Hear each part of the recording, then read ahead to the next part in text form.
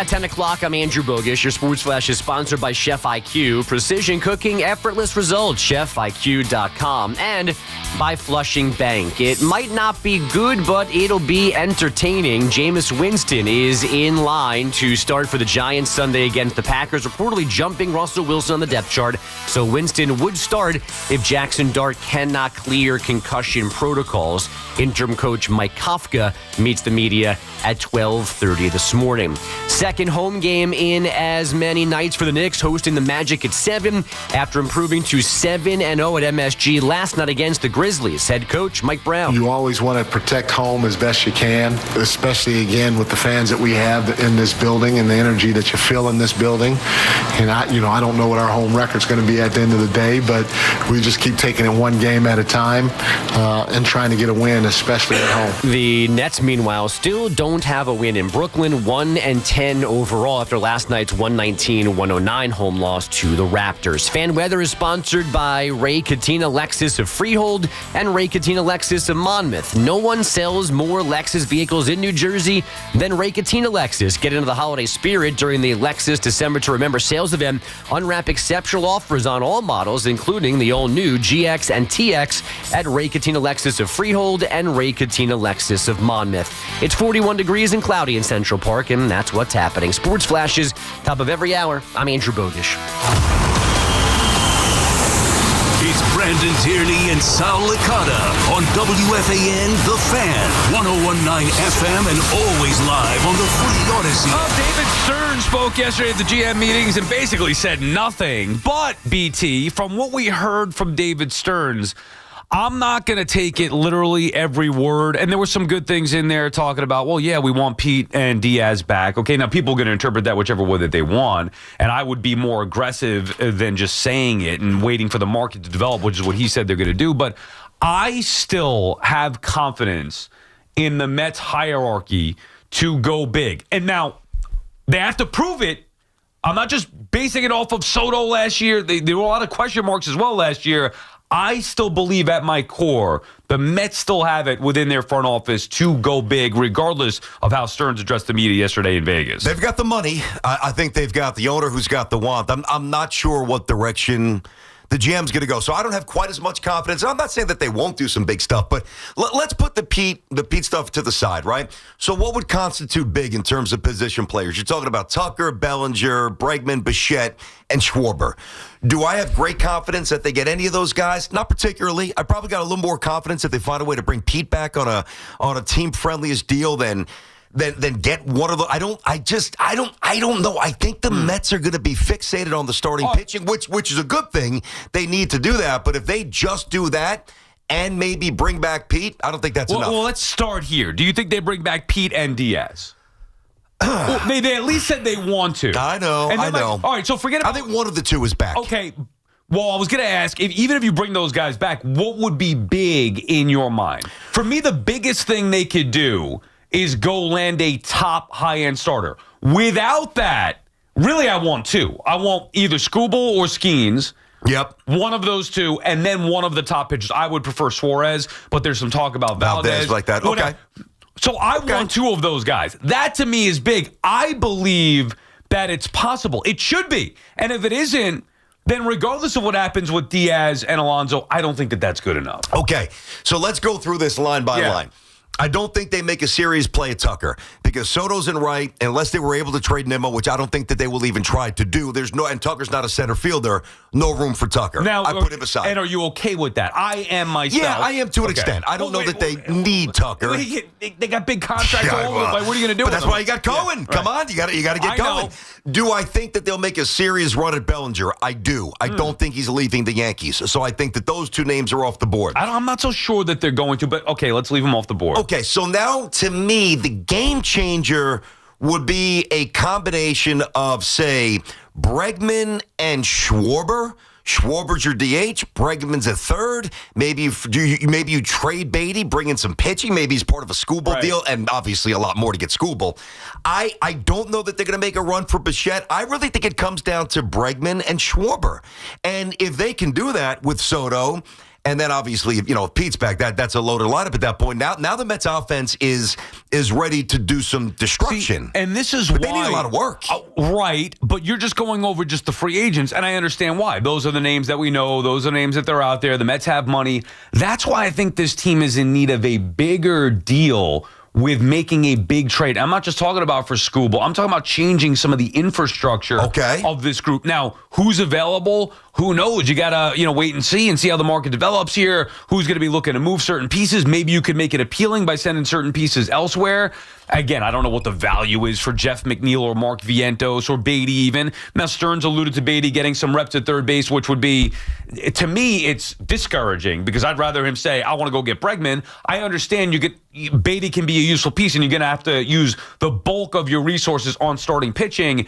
I don't think the offseason would be a success if they don't get at least 2 top starters and figure out a way with at least one big piece, to change the look of that starting lineup. They need to do a lot, man. And you and I have talked about this for now a couple of years. The DNA of the team's got to change. I don't disagree on that. Will they be able to change it? I'm not so sure. That goes into what you brought up, the value of McNeil, the value of Nimmo, and how these guys are perceived around baseball. See, I take a step back, and when I look at the Mets, forget about the pitching for a moment, and I'm going to also keep Pete on the side because, I think it's 50-50. I think there's more of a chance he's not back, but it's hard to formulate opinions because we don't know what Pete's going to do, so you almost have to suspend the reality. You know what I mean? It's tricky. Which is why I've said this here, and I've said this on SNY on Baseball Night in New York. I would not let him hold it up. And then people hear that and they'll say, oh, you don't want Pete back? No, it's the exact opposite. If the Mets really do want Pete back, why can't they do what they did with Diaz when he was a free agent a couple years ago?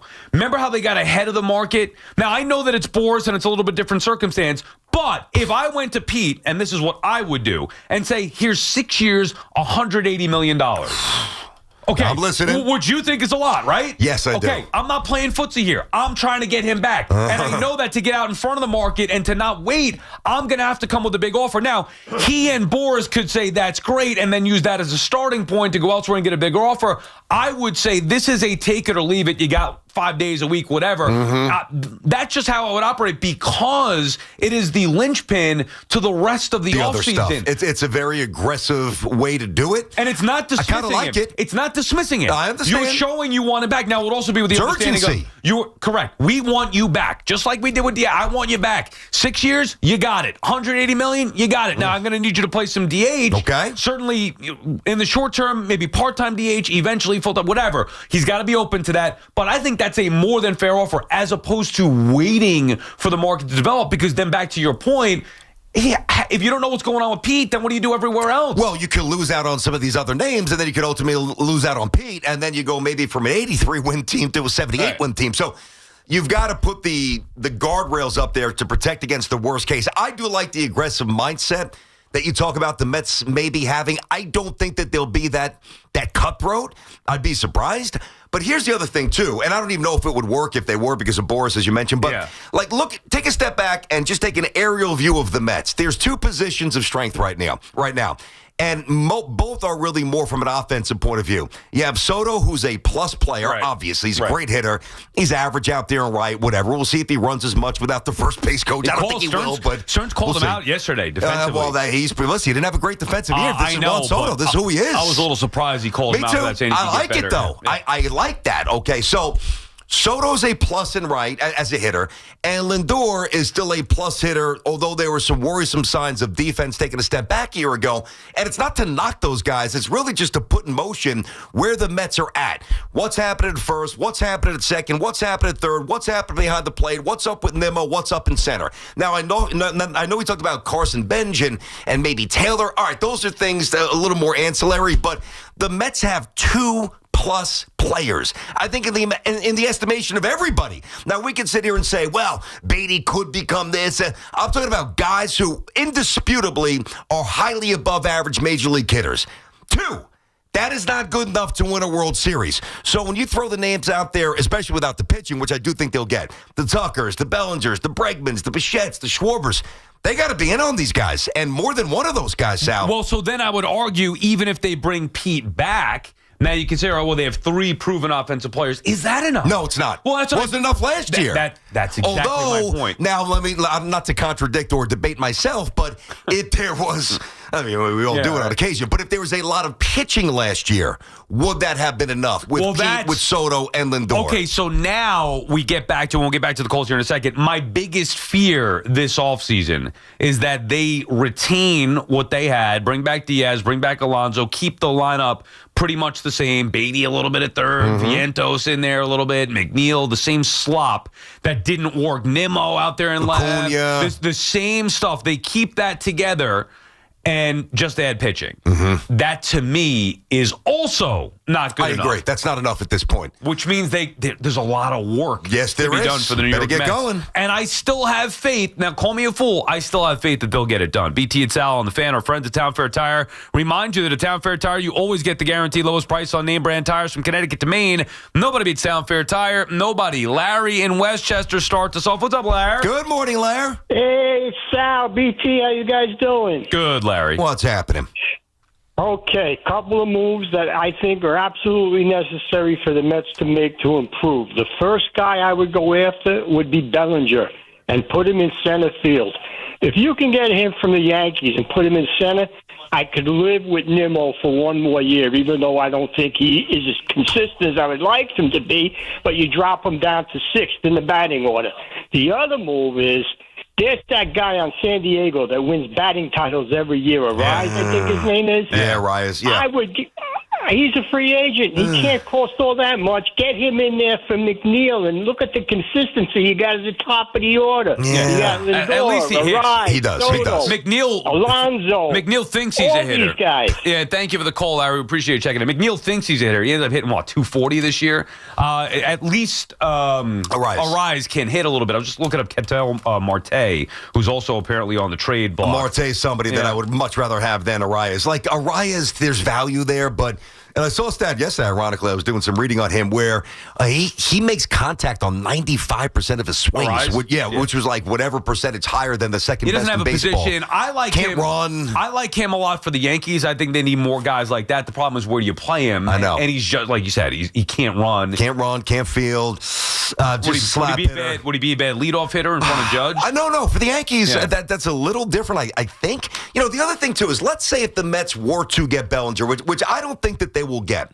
I don't think they'll get him, but I think they'll try to. I just think he's going to stay with the Yankees. But if they got him, now what you could do, whether it's Benj, whether it's Taylor, you can play one of those guys in center. You can play Bellinger in left, and Nimmo could be a lefty DH. If Bellinger, dude, we're in the same boat as last year. I know it's a lesser, extent than Soto. If Bellinger were coming from any other team, I'd probably be pounding the desk saying the Mets need to sign him.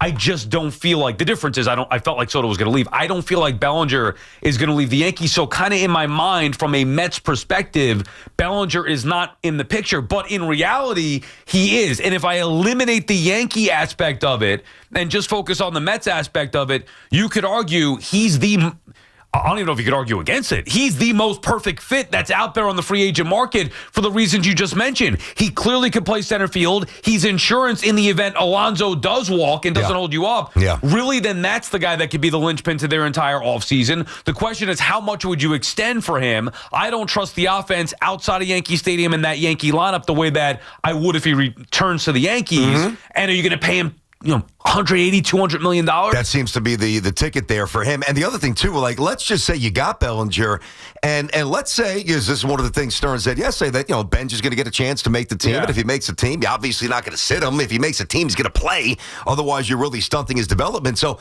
let's say Benj, and it's a leap of faith, like with Spencer Jones and Dominguez. Who knows, right? He really went through the system fast last year. A-ball, AA, AAA. Like, that's a quick ascent, so I don't really know if he's truly ready, but he might be. And if he is ready, well, now he could play center. I guess you keep Nimmo in left, and now you could obviously put Pete on the bench as the DH and have Bellinger at first base. You have an elite defense. Right, so ideally, you'd want Bellinger and Pete. But now you're asking Bellinger, Pete, Diaz back, other ancillary I don't moves. need Diaz myself. Okay. I don't need Diaz. All right, but then they don't have a closer. I see what you're saying. You know what I mean? Figure out closer. You can figure it out. Bellinger, Pete, and I would say at least 2 high-end starters. Yes. But that's like a floor, and that's a lot. Do you guys want to win a World Series? Yes, I know you do. I asked that rhetorically. Yeah. This is the price of business. I hope that they understand that. I'm not so sure. I still have faith. I don't know how it's going to work out with Stearns. Look, Stearns' core beliefs, he does not agree with, I don't think, the way that Cohen would normally operate. I agree with that. And now Cohen's going to be in a spot where you also want to let the guys that you hired do their job. But did Stearns really want Soto? Or that goes above his pay grade? Okay, well, is Alonso and Bellinger going to go above his pay grade? And then you have a team that's being put together by the owner as opposed to the GM or the president of the baseball operations, which I don't necessarily agree with. So it's hard to exactly know what Stearns is going to do because he hasn't done it here yet. Mm-hmm. What needs to be done, he has not done yet. Certainly didn't do it in Milwaukee. He didn't have the opportunity to. Nor the checkbook, for sure. Yeah. And that's what you mean. Yeah, I think that sentiment got in the way a year ago. I really believe Cohen's influence was primarily the force behind Pete coming back. We talked about this. Yeah. Amazing Day, the Fan Fest, whatever it was. That was a pretty pivotal moment, I thought, in the Mets offseason. I don't know, but I don't think Cohen's going to flex that again this offseason. I don't. I think that last year when you go 83 wins and you look the way they looked for so much of the season, I think whatever preconceived notions or desire to bring back Pete and play to that sentiment, I think it's changed a little bit. I think it's more about the greater good and moving forward and ultimately winning a World Series. And if you keep talking about run prevention, which obviously Stearns does, well, Bellinger, along with Bregman at third base, are the best run prevention guys on the market. John is calling from St. Louis. What's up, John? Hey, good morning, guys. Hey, good morning. So, I got one move for the Mets, but you just brought up Alonso. He is one of three guys since 2019 to have over 900 hits and 250 home runs, and he's second on that list. It's Judge, Alonso, Ohtani. So I don't know where we're finding that type of production. He's got to be a must-sign. Well, John, hold on a second. John. So stats are interesting, and we love stats, especially with baseball. Think about the three players you mentioned, and I didn't even really know that. That's good digging on your part. Judge, Pete, and Ohtani. Alonso is miles behind in third place behind those guys. But the point remains. No. He's second in hits. No, I know. And he's second in home runs. Right, literally in those. Yes, that's very selective categories. Is Pete Alonso anywhere near the player that Judge or Ohtani is? The answer is clearly no. But John's point, but he also has the best scoop rate at first base. If Alonso was the Yankees, it'd both be having all those errors. John, I'm trying to defend you here. I don't want to hear about the scoop rate. What are you, a dog walker? Scoop rate? No, John, I'm with you, though. The point remains the same. Regardless of where we rank Alonso in comparison to Ohtani and Judge, those numbers, that's why I would invest in him. Those numbers are not going to be able to be replaced. Certainly by one individual. Well, yes. Ranking him. I'm not saying he's in that category, but I'm just saying he's in there. Okay. Also, yep. And by the way, John, hold on. John, literally, you're right. And you listen, refuting math is idiotic. So those numbers are true. I respect it. It's a good job by you pulling those up. What I'm saying is what I've always said. I'm not necessarily, and I'm open to Pete coming back. I don't need it, but I'm open to it at the right price. You guys know that by now. But I don't need to replicate those numbers because you won't. You're not finding a 40 home run guy that's going to play first base for the Mets. You just won't. But now can you find two or three other players that make you faster, that make you better defensively, that strike out less, that are better in October? And for me, the answer is undeniably yes. But here's the problem. He is their second best offensive player behind Juan Soto. But when you're an 83-win team, what does that mean? It means I would look to change the other pieces.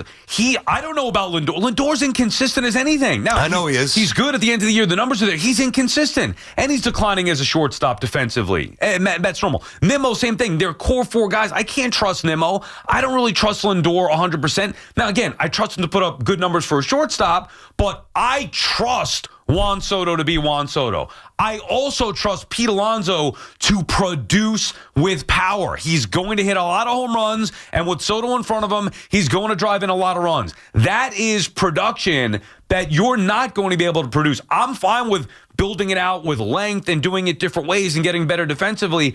That makes sense to me. It doesn't make sense if you're gutting your second best offensive player when you could argue they need more offense. Well, this is what makes it tough. I mean, this is what makes it really delicate, and not just because he's been here and he's a man, he broke Straw's record and all that stuff that, a lot of people love, which I certainly get. I lean into that sentimental stuff as a fan. Yeah, I couldn't care less about that. I know. We're different in that regard. I've always liked that stuff. But there comes a point where that can't be the basis for the return. And I'm not saying that that's the sole basis here. See, the problem with a guy... Where's that power coming from? Let's say Alonso goes. Yep. You need power. See, it's different. Like, if the Yankees move on from Jazz Chisholm and they get a Clement type, they can survive because they've got 8 other guys who are going to hit 20-plus home runs. Yeah. That's why I think that piece, Jazz in particular, doesn't fit the Yankees. They just don't need another guy like that. The Mets need guys who could hit 30 home runs, at least a few of them. Without Pete, where's the power? Well, Again, that's why it's hard. I'm not saying this is easy. You could say Schwarber, but... Yeah, you could. Listen, I look at it this way. Somebody like Pete... Now Judge is different, obviously, because when he's healthy, he's a plus right fielder, whatever. And Ohtani's a completely different beast because he doesn't play the field. But to me, if you're a 35 to 40 home run, high strikeout, slow-footed, or negative on the bases, I've got to look at how can you help me when you don't go yard? When you don't put a ball in the seats, how are you helping me win? And again, with all due respect, and I formulated this opinion a long time ago with Pete, there's not enough evidence where he makes it where I have to bring him back because when he doesn't go yard, there's really nothing else to his game. BT and Sal on the Fan, just getting started here on this Wednesday morning, 888-808-1019. Who will stay? Who will go? Big questions loom for the Yankees and Mets this offseason. Get the latest here. The Fan, 101.9 FM, and always streaming on the Odyssey, TuneIn, and iHeartRadio app. FanDuel is the #1 sports book for same-game parlays. From points and rebounds to threes and assists, FanDuel is the best place to combine your favorite picks into a same-game parlay or track every stat live, all in one easy-to-use app. And right now is the perfect time to join because new customers get $150 in bonus bets if your first $5 bet does win. So bet on the players you love the way you want. Head to FanDuel.com/Boomer to sign up today. That's FanDuel.com/Boomer. FanDuel is the official sports betting partner of the NBA. Now, we all love the app around here. It is safe, secure, and when you win, you get paid instantly. FanDuel Sportsbook is also the official sportsbook of WFAN. 21 and over and physically present in New York. First online real money wager only. $5 first deposit required. Bonus issues, non-withdrawable bonus bets that expire 7 days after receipt. Restrictions apply. See terms at sportsbook.fanduel.com. Help the gambling problem. Call 877-8-HOPE-NY or text HOPE-NY 467-369. Life's rewarding, especially with Flushing Bank's Complete Cash Rewards program. Just open a personal or business complete checking account to get started. With 29 New York Metro locations, there's nothing easier or more rewarding. Visit FlushingBank.com today. Member FDIC. Hear that? That's the beginning of a journey powered by the confidence that comes from driving a vehicle so reliable. It's backed by a 10-year, 100,000-mile limited powertrain warranty. Where your journey ends? Well, that's up to you. Visit your local Kia dealer today. Kia. Movement that inspires. See retailer for warranty details. Always drive safely. Limited inventory available. Think Verizon's best 5G network is expensive? Think again. This season, bring in your AT&T or T-Mobile bill to a Verizon store for a better deal. Then use those unwanted bills to wrap up goodbye gifts to AT&T. Or cut them into snowflakes to celebrate your switch from T-Mobile. 'Tis the season to save at Verizon. Just bring in your bill to your local Verizon store and we'll give you a better deal. Rankings based on Root Metric True Score report dated 1/2025. Your results may vary. Requires postpaid consumer mobile bill dated within the past 45 days and same name as person redeeming deal. Additional terms apply. Hey, this is Tiki Barber. Those of us living in New Jersey got hit with a 20% electric rate increase. If your current heating system is over 15 years old, it's time for a new high-efficiency Carrier system. And there's only one company to call for a new one. My friends at Edison Heating and Cooling, New Jersey's heating experts for over 38 years. Older heating systems waste gas. So get your system checked now and save money with Edison Heating and Cooling. Contact them now at EdisonHVAC.com. That's EdisonHVAC.com. We're always talking New York sports on The Fan. We all hear the radio ads about the IRS. They tell you to be afraid, to be scared, and they try to frighten you into calling. I'm not here to do that. Tax Relief Advocates is different. TRA is here to tell you that if you owe money to the IRS, whether it's $5,000, $50,000, or $500,000, we have a solution. It doesn't matter if you're sitting in your car, at work, or with your kids. No matter where you are, call now. 800-575-4094.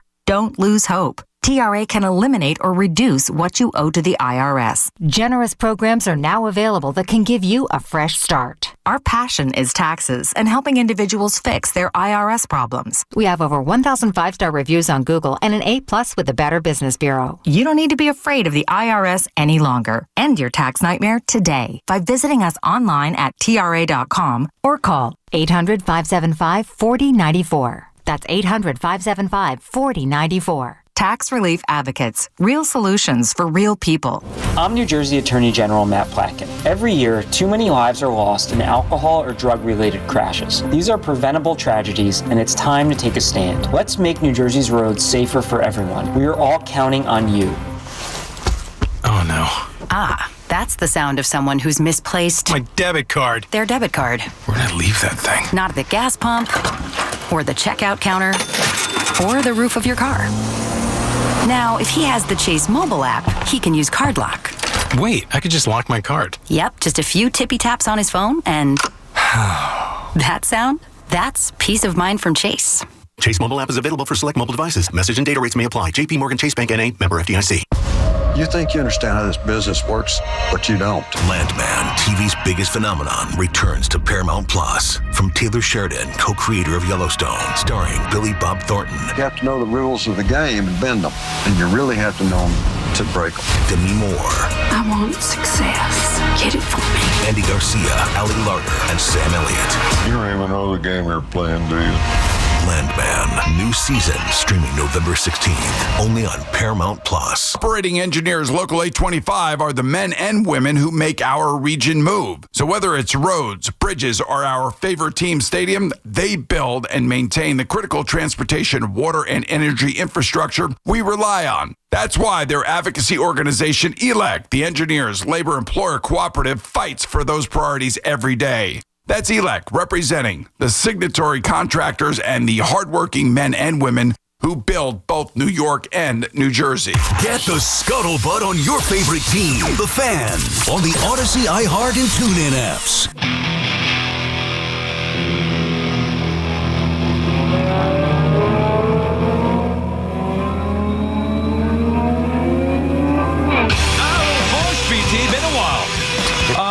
So we'll get back to the calls here in a second. 888-808-1019, the number to call. Speak for yourself. There is a report from Randy Miller, NJ.com. Yeah, he's good. Yep. Okay, you're going to like this here. All right, let's go. According to a Pirates teammate who recently spoke to NJ Advanced Media, Paul Skeens has no confidence the Pirates are ever going to win. Shocker. Mm-hmm. He's hoping for a trade. And the teammate said, quote, "Trust me, he wants to play for the Yankees." Skeens, load him up. I've heard him say it multiple times. Load him up. All right, so the first thing, aside from excitement, you're right. And I'm not stunned. You would think that they would be on the short list here. Dodgers, Mets, the teams with big money. I mean, it wasn't the Mets. It was the Yankees. No, but if you told me, like, hey, Skeens has an eye on 3 or 4 teams when he gets away from the Pirates, I would have thought those would have been the teams. So I'm not surprised that he's intrigued by the Yankees. But what this would mean, if this is true, is from a Yankee point of view, this would embolden me to basically give up whatever the hell they want for a rental. Right. Because if he really, really wants to be a Yankee, you give up, I mean, you give up Schlitter at that point, you give up Jones, you give up Dominguez, you give up Lombard, you do what you got to do to get Skeens here. He's under control for years, so yes. I don't know how. Kaf, can you just look that up? I know, obviously, Skubal is a free agent after next season. Correct. Skeens is under control for, I think, at least 2 more years. At least 2, and I think it's 2. It could be a third. But the other thing, too, is like if he is so interested in being a Yankee, you would have to think that unless the relationship bombed or the Yankees took a massive step back, which I don't think anybody thinks that they will, then you would think he would be completely open to signing an extension with the Yankees, right, which means you're not going to get burned like you got in the Soto trade. See, love it. This is a Yankee thing. Exactly. The Dodgers have taken over the baseball world, But hearing Skeens, the best pitcher in the sport, young, under control, superstar wife, all those different things, hearing him say he wants to be a Yankee, that should be exciting to Yankee fans, knowing that, all right, maybe we still got a little bit. Let's see if Skeens can force his way here. Now, it's not that the Yankees need high-end pitching, but obviously you take a pitcher like that and you hope to be able to build a loaded rotation around it. Imagine Skeens and Cole and Fried and so on. Now, you to your point, you have to give up Schlittler and a likelihood to get Take him. Skeens. Obviously. Well, you're talking it's about Paul Skeens, Skeens. dude. You're trying to win a World Series for the first time since 2009. Listen, the Yankees obviously need to do some other things here, but would you rather have Luis Heel pitching in Toronto or Paul Skeens in the playoffs when Heel got absolutely smoked? He's under control until 2029. Are you serious? So That through much? through the 2028 season, you're saying? So you Now- got 3 full years. Wow. I mean, you give up whatever it takes, period. Whatever it takes. Right. That's Whatever. when we talk about it from a Mets perspective, I was like, yeah, that's the one guy you give up McClain for. It doesn't matter. You got to go get him. Not for Skubal or rental, but the fact that Skeens has told teammates, according to NJ.com, here we go. He wants to play for the Yankees. Hey, and the Yankees have, see the difference with the Mets and Yankees. And we could go over the results, sure. Falling short, both of them falling short of winning a World Series in quite some time. Mets 40 years, Yankees in 2009. The difference is the Yankees always make big moves. They're always aggressive. They got Juan Soto via a trade where maybe people weren't expecting it. They then, after losing Juan Soto, pivoted to the highest extent that you possibly could with Fried and with Bellinger, whatever it may be. Okay, we don't love all the moves that they make, but you can't question their aggression. In season, they do the same thing. They go over the top at the trade deadline most of the time. Now, we always want more because that's what we want as fans. The Mets haven't done that. They have not done that yet. The one time that the Mets were about to go over the top was when Cohen made the call to get Correa here. That was the over-the-top move. Obviously, it fell apart, and I'm glad that it did. But since then, I don't think the Mets have gone to the extent that the Yankees do to improve their ball club. If I'm remembering that Correa night right, I feel like I was driving back late from St. John's, and I feel like didn't you call the station? I was. What were you like? Well, what happened there? I think I was filling in for Keith on the evening. Okay. And that was the one that I was like, of course, I'm not on the overnight, and this news breaks after I was done. So as I was driving home, You called into the I overnight. called the overnight. Paul Rosenberg was hosting. I remember hearing that. Okay, I got something for you. Speaking of possible big ticket moves for the Mets here, and then we'll get to these calls, 888-808-1019 BT. And so I'll get to the Aaron Glenn stuff coming up top of the hour as well. Now, do you want to answer this from, do you think the Mets will do this, or would you want to do these moves? Which is more interesting to you? What I would want all right, here we go. I'm going to give you 5 players. I'm going to give you 5 contracts, and I'm going to give you their opening day age. You tell me if you would do it. Kyle Tucker going to be 29 on opening day, 11 years, $418 million, AAV, $38 million. Would you do that for the Mets? No. Okay. I don't think I'd do that for the Yankees either. I agree with that. That's a lot of money. That's ridiculous. I'm not going to play it. Yeah. He's really good. It's a definitive no for the Mets. For the Yankees, I'd have to give it a little more consideration. 11 years for Tucker is just stupid at this point. That makes 11 years? I wouldn't do that. I don't think. I really don't. I still don't think he's going to get that. But yeah, okay, so no. These are just some parameters I saw. Next guy, Bellinger, 30, opening day. 6 years, 165. Yes. AAV 27.5. I would do that. So would I. For both teams. So would I. Next player, Bregman, 32 on opening day. 5 years, $160 at 32 AAV. Yes, I would also do that. So would I. Bichette, age 28 on opening day. Kind of positionless at this point. Keep that in mind. 5 years, 130 AAV 26 per. For the Mets and Yankees, no. I'm not saying that's a bad investment for somebody else. I don't think he's a good fit. Definitely not a good fit for the Yankees. Agreed. And I would not. He'd have to play second with the Mets. He's not great defensively. Could it be an alternative to? I'd rather have Bregman and Bellinger as an alternative to Pete than I would Bichette. So I would still say no. I'd be much more amenable to the Mets here. I think he looked very good in that Mets lineup. He can rake, man. But it's not a perfect move, clearly. All right, last one, Schwarber. Opening day 33, 4 years, 128. Mets. Would you do it? I would not. You wouldn't? I would not. I think the time to get Schwarber was his last contract, not now. What if he's just, I'm over the exclusive DH thing, and I'm certainly not paying. I would rather pay Pete what he wants and have him come back and still have flexibility within the DH spot. Schwarber can't play the field. You're locked into him for 4 years, $130 million. I know. That's, I guess you're going to get a lot of homers, but and I know he's great in the clubhouse. There are appealing things there with Schwarber. I would not do that. He's only played, I think, 15 games in the field the last couple of years here. All right, so let me give you maybe a caveat here with Schwarber, because that does seem a little heavy for his age and, at this point, just a DH, right? So let's say you lose Alonso. You lose Alonso and you trade Beatty or Vientos, and the DH spot opens up, and you need some power. Is it different if Pete's gone and some of those guys who could DH are in trades? I don't think it makes the ball club. I'm trying to build a team to go win a World Series. So that to me would be, we have no other chance. Let's just go pay for his power and plug him in. I don't think it makes the ball club overall better. Even with the on base in front of Soto? Yeah. And the guy's on base 40% of the time? Yeah, you weaken the Phillies? I'm going to value versatility. Yeah, I mean, if they signed him, I'm not going to go nuts about it. I need to see what the other moves, though, are in addition. Lawrence is calling from Oklahoma City, Oklahoma. What's up, Lawrence?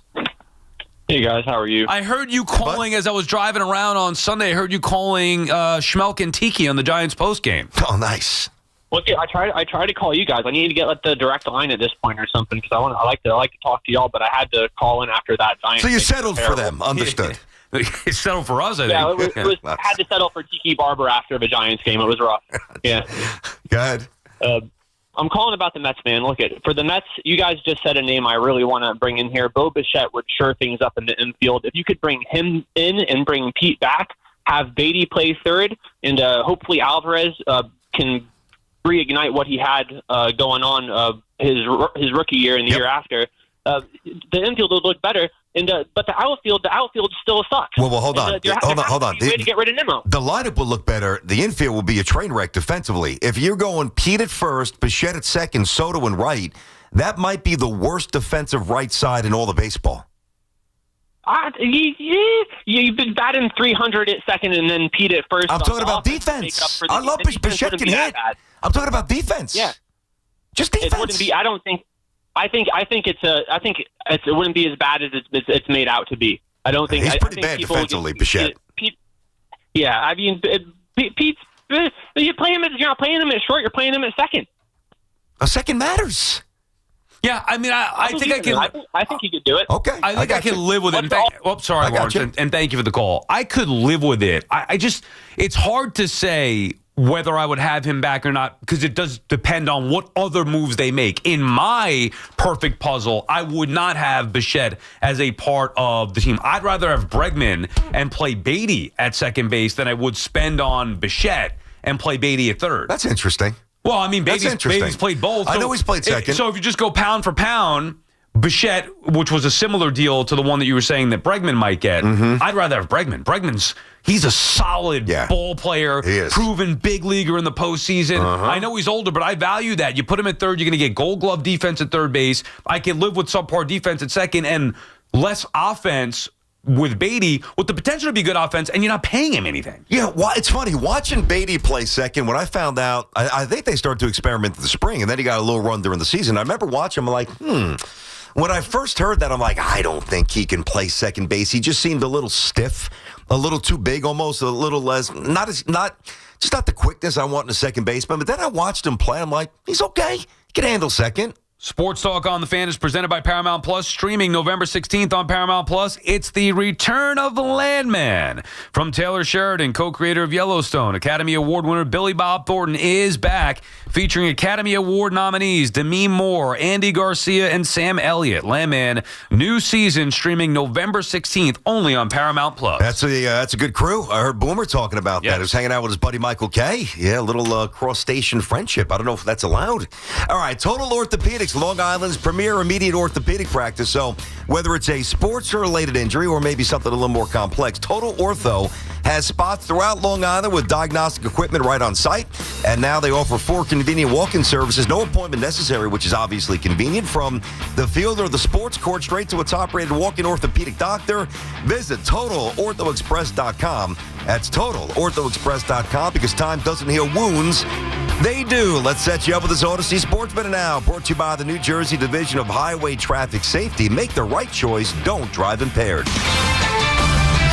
This is Boomer Esiason with an Odyssey Sports Minute. Today's birthday shout-out goes to Addison Barger. In Game 1 of the recent Fall Classic, the Blue Jays' 26-year-old outfielder clouded the first pitch hit grand slam in World Series history. The night before that, believe it or not, folks, Barger had slept on the pull-out sofa in teammate Davis Schneider's room at the Toronto Marriott City Center. That couch is now on display in the lobby. Amazing. I'm Boomer Esiason. This is the story of the one. As a maintenance supervisor at a manufacturing facility, he knows keeping the line up and running is a top priority. That's why he chooses Grainger. Because when a drive belt gets damaged, Grainger makes it easy to find the exact specs for the replacement product he needs. And next day delivery helps ensure he'll have everything in place and running like clockwork.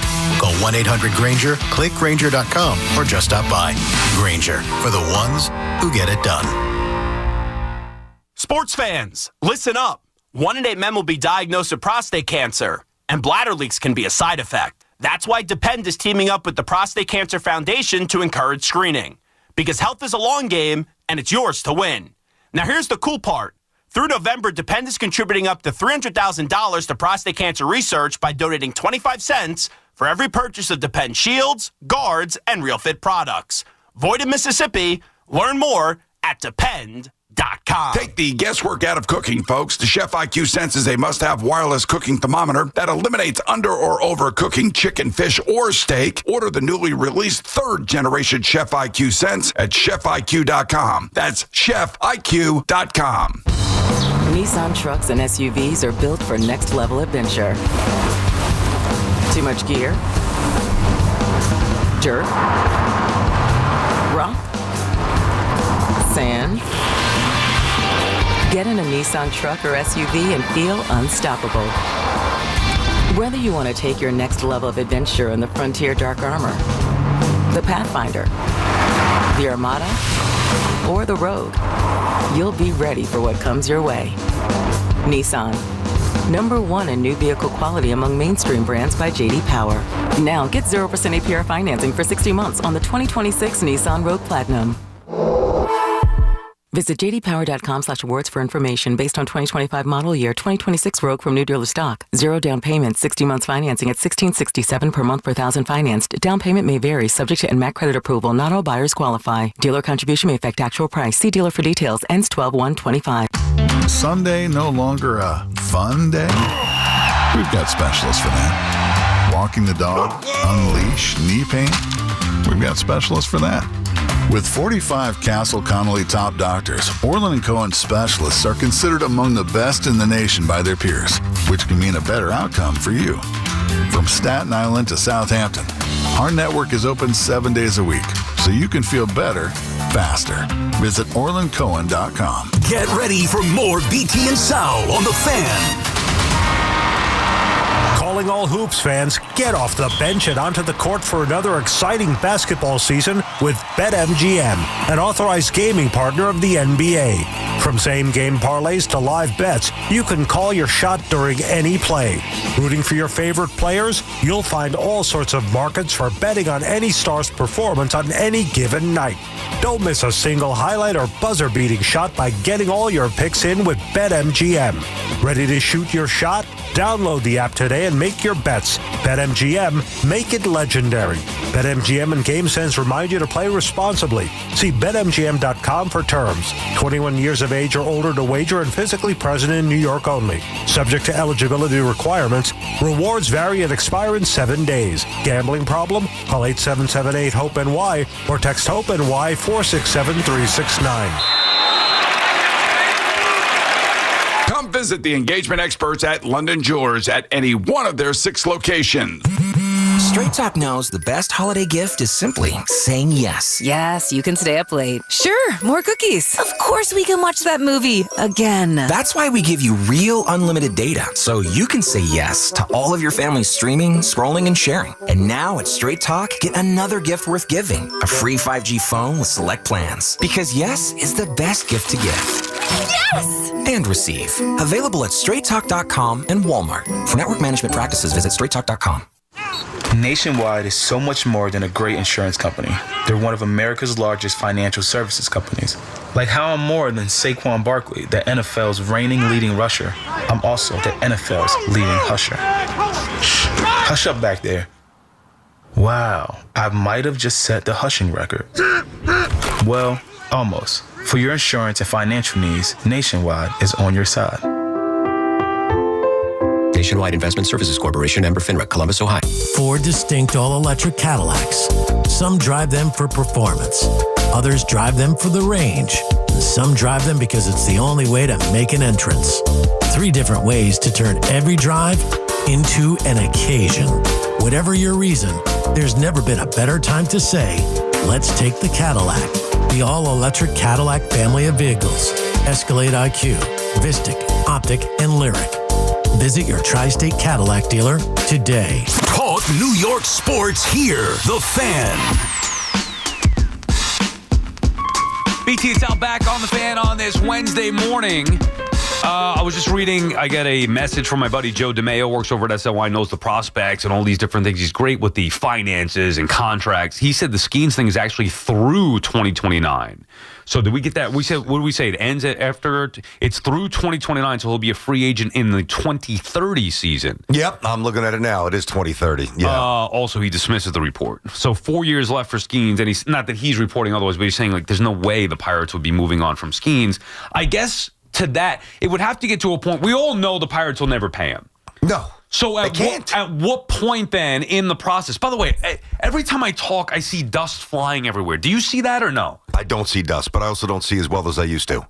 Good God. Like, and I don't know if it's coming from my shirt or what, but I see these dust balls flying around. Really? I know, yeah. Place is a wreck sometimes. I don't know if it. Look at this. Like, look. Look, well, yeah, that's absolutely gross. Look at that. When was the last time that was cleaned, honestly? I don't know, but it's Schmooze's last show? This the studio monitor here, if you're not watching on YouTube. Yeah, that's pretty dirty. Yeah, but maybe that's where it's coming from. So like the power of my air coming out of my mouth. I feel the dust. Anyway, I don't mean to be when we hit this, I mean, it's pretty messy in here. Anyway, so back to the matter at hand. What time along the process in the next 4 years, if you're the Pirates, do you feel like you need to move Skeens and maximize the return? 4 years is too early. Is it with 3 years left? Is it with 2 years left? At some point, they're going to have to trade him because they can't sign him. So at what point do they feel like the value is going to be best to trade him? Well, I run him out there this year for 32 starts. Hopefully more, half will be at home, so I'll make some money there. I would actually think maybe with 3 years to go.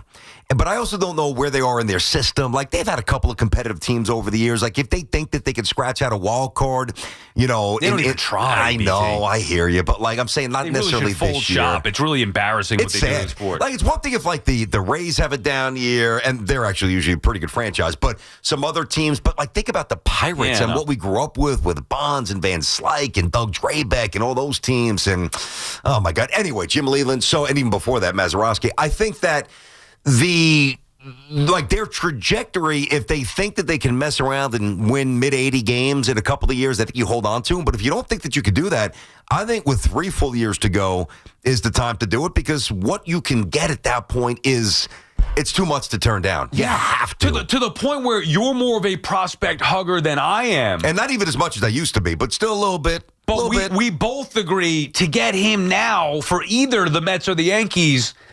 Take your pick. Yeah. What do you want? Yep. Literally, you could have whatever you want from our farm. There is no Schlittler, no McLean, no Spencer Jones, Bench. Nope, take him. Gotta take him. And I would do the same outside of McLean for Skubal, because I think he's that good, and you at least have him for one more year before he breaks the bank for the $400 million, and it's a need for the Mets. I wouldn't do it if I'm the Yankees because they don't need him as desperately. But for Skeens, I mean, come on, if you're willing to give up a lot for Skubal, you got to be willing to give up everything to get Skeens. No question, I agree. Although I'm sure there's some Yankee fans. If it was, I'm just throwing out a theoretical package. Let's say Schlittler, Lombard, Jones.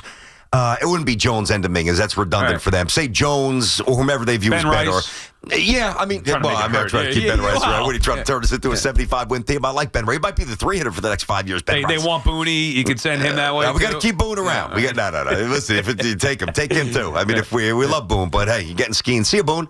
I think that you would probably go like a lower level, somebody who's 18 that I don't even know about. I would do it. I guarantee there's some Yankee fans who would be like, no, that's too much. I can't give up Lombard and I can't give up Jones. And Are you out of your mind? Has anybody seen Skeens pitch? Yeah. What? No, I think that they would not. They are out of their mind. They would not want to give up the prospects. Frankie is in Bay Ridge. What's up, Frankie? What's up, you handsome fellas? Yeah. Frankie. Yo, okay, first of all, Sal, we'll start with Sal. Sal, you give up the farm for Libby Dunn if you had the chance in Skeens. Not really my type. Yeah. No? No. Yeah, okay. I mean, I like she's nice, but no. If I'm put it this way, if I'm making an all-in trade, that wouldn't be the way I'd be going all-in myself. But anyway, go ahead, fair Frankie. enough. Fair enough. Playing too. Okay. First of all, you guys I usually side with one of you guys, but you guys are on the same path today. You guys are hanging out today, same path. You guys both say that Schlittler in the deal for Paul Skeens. First of all, you're giving up. Why would you give up Schlittler? He's a proven commodity. Not more already. proven than Skeens. Okay. Not more proven. Wait, hold on. Did Skeens ever pitch in the playoffs? It's not his fault. I mean, come on, Frankie. Frankie, you can say, Frankie, that's fine. You're on record on WFAN on the midday show with BT and Sal. Put me on. Frankie from Bay Ridge saying you would not trade Cam Schlittler for Paul Skeens, correct? Correct. You want to build a World Series team, right? Mr. Met fan, you want to build a World... First of all, we're always in the playoffs, the Yankees. Always. I already said that before. So what you got to get your ears checked, Frankie? I already said that before. Okay, go ahead, talk. No, I already said that before. Frank, get it together, buddy. Come on, Frank. This has nothing to do with the Mets. It has to do with trading for Paul Skeens. Skeens said he wants to play for the Yankees, according to his teammate. We have Schlittler. He threw 8 innings, okay, in a playoff game, okay, 12 strikeouts, shutout. Frankie, we know what happened. We saw it. You're thinking too hard. Why would you get rid of him? Save that brain power of yours, Frankie. You're thinking too hard. Would you trade Schlittler for Paul Skeens, yes or no? He's saying no. No, because you're going to add other pieces to the deal. Yeah, but you don't know what those other pieces are going to be. And Frankie, thank you for the call. I just disagree. Now, Schlittler, he does look different, boy. I mean, even I know we all saw what he did. Even like when Louis Hill came up and he was at his best when he first came up. I think Schlittler, like the first 2 months, I think Schlittler even looked better than that. But we're talking about Paul Skeens here, who's 23 years of age, who's got controllability through the year 2030. Conversation's over. I do whatever it takes to get him. Frankie, it's not that hard, bro. It's not that hard. You're going to have to give up more, yes, but you're not giving up. You're not taking from the major league team. You're taking Spencer Jones. You're taking Lombard. I understand the potential of those guys. What do you think you're going to give up to get the best pitcher in baseball who's under control? He is a bona fide superstar in the sport for 4 years. He's so valuable that the Pirates wouldn't even trade him. That's how valuable he is. The desperate Pirates wouldn't even do it right now. And if they did, they'd have to get back almost an entire farm system for him. He's a transformational superstar. He's a transcendent talent. Now, listen, he could have Tommy John. So could Schlittler. Yeah. Lombard could be a mini A-Rod. Who the hell knows? But, listen, Frankie, I'll meet you halfway on the road or in the road here. Like, if he wasn't free until 2030, let's say he had 1 more year than Skubal. So Skubal's got 1 year. Let's say Skeens just had 2 years. Okay. At least, and I still would be inclined to do it. But now if you start going Lombard and Schlittler and this guy and that, and now at least I'm like, I got to really think this through. 3-4 years of Paul Skeens, that deal gets done in 2 seconds if I'm running the Yankees. Yeah. And by the way, I think everybody would do that. That has a clue. Frankie would. Now he's holding. But I do understand a fan's perspective. Based on what Schlittler did in the postseason, Yankee fans fell in love with him. And for good reason. And he was filthy. Of course, he was a beast. That's their guy. Yeah. The difference is you're not understanding what Paul Skeens is. Well, look at it this way. Skeens basically does that every time he pitches. Right. That's a good way to simplify it. And what would make you think, okay, so Frankie's counters, but he didn't do it in New York, and he didn't do it in the postseason. There's nothing about Paul Skeens that would make you think he wouldn't handle the big... He'd be even better. He'd thrive in those spots. Imagine it with 45,000 people rocking. Oh, my God. Come might be the best show in town. BT and Sal on the Fan. EJ's in Allentown, PA. What's up, EJ? What's up, guys? Hey. Sal, I'm not sure if I heard correctly. If I misunderstood, then I apologize. You would give, for the Mets, you would give Bregman 5 years, 165? Yes, I would. But you wouldn't give that to Pete. No. I said I would offer Pete 6 for 180. Where are you getting that idea from? Oh, I'm sorry. I misunderstood you then. I misunderstood you. No. I said okay, I said I wouldn't give that to Bo Bichette. I apologize. It's okay. Okay, all I right. said, just to be clear, EJ, I would, if I'm the Mets, I would try to get ahead of the market the way that they did with Diaz a few years ago and offer him 6 years, $180 million. I would too. Okay, because there's too many guys on this station that don't think Pete should be a lifelong Met for some reason. Well, I don't care about the lifelong Met thing. Yeah, but EJ, think about. See, I do. Okay. I do a little bit. A little bit. Respect that. I mean, the Yankees have. The Yankees have Monument Park. We don't even have a pole out there, for crying out loud. I mean, this guy is a foundational player when it comes to a homegrown Met, and to give a guy who wants to be here, who averages 40 home runs and 115 RBIs, he plays 162 games. His defense has gotten so much better. They're crazy not to lock this guy up. Well, but EJ, all right, and that's your opinion. I respect it. Now, the emotional stuff, the sentimental stuff, put that aside. So you're right. The Mets don't have a Monument Park. They also don't have a World Series banner flying since 1986. And any conversation around Pete is fully focused on building out a team that could be better than all the other teams that have not won a championship since 86. Now, it doesn't mean that if you move on from Pete, you're assured a World Series. It's a conversation. And there are some conversations, I'll grant you this, there are some conversations that are just really idiotic. Like, it doesn't make any practical sense. Forget about the emotion, just from the sporting perspective.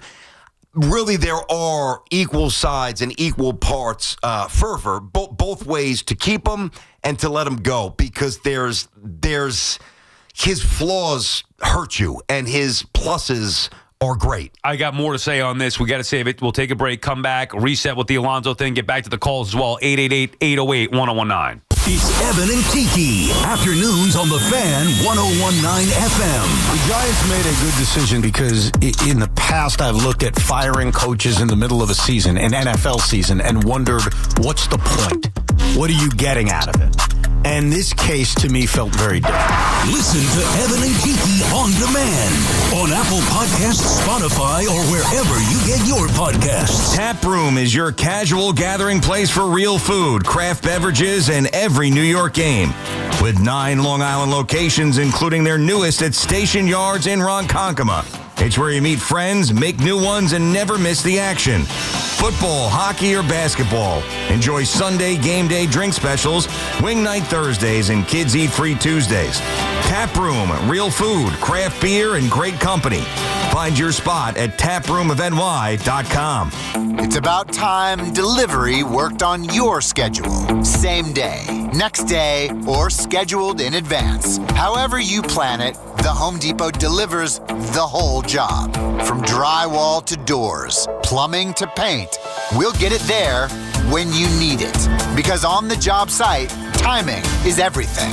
You order, we deliver. It's that easy. The Home Depot Pro. It's about time. You think you understand how this business works, but you don't. Landman, TV's biggest phenomenon, returns to Paramount Plus. From Taylor Sheridan, co-creator of Yellowstone, starring Billy Bob Thornton. You have to know the rules of the game and bend them.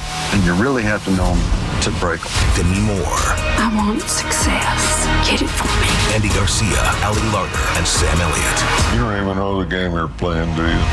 Landman, new season, streaming November 16th, only on Paramount Plus. Ray Cattina Lexus of Freehold and Ray Cattina Lexus of Monmouth. One legendary name, 2 exceptional destinations. It's the season to come together over your holiday favorites at Starbucks. Warm up with a creamy caramel brulee latte. Get festive with an iced gingerbread chai. Or share a velvety peppermint mocha. Together is the best place to be at Starbucks. This is Carrie Cooper. It was a small complex of bungalows in the LA neighborhood of Echo Park in the early 70s. The gigging and collaboration between Linda Ronstadt, Glenn Fry, and Jackson Browne was the beginning of Southern California rock. More at FocusOnRock.com. So, there's this guy, Paul Rivera, grew up in the Bronx, made some mistakes, but eventually becomes one of those hard-working citizens who keep our city going. But he gets pulmonary fibrosis, and his only hope is a lung transplant. When one hospital, Montefiore Einstein, get him a new lung, and they give him a new life. Right. Everyone in his neighborhood is like, they give that guy a new lung or a new motor. The story, Mr. Giamatti. Well, you ought to know, Mr. Rivera, you lived it. Everyone loves a comeback. Montefiore Einstein, national leader and transplant. Beware the holiday buffering. Who are you? The ghost of internet past here to slow down right when your guests arrive. Not this year. We got Verizon's 100% fiber optic home internet. Scored a limited time offer for $20 a month and locked in the price for 3 years. Fios home internet, that's scary fast. Now we can all stream, video chat, and game at the same time. So bye. Call 1-833-VERIZON to switch to Fios home internet today. Fios 300 megabits per second plan at $20 a month with autopay. Any Verizon mobile phone plan and bonus discount. Price guarantee applies to base monthly rate only for my home customers. Terms apply. Wake up with Boomer and Geo. Mornings 6 to 10 on WFAN, WFAN FM, WFAN FM HD1, New York, and Odyssey Sports Station. WFAN Sports Flash. Good morning at 11 o'clock. I'm Andrew Bogish. Your Sports Flash is sponsored by Chef IQ. Precision cooking, effortless results. ChefIQ.com. And by Approved Oil. Visit freeztherate.com. Approved Oil has been the leading heating oil dealer with the lowest rates in New York for over 90 years. Lock in today before the cold winter drives prices up. Act now and don't get left out in the cold. Enjoy a worry-free winter with Approved Oil. Visit them at freeztherate.com.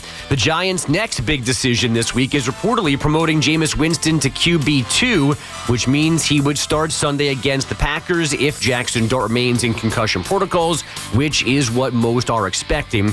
Winston's last regular season snaps came in Week 15 last season. We'll hear from interim head coach Mike Kafka in roughly 90 minutes. The Eagles have formally placed corner Jair Alexander on the reserve retired list. Reports yesterday said the 28-year-old was stepping away from the game to address his physical and mental health. That report brought to you by Town Fair Tire. Nobody beats Town Fair Tire, nobody. Fan weather is sponsored by Motion Sports Medicine. Living in New York is not a spectator sport. Don't let pain keep you on the sidelines. Get back to what moves you with Motion's expert physical therapists. Most insurances accepted. Schedule an appointment at motionptg.com today. It's 42 degrees and cloudy in Central Park, and that's what's happening. Sports flashes, top of every hour. I'm Andrew Bode. Get connected with WFAN to talk about your favorite teams. The Fan on the Odyssey, iHeart, and TuneIn apps.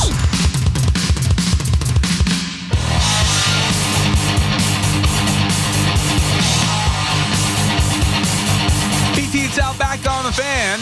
The BT and Sal show on the Fan presented by your Tri-State Cadillac dealers. Cadillac, the official luxury vehicle of the New York Giants. I just had a protein bar during the break, and then I drink the water. Yeah. Bottled water from yesterday, right? Mm-hmm. And it doesn't taste right. Does that happen with bottled? Like I refilled it from one of these stations, whether it's here at SNY. Oh, you filled it. Well, water's water, no? Well, you would think so. I thought you meant that you had a bottle of water, you drank half of it yesterday like it was already pre-bottled, right? And then you just kind of finished it up today. No, because I do that all the time. So the refilled water, sometimes I just left it in my bag and I didn't give it any thought. Usually I'll refresh and take one per day and then just refill it for the day. But I refilled it, left it in the bag, and now I taste it, and it just tastes a little weird. Is that normal? Well, maybe it's because you have the remnants of the protein bar still in your mouth. You sure it's the water? No, I've had this happen before. Huh. Yeah, sometimes it even smells a little weird. Really? Yeah. Somebody trying to poison you here? But it happens with only the refiltered water, like refiltered water at home, not an issue. Okay. The refiltered water through the system here or at SNY sometimes, I don't know what happens. I devour water. I probably have 5 or 6 bottles a day. Drink a lot of water. That's why you always got to, go to the bathroom. All right, BT and Sal on the Fan. So just to rehash the two topics, Mets free agency, and look, Brian Cashman is going to speak later on today. Scott Boras later on today in Vegas at the GM meetings. David Stern spoke yesterday, so we're talking about the Mets offseason big picture, and Alonso's been a main theme. And then the report today from NJ.com that Paul Skeens reportedly told his teammates, or a teammate, that he wants to play for the Yankees. Now, if he is available, and if I hear that and I'm Brian Cashman, I'm sure he'll address it today, or at least he'll be asked about it today. Yep. He probably can't talk about other teams' players, but I would think that when you hear that, you do whatever you can to call up there and say, hey, look, if you want to talk, we're ready to go. Then it's just they should. For they sure. should be doing it. Hey, what's his term? Due diligence. He's been saying that forever. I mean, this is exhibit A of due diligence. Somebody throws that out there about Skeens. I'm calling the Pirates. I've already called them, or I've already reached out at this point. They might have, exactly. They might have already done that preemptively. All right, we'll get back to the calls in a second. Back to the Alonso thing with our last caller, EJ, I think was his name. Here's what I would be concerned about, as opposed to, well, Pete's a homegrown Met. Well, he has the record. well, he's one of the best that we've ever had. I don't care about that because that speaks to the ineptitude of the franchise since its inception. I'm trying to change that and build a winning team. Now, I happen to believe that the best way to do that is offering Pete Alonso a big contract now, getting out in front of it. And to his other point about Pete wants to be here, okay. Everybody says Pete wants to be here, right? Yeah, I'm not so sure about that myself. Well, me neither, as we've been saying for years. I then, by my approach, if Steve Cohen and David Stearns listened to me and got out in front of this instead of playing the waiting game and we want him back, but the market this, the market that.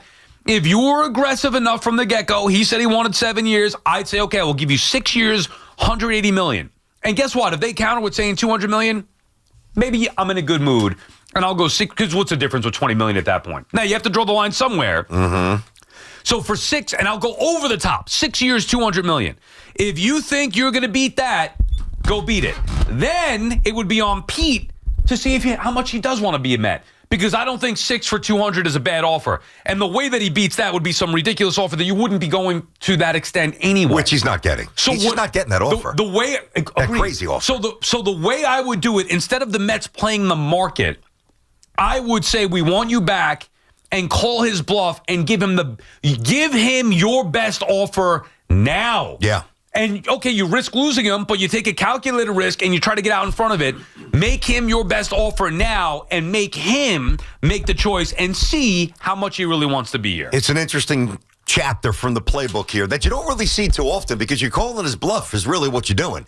So, again, we don't necessarily, not that he wants to leave the Mets, but we're not as wrapped up in Pete, would be distraught if he went somewhere else. I think Pete just wants fair market value. I think Pete wants to get respected. I think Pete wants to rectify, in his mind, what went awry during free agency for him a year ago. He should want all those things. 100%. And by the way, the way he bounced back this season gives him full justification to pursue a better deal with great vigor. And really, if you want to say even without compromise, this time around, because he's coming off a really good year rather than a down one. Now, here's the thing, and people mess this up all the time, and I don't understand why. Oh, Boris, big, badass Boris. All right, fantastic. Do people not understand the way the talent or the player-agent dynamic works? I pay you to do what I tell you to do. Now, your main job is to get me the best offer, clearly. But when I tell you it's time to move on, or it's time to agree, or it's not about setting the market or doing the right by the other players around baseball, it is Pete who's got to be holding the steering wheel here, and not Boris. And if Boris is dragging this thing in, past Thanksgiving, which I think it certainly will get past that point, which is okay. But now you're starting to get to the middle of December and approaching Christmas or into February like a year ago. That's Pete's fault, and that's Pete's problem. And then I would say, you know what? If the Mets say, Pete, we're done with you, they would be fully justified in doing that. BT and Sal on the Fan, 888-808-1019. Mets offseason, Paul Skeens. They're the topics right now. Nick is in Eastchester. What's up, Nick? Hey, guys. What's going on? Hey, Nick. How are you? So I called in because I want to ask, Sal, you're on the SMY panel like every night. Yeah. Something I've noticed, especially in recent years, especially with the Juan Soto sweepstakes and everything, these national reporters have a tendency to, race to get the headline. And there are all these conflicting reports during the baseball offseason. You could be a guy that just is kind of like, all right, I'm not going to read into the Twitter rumors or whatever and just sit back and wait for the news from Passan to come. Everyone can do that, right? But if you're like me, a fan like me, I'm looking at all the SMY tweets, I'm looking at what John Heyman is saying and things like that. So when Bob Nightingale comes out and he's like, oh, well, Pete Alonso is only going to come back to the Mets if he gets a team-friendly deal, right? An article said that the other day. Mm-hmm. And then Andy Martino came out and was like, well, that's not necessarily true. The Mets would love him back, but really primarily more of a DH role, which I agree with. But, you sitting on the SMY panel, how do you see these national reporters and these conflicting reports during the baseball offseason being a problem? I think it's a great question, and I have a unique perspective, and thank you for the call, Nick. But I think you as a fan or consumer have to figure out on your own who you would trust. Before I give you my insight, I'm just going to say that on your own, right? But you may follow somebody, BT, that you've been following for a while, and this guy usually gets it. Not everybody's going to be 100% right, but you trust some sources. By the way, sometimes sources leak things that aren't accurate. There's always internal motivation. What I would say is I work with a lot of very good reporters, and then I also talk to a lot of those reporters off the air. So I know how the sausage is made in a lot of these cases. And I can determine who I would trust. Like, put it this way.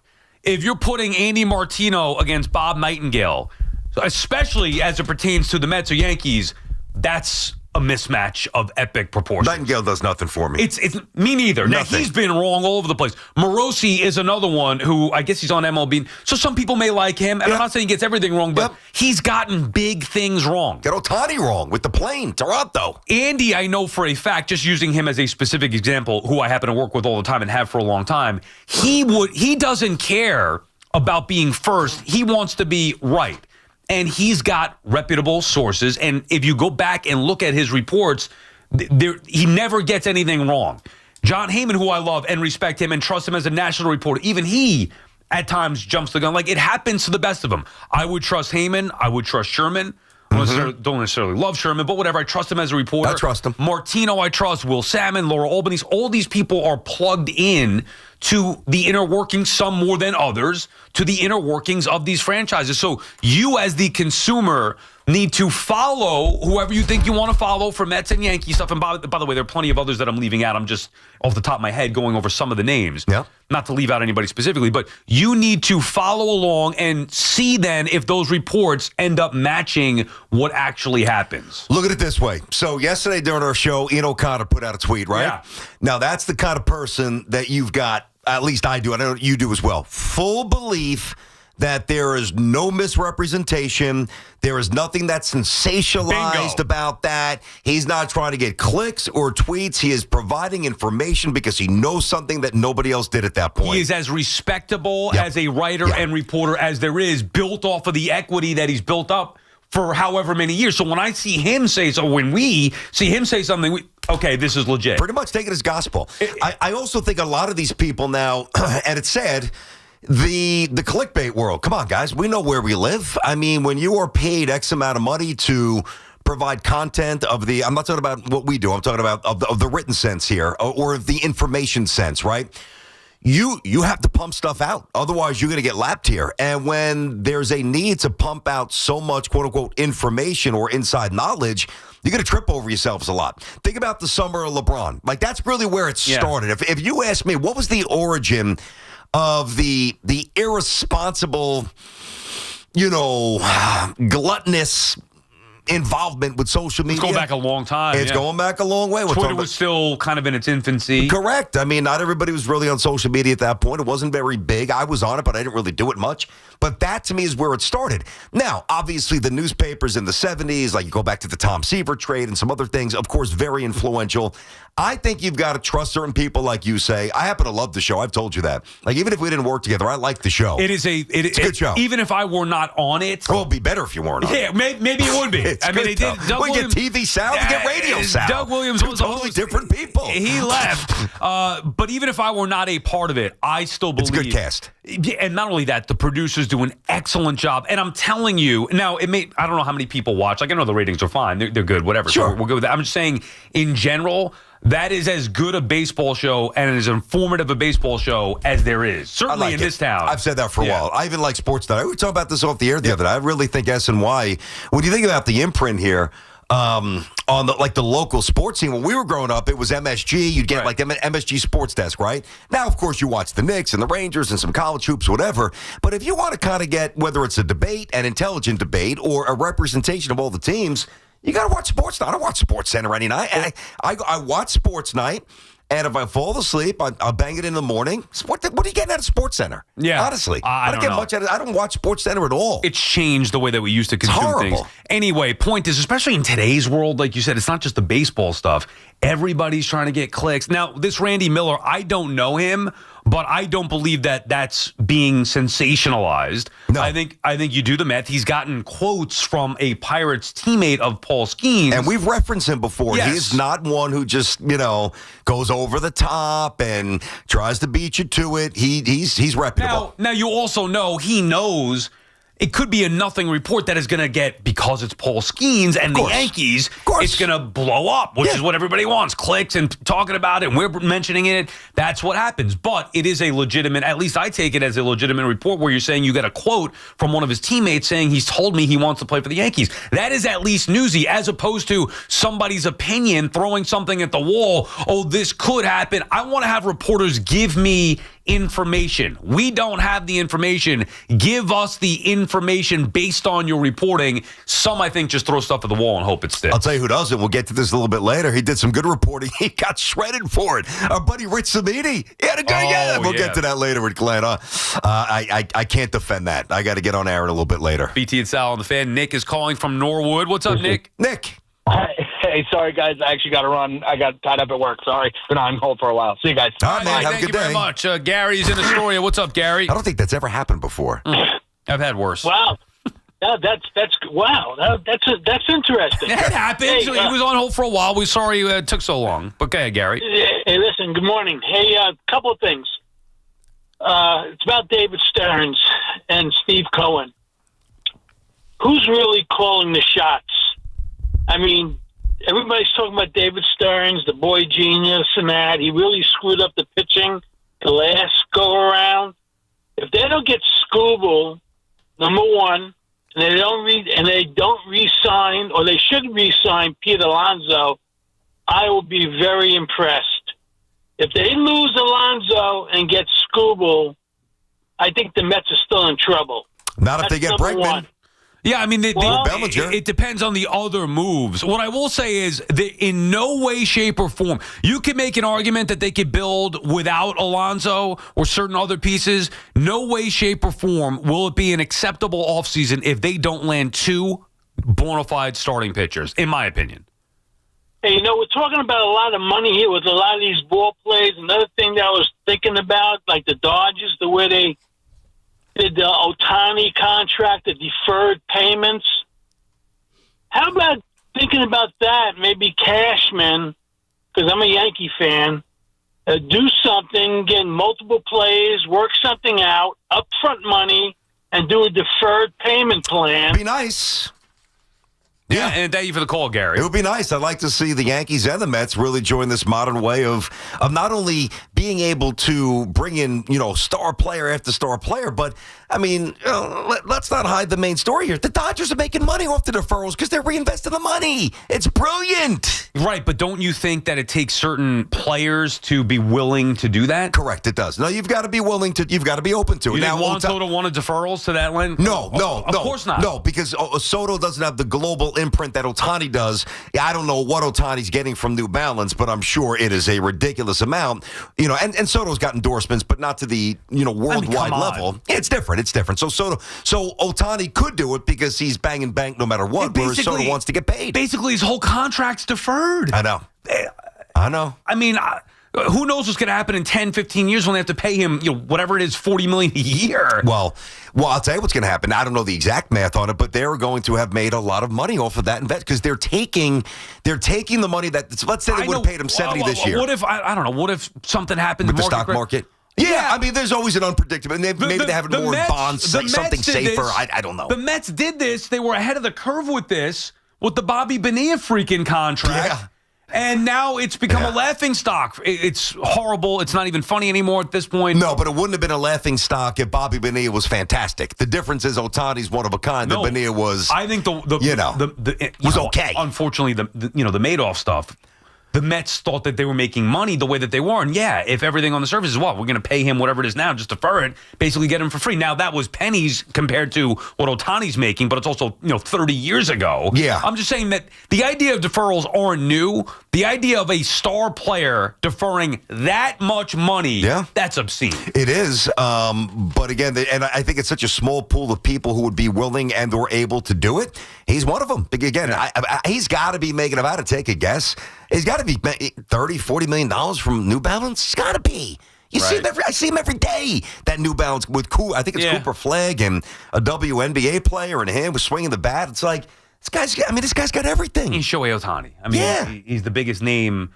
He's certainly in baseball and maybe one of the biggest names in sports. Let me ask you this: aside from now that Tiger Woods is kind of out of the spotlight, Tiger Woods, LeBron. Maybe more so a couple of years ago with LeBron and Ohtani. Are those the three biggest brands in sports? I mean, I don't know. Are we missing, Patrick a soccer Mahomes? player or something else on the international scene? Messi is. Well, that's true, too. Yeah, but I don't know much about soccer, though. But put soccer aside for a minute. I don't know anything about soccer. I know Messi and the impact. Yeah. Hoff went to see him out at Citi Field. I went to see him out at Sports Illustrated Stadium with the Red Bulls. Yeah. He is a massive star and draw. No, there's no doubt. There's not a golfer right now that's on that level. I don't think Mahomes' reach is even remotely as now. Football trumps baseball in terms of popularity, but I don't think Mahomes. I think Mahomes is looking up miles at Ohtani in terms of global brand. I mean, not domestic. But what's the biggest sport globally? It's got to be football. It's soccer. Globally, it's soccer. 100% it's soccer. Second? Honestly, maybe baseball with the Asian impact, I don't know. And basketball has grown quite a bit as well in Europe. BT and Sal on the Fan Warrior calls when we come back. 888-808-1019. It may be the offseason for the Bombers and Amazons, but there's no offseason for Yankees and Mets talk. Get the latest here. The Fan, 101.9 FM, and always streaming on the Odyssey, TuneIn, and iHeartRadio app. Dunkin's $6 meal deal is here for the holidays. Enjoy a bacon, egg, and cheese sandwich, 6-piece hash browns, and a medium hot or iced coffee, all for $6. It's got everything you need to keep your holiday season running. Get it now in Dunkin' stores or order ahead directly on the Dunkin' app. After all, the holidays run on Dunkin'. No substitutions. Participation times may vary. Offer price varies in California and Hawaii. Limited time offer cannot be combined with other offers. Exclusions and terms apply. Attention. Have you racked up $10,000 or more in credit card debt? Are you barely getting by making minimum payments? With credit card debt reaching all-time highs, National Debt Relief is notifying consumers about significant debt relief options currently being made available to help those with overwhelming credit card debt. These options may reduce a large portion of credit card debt for those who qualify. You don't need to declare bankruptcy or take out a consolidation loan, and you may only have to pay back a fraction of what you owe, even if you have bad credit.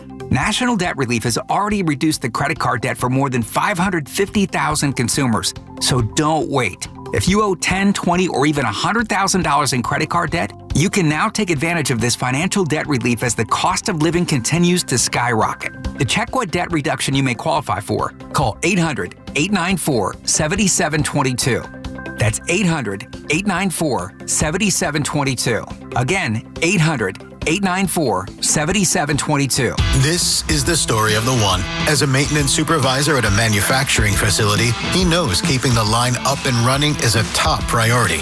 That's why he chooses Grainger. Because when a drive belt gets damaged, Grainger makes it easy to find the exact specs for the replacement product he needs. And next day delivery helps ensure he'll have everything in place and running like clockwork. Call 1-800-GRAINGER, click Grainger.com, or just stop by. Grainger, for the ones who get it done. As a mom, comforting my family is what I do best. Vicks Vapor Stick provides soothing, non-medicated Vicks vapors in an easy-to-apply stick, and it dries fast, so there's no mess. I use it to comfort myself and my family. Thanks, Mom. Vicks Vapo Stick, soothing comfort for the whole family. And try Vicks Vapo Shower Max for steamy Vicks Vapors when you need more comfort for yourself. Use as directed. Talk New York sports on The Fan. When it comes to affordable term life insurance, everyone's whistling the Big Lou tune. If you're over 50, maybe a bit porky, or have type 2 diabetes, $1 million of term insurance may only cost about $200 a month. Even if you're not in perfect health, call Big Lou, because he specializes in finding big chunks of affordable term life insurance for just about everyone. Don't let diabetes or other health glitches keep you from owning $500,000 to $1 million or more of term Term Life Insurance. For affordable term life insurance, call Big Lou. Don't hesitate. Call 800-700-6898. 800-700-6898 or visit biglou.com. Call Big Lou, don't hesitate. 800-700-6898. Call Big Lou, don't hesitate. 800-700-6898. Visit biglou.com.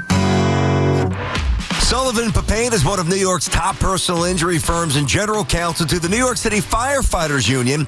Sullivan Papain is New York's team fighting for New Yorkers and our city's bravest. Remember the name, Sullivan Papain, a winning team on the court and in the courtroom. Contact Sullivan Papain at triallaw1.com.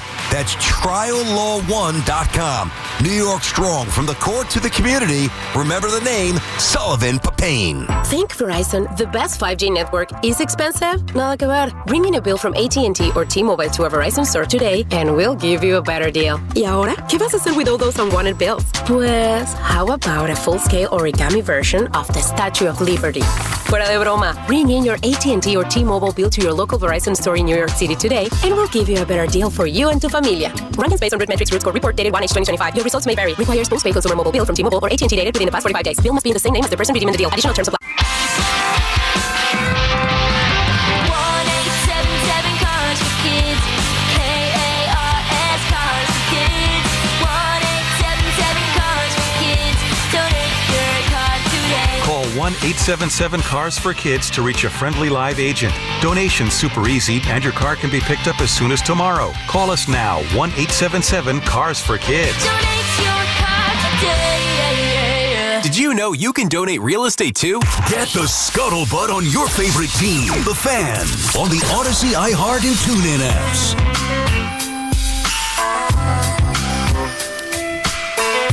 BT, it's out back on the Fan. Funny, you mentioned Ian O'Connor. Well, he just fired away another post on social media.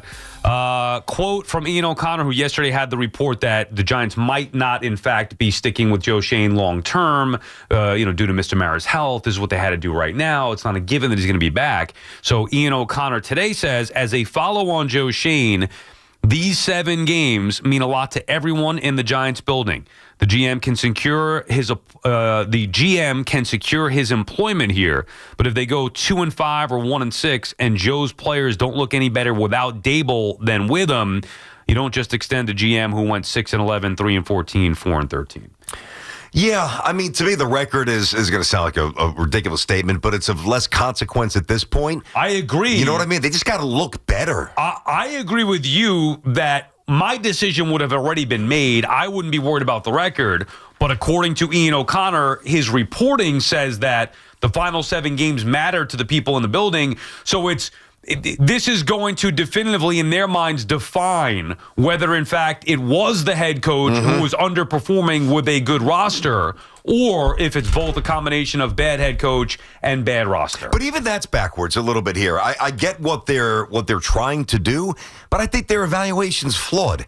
Let me ask you a question. Have the Giants been ready to play most of these games from the opening kick? So. They've been ready, right? I don't think it's an effort thing. Exactly. So when you come out and you don't get your doors blown off in the first quarter like they did when they were really bad during some of those other coaches before Brian Daboll got here, it tells me you've had a pretty buttoned-up week of practice. It tells me everybody's kind of emotionally and invested in the game plan, and that they're kind of buttoned up in practice. Because if you're not ready to play the first quarter. The Giants have scored 4 or 5 straight games with an opening time. I believe it's 4, or they had 4 with an opening drive touchdown. So they were ready to play, and then the defense collapsed, which is what took away all these wins here. Which if they had those, they'd be a borderline playoff team. So let me get this straight. The defense, which imploded, the DC is still here. The head coach who had them ready to play is gone.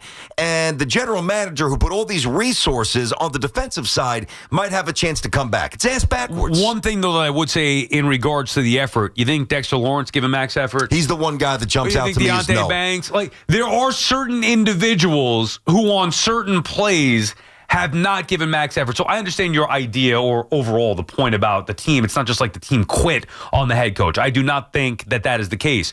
I myself am curious to see. Now, I believe that it's a combo of bad players and bad coaching. I do not believe the Giants will play better under Mike Kafka. I think it's going to get worse before it gets better, especially if you factor in that Jackson Dart is banged up. Yep. But I am curious to see myself how they look and want the Giants to get the definitive answer on, hey, we told you so. It's not Brian Daboll. It's not all his fault. It's the entire process, which then would make them move on from Joe. Move on from Joe. But here's the thing, and we all know the schedule. Next 3 games, treacherous. Obviously, very few wins, if any, in this 3-game sequence.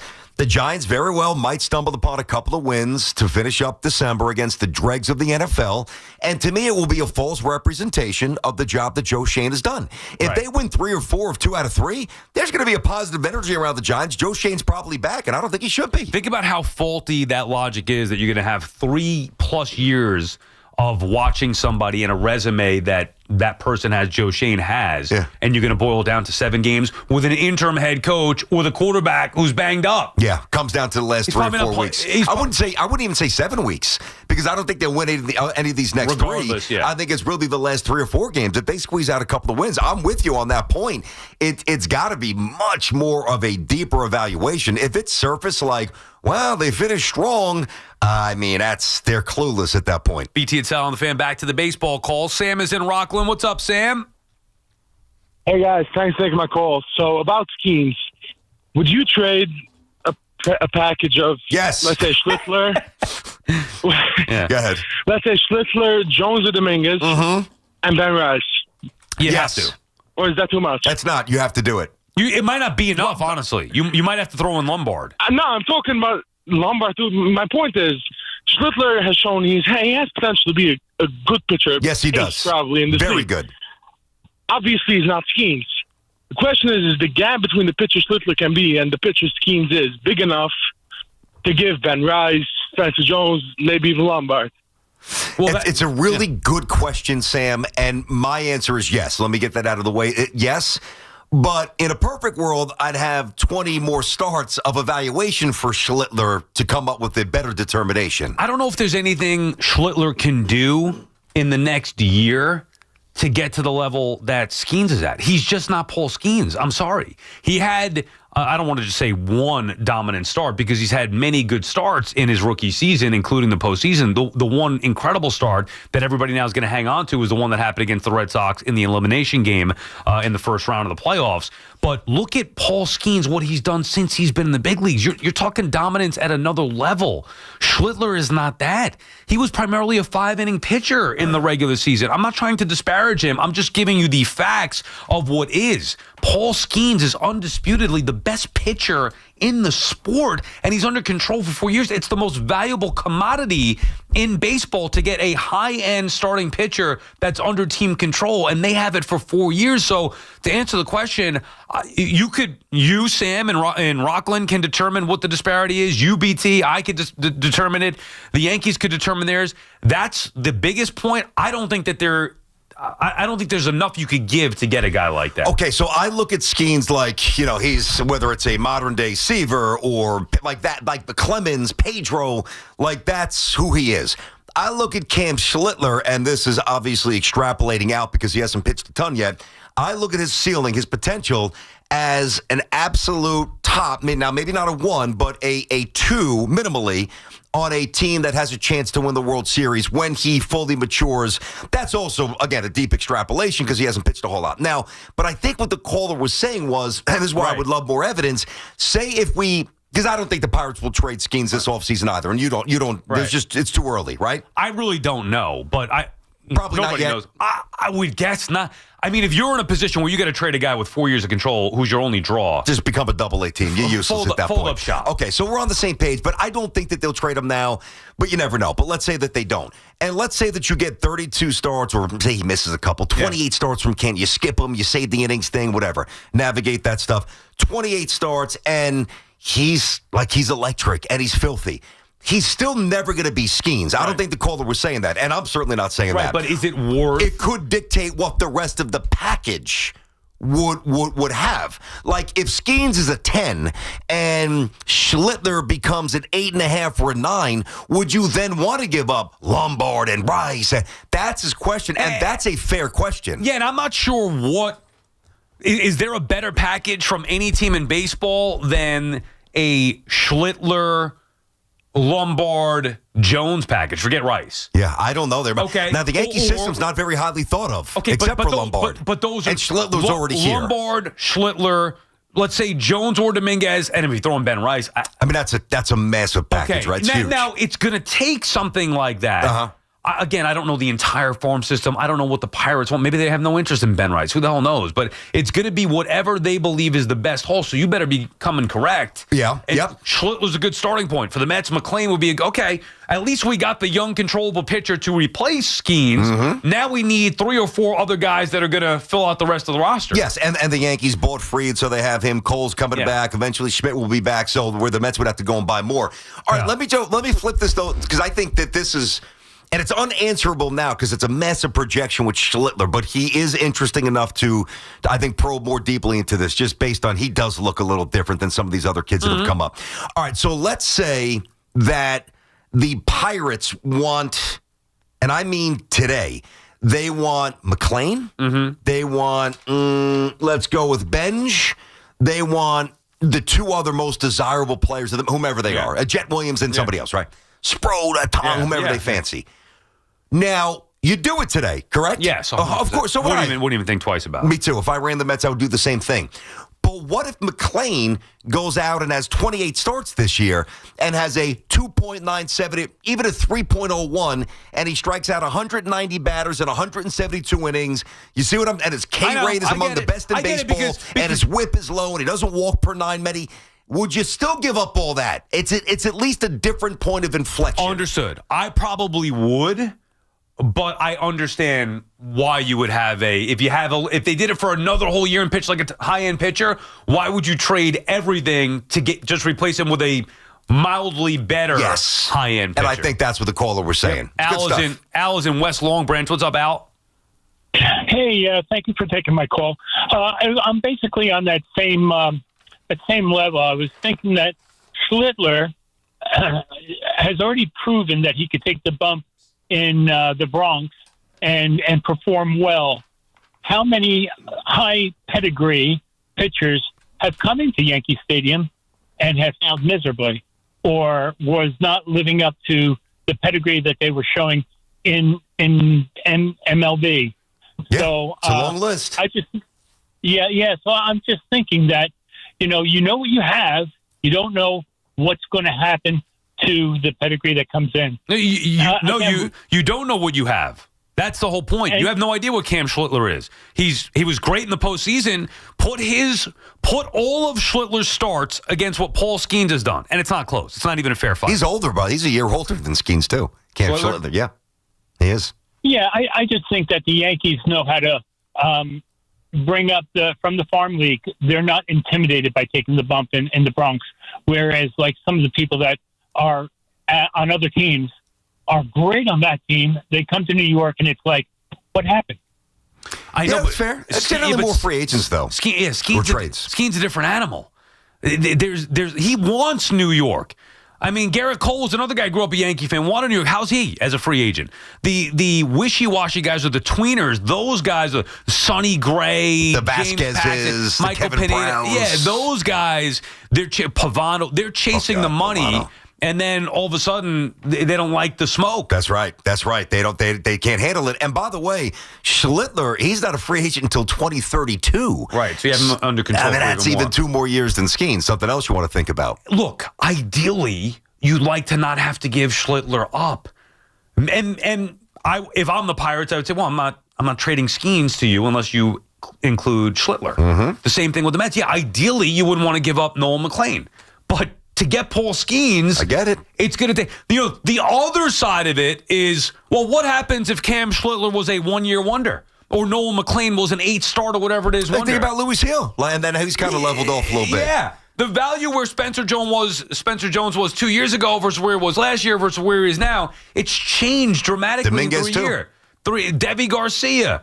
All these my guys. God. That's what I'm saying. That's a name for you, huh? Paul Skeens is a. Yeah. There are no question marks about it. You're getting a bona fide star. It's a rock star. Legit ace, rock star girlfriend, all those different things. All right, BT and Sal on the Fan. 3 random questions. When we come back, we'll continue with your calls as well. 888-808-1019. It's Chris McMonagle overnights on the Fan, 1019 FM. How could he have anything to do with picking the next head coach if you aren't already sure that he's going to be here to work with him? What gives him that right? What gives him that skill set? What makes you think he's suitable? Listen to CMAC on demand on Apple Podcasts, Spotify, or wherever you get your podcasts. This is Maggie Gray with an Odyssey Sports Minute. Travis Hunter's bid to be a true two-way NFL star just hit a major setback. The Jaguars rookie is done for the year after knee surgery, raising doubts about whether he can handle both offense and defense long term. His last game was his best, his first touchdown in a blowout loss to the Rams. But you have to wonder if Jacksonville gave up too much draft capital chasing a unicorn. I'm Maggie Gray. This is an important notice to all U.S. taxpayers. The IRS is giving away billions of dollars in tax savings through a federal program called the Fresh Start Initiative to aid delinquent taxpayers. This initiative was established for anyone facing financial hardship and unable to pay their back taxes. Qualifying and enrolling in this program will stop all collections, settle your delinquent tax problem, and even reduce what you owe by thousands of dollars. Call the hotline at People's Tax Relief to see if you qualify and get this free information by dialing 800-922-1284. If you have unfiled tax returns or cannot afford to pay your personal or business back taxes, you can now get the help you need. One simple phone call can resolve your tax problem and save you thousands of dollars. To see if you qualify and to get this important free information, call 800-922-1284. 800-922-1284. 800-922-1284. Must qualify for enrollment. Results vary. Consult with your tax professional prior to enrollment. Clouds and sun. Quite windy. High 45. Weather brought to you by Robert Half. Our recruiters' expertise and award-winning AI will find you the skilled candidates you want. At Robert Half, we know talent. Visit roberthalf.com/talent today. Some people just know you can save money on car insurance by checking Allstate first. Like you know to check the weather first, before wearing face paint to the game. Bro, your Go Cats is dripping into your nachos. Oh, and now paint is in my eyes. Interception! Did you see that? No! Yeah, checking first is smart. So check Allstate first and see what you could save. You're in good hands with Allstate. Potential savings vary, including based on how you buy, subject to terms, conditions, and availability. Allstate North American Insurance Company and affiliates, Northbrook, Illinois. At the 5-yard line, handoff, Brees Hall finds a crease, runs left, he's into the end zone for a Jet touchdown. Jets fans, clear the runway and be at MetLife Stadium for Week 13 as your New York Jets take on the Atlanta Falcons. Sunday, November 30th at 1 p.m., presented by New Jersey Lottery. Join us as we celebrate First Responders Day. Don't miss your chance to be at the game. Lock in your seats now at nyjets.com/tickets. Once again, that's nyjets.com/tickets. Great deals are waiting for you at your local Kia dealer during the Kia Season of New Traditions sales event. So, gift yourself some savings and drive home a capable Kia SUV or powerful Kia sedan today. Hi, I'm Nick. And I'm Adam. We started Legacy Box so that family memories would be safe and could always be enjoyed together. And starting now, we're offering listeners early access to our best deal of the year during our $9 tape sale. 1 million families and counting have trusted Legacy Box to convert their aging media because Legacy Box is safe, simple, and affordable. From fading over time to risks like fire and water damage, your videotapes, film reels, and photos aren't protected unless they're on a digital format. With the holidays approaching, don't wait. Simply fill your Legacy Box. We'll take care of the rest. It's the most meaningful thing you can do this holiday season and the perfect time during our best sale of the year. Visit legacybox.com/value to get early access to our Black Friday sale and digitize your memories for only $9 a tape. Visit legacybox.com/value. legacybox.com/value. New Jersey might be small, but there's a lot of wow packed into this little state. Cork-popping wows, time to dine wows, Pine Barren wows. Find your wow at visitnj.org. New Jersey, little state, lot of wow. This is the story of the one. As a maintenance supervisor at a manufacturing facility, he knows keeping the line up and running is a top priority. That's why he chooses Grainger. Because when a drive belt gets damaged, Grainger makes it easy to find the exact specs for the replacement product he needs. And next day delivery helps ensure he'll have everything in place and running like clockwork. Call 1-800-GRAINGER, click Grainger.com, or just stop by. Grainger, for the ones who get it done. Experience the magic of the season in true Mercedes-Benz style during the Mercedes-Benz Holiday Love Celebration. Find the perfect Mercedes-Benz for yourself or someone special at Mercedes-Benz of Edison, Mercedes-Benz of Union, and Ray Catena of Freehold. 3 powerhouse locations in New Jersey, 1 legendary name, renowned for unmatched customer service, Ray Catena. Celebrate the season with exclusive holiday offers at the Mercedes-Benz Holiday Love Celebration. Discover the power of 3 at benzfam.com. A good question. 3 random questions. Let's find out. With Brendan Tierney and Sal Licata. 1, 2, 3. On the Fan. All right, BT, little 3RQ, 3 random questions, sponsored by the Rothenberg Law Firm. Injured? Visit injurylawyer.com. Number 1, is it odd to have feelings for a plant or some non-living things? I used to love plants, man. When I was single, I would always get like a spider plant, and I would take such good care of it. Feelings? Well, no. You know how I feel about my arborvitaes. I mean, I have a real connection to them because we planted them, and they were about 5 or 6 feet when we moved in, and I guess that was in 2019. And now they're like 25 feet high. So I feel the connection. I love watering them. No, I don't think it's that weird. So I'm not a big plant person. Neither is my wife. But then people were sending her some plants. You know, when her brother got sick, unfortunately. And then we ended up with like 3 plants. And I keep saying, get these things out of the way. You got to keep them by the sun. And you got to water them all the time. They're by the door. So it's annoying me. We don't have a real spot to put it. And finally, she's just like, you know what? You can get rid of it. And I'm like, what do you mean? You're just going to throw the little plant out? You don't want to get rid of it? I started to feel bad. Now, eventually I just took it and threw it in the garbage. Yep. You didn't feel that bad then. I did feel bad. And over the course of my life, and I'm not afraid to admit this on WFAN, I feel like stuffed animals, I sometimes feel like a connection to them. Especially, you get the eyes, you're looking at them. I just feel, what? A stuffed animal. You mean you look at an animal's eyes and you feel like it's no longer an inanimate object, it's a human? I just don't or like, an animal? I don't like discarding them and throwing them out. I kind of have an odd feeling for them. Okay, well, that shows a softness there. I mean, listen, I look at, like, my son still sleeps with a blanket. He's 10. He's had the same blanket for like 7 years, 8 years. All right. Same thing, he carries it with him when he comes down in the morning. Kins has bears and all sorts of things that I've gotten her and Mommy's gotten her. I know, but I'm 46. No, that's true. But what I'm saying is, like, if they're sleeping and when I come in, to pray with them or kiss them goodnight if they fall asleep early, I'll rub the bear or I'll talk to the bear or I'll kind of reposition the blankie. So I get what you mean on some level. It's a good thing. All right, number 2, what's your favorite soup? Oh, Italian wedding. Ooh, that was an easy one. How about you? Italian wedding's phenomenal. You make it? No, I don't. But I get some really good, authentic ones in the neighborhood. A couple of good spots, yeah. I think pea soup would be my favorite. Pea soup? Pea soup is gross. Oh, man. What do you want, Brussels sprout soup next? No, pea soup. My mom used to make good pea soup. My mom's soup, I forget what she called it, but had, what the hell is the macaroni? Maybe a little ditalini, the meatballs, a potato in there. God, whatever that soup is, I love that too. But the pea soup growing up, and then I saw a sign for it the other day walking in the city at the juice press place that I go to. Oh, no. You're sleeping on a good pea soup. I tried it. I don't like it. And then I told my wife about it, and she actually made it, so I give her credit for trying it. It wasn't bad. Not my mom. But it wasn't bad. All right, so let me ask you this. I'm surprised you hate pea soup. I don't like it.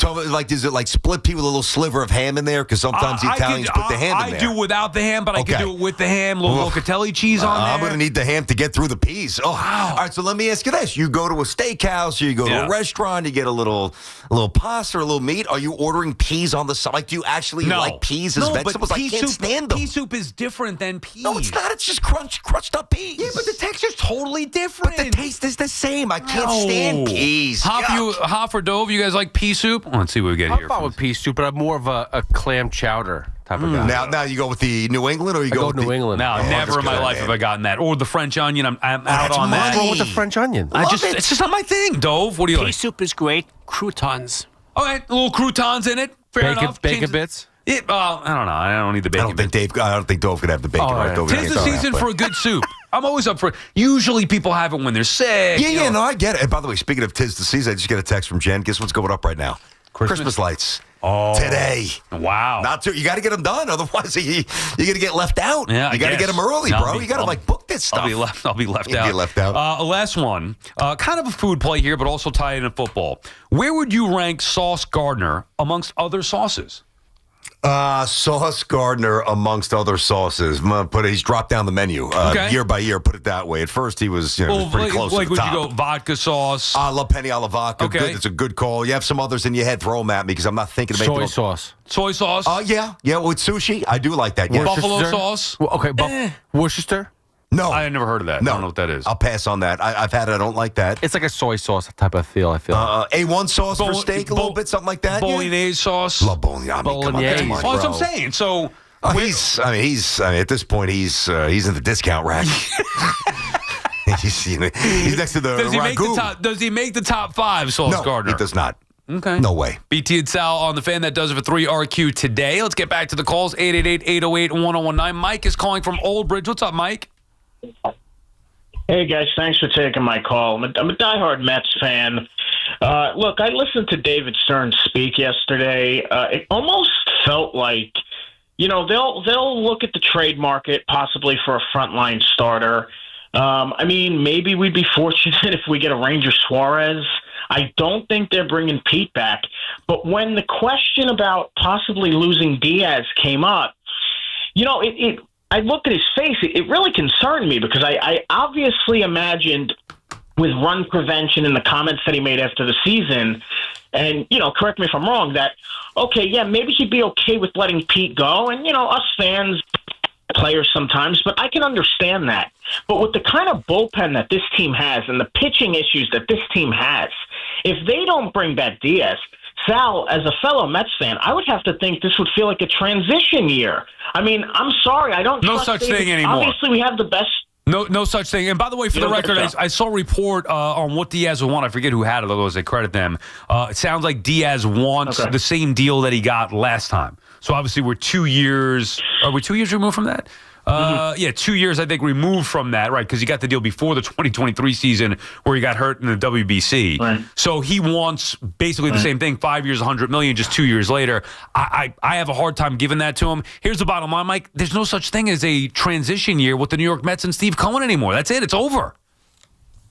Well, that's what I originally thought, Sal, because I do believe in Steve Cohen. But don't forget, last year, the Juan Soto signing, that was Steve Cohen. Bringing back Alonso at the last minute, that was Steve Cohen. David Stearns does not look like, in my opinion, I think he feels like maybe he can do here what he was doing in Milwaukee. This is not Milwaukee. This is the greatest city in the world, and this is the greatest sports city in the world, and we have the most passionate fan bases all across sports. So David Stearns really needs to wake up and have a really great offseason or, all that goodwill. And Sal, you were there too. You went to a lot of games this year, just like my family and I did as well. And, we packed Citi Field, man. And I got to be honest with you. I don't know. I think because of the way the season ended, they're going to lose a lot of that good faith, that goodwill going into 26 if they don't have a great offseason. I think the bad season, and thanks for the call, Mike, and I did not go to a ton of games. I went to a couple of games. I did not go to a lot of games, but I would recommend getting out there because it's such a great ballpark, all that stuff. It's always a fun atmosphere, especially when they're winning, which obviously they didn't do enough of this year. What I would say is I think last year's failures will hurt the attendance this year, but if they have a mega offseason and get 2 top starters, let's just say, and bring Pete and Diaz back, I think attendance will be fine as long as the team wins some ball games. The Mets responded to their owner. Now the owner needs to respond to the season, which I think we all think that he will. I think what we're less sure about is the methodology here of Stearns and the direction that he's about to take. The one thing, it was a good call. I think he said a lot of good things. I wouldn't read too much into body language or inflection from Stearns or quotes. I mean, you're not going to tip your hand. he's going to present it in a very benign way, and really in a very emotionless way. Because the last thing you want to do is when you show up to these meetings, hey, what do you think about Pete? What do you think about Diaz? Oh, my God, we can't lose them. Good God, there's no way. You just got to present this in a very, hey, it's business, and we want him back, which is what he said, if the market dictates, and he just kind of throw out that babble. The one thing that I would say, though, when you talk about David Stearns, it's still early on. We referenced this as far as football and how long do you think it would take to evaluate a general manager, and it was 3-4 years, pretty much the consensus. Well, with David Stearns, we're going into year 3, and remember, he took over a team that already had big contracts handed out all over the place. Mm-hmm. Would he have given Brandon Nimmo the contract that he got? Would he have given Diaz the contract that he got the first time? Would he have signed Lindor for the 300 and whatever million, 13 million, whatever it was that Lindor got? I don't know. Soto's a different animal because of his age. That's what made that so unique and why the price went up. Maybe he wouldn't have wanted that, but you need to have some kind of star pieces. Uh-huh. Now he's also caught in between with Alonso. Maybe he would have either locked Alonso up or would have moved on from him, years ago. You just don't know. So it's still year 3, and he inherited a core group of players that is still intact. It's a good point. I mean, we really don't incorporate that very often. We're sitting here saying, change this, change that, do this, do that. Well, it's not as easy when you got guys like Nimmo. What's Nimmo got 5 years left? 6 years? I mean, he's still got a lot of years to go. He did assume a pretty decent payroll without a great deal of flexibility. And let's face it, some very flawed pieces. I mean, outside of Lindor when he first got here, and I know Lindor's defense slipped a year ago, and he's not a perfect player. He's too streaky for me, but he's obviously very good. But he's still streaky. He didn't inherit anybody that is like, okay, this guy's autopilot. He's young or in his prime, good contract, good wheels, good defense, potent bat. Everybody that he got had their pluses for sure, but were a little deficient in areas that I think he values based on him always talking about run prevention. Correct. So it's just not his team. We're seeing David Stearns. Now, you could get on him for last year's team with the starting pitching, certainly. Definitely. But think about where they came from, and in 2 years, what he's trying to do to this ball club. And now year 3, this will, I don't want to say make or break year, but I think we're going to learn a lot more about Stearns this year. It's why I was asking them, I said this in season last year, the idea of trading Nimmo, even when they were playing well. I talked about it in season at the deadline. I thought that they were going to clean up that mess of Beatty, Vientos, McNeil, Acuna, all the Mauricio. They need to clean it up. It doesn't fit well as a team right now. So on top of adding some free agents for sure, they also need to figure out what they have, what they want to keep, and what they want to move on from. And it takes time to do that for a general manager through the first couple of years, especially when you have as many contracts on the books that the Mets have. And I think it's really amplified for him because I think everybody's sitting there saying, well, you got Cohen. What's the problem? What's the holdup here? Do this again, do that, do this. Wake up. Let's go. Let's move mountains where, he's looking at this in a more prudent manner, which I get. Now, there's got to be middle of the road. I mean, and he's going to have to change a little bit than how he was in Milwaukee. The other thing, too, is, listen, guys, I mean, the Mets last year, and I wouldn't have said this the year before, but because he took a step back, and I'm not saying that this is who he is, but he's got to now show that this is not the wrong trend. Lindor was not a very good defensive player last year based on the metrics for him. The prior, he was great, and then he had a rough year. The Mets trotted out 1+ defender every night, and that was Taylor, who hit about $180. The other guy, Siri, who's a plus defender, who also got hurt, was also about $180 with more power. The point is, Mets got a lot of work to do. And I think we all think that they'll do it, but I don't think it's as easy as some people think it might be. We'll continue the conversation when we come back. BT and Sal on The Fan. This is science. You can't bet against a coach who wears a fishing vest. Every Saturday at 8 a.m., it's Kickoff with Boomer and Mike Valenti, where the guys break down the biggest headlines and storylines from across the NFL. It's crazy, but the Chiefs are still the odds-on favorite to make it to the Super Bowl in the AFC, which is nuts. Kickoff with Boomer and Valenti is brought to you by Nationwide. For your insurance and financial needs, Nationwide is on your side. And The Fan, always streaming on Odyssey, TuneIn, and iHeartRadio app. We're counting down to Black Friday savings. It's the countdown to Black Friday at Nielsen Dodge. Hundreds of vehicles in stock with big savings off MSRP. Your countdown to the hottest deals is on now. Lease a new 2025 Jeep Grand Cherokee Limited 4x4, just $199 a month. Or lease a new 2025 Jeep Grand Cherokee L Altitude X 4x4, just $224 a month. We all know it's the biggest sale of the year, and Nielsen's going bigger than ever. You can count on 0 down payment, plus up to $1,500 overbook value for your trade, and the credit help you need. On Route 10 in East Hanover, online at nielsendodge.com. A proud member of the Nielsen Auto Group. The countdown is on. Don't miss out. At Nielsen, Friday's in the driver's seat. Black Friday sales event. With approval term 24 months to its signed Cherokee 5794, Cherokee L 5819, add tax tag $498 dock and DMV fees. I'm Colonel Callahan of the New Jersey State Police. If you're caught driving impaired, you'll face hefty fines, a suspended license, and maybe even jail time. Worse yet, you might cause a crash that could devastate someone's life. Be responsible. Don't drive impaired. We are all counting on you. Beware the holiday buffering. Who are you? The ghost of Internet Past here to slow down right when your guests arrive. Not this year. We got Verizon's 100% fiber optic home internet. Scored a limited time offer for $20 a month and locked in the price for 3 years. Fios home internet, that's scary fast. Now we can all stream, video chat, and game at the same time. So bye. Call 1-833-VERIZON to switch to Fios Home Internet today. Fios 300 megabits per second plan at $20 a month with auto-pay. Any Verizon mobile phone plan and bonus discount. Price guarantee applies to base monthly rate only for my home customers. Terms apply. You can't count on much these days, but you can always count on Sundays with the NFL on CBS and Paramount Plus. Watch your local NFL game live every Sunday this season, all the way through the AFC Championship game. Visit ParamountPlus.com/NFL to get started today. Who's ready to hit the ice? It'll be another exciting hockey season with BetMGM, an official sports betting partner of the NHL.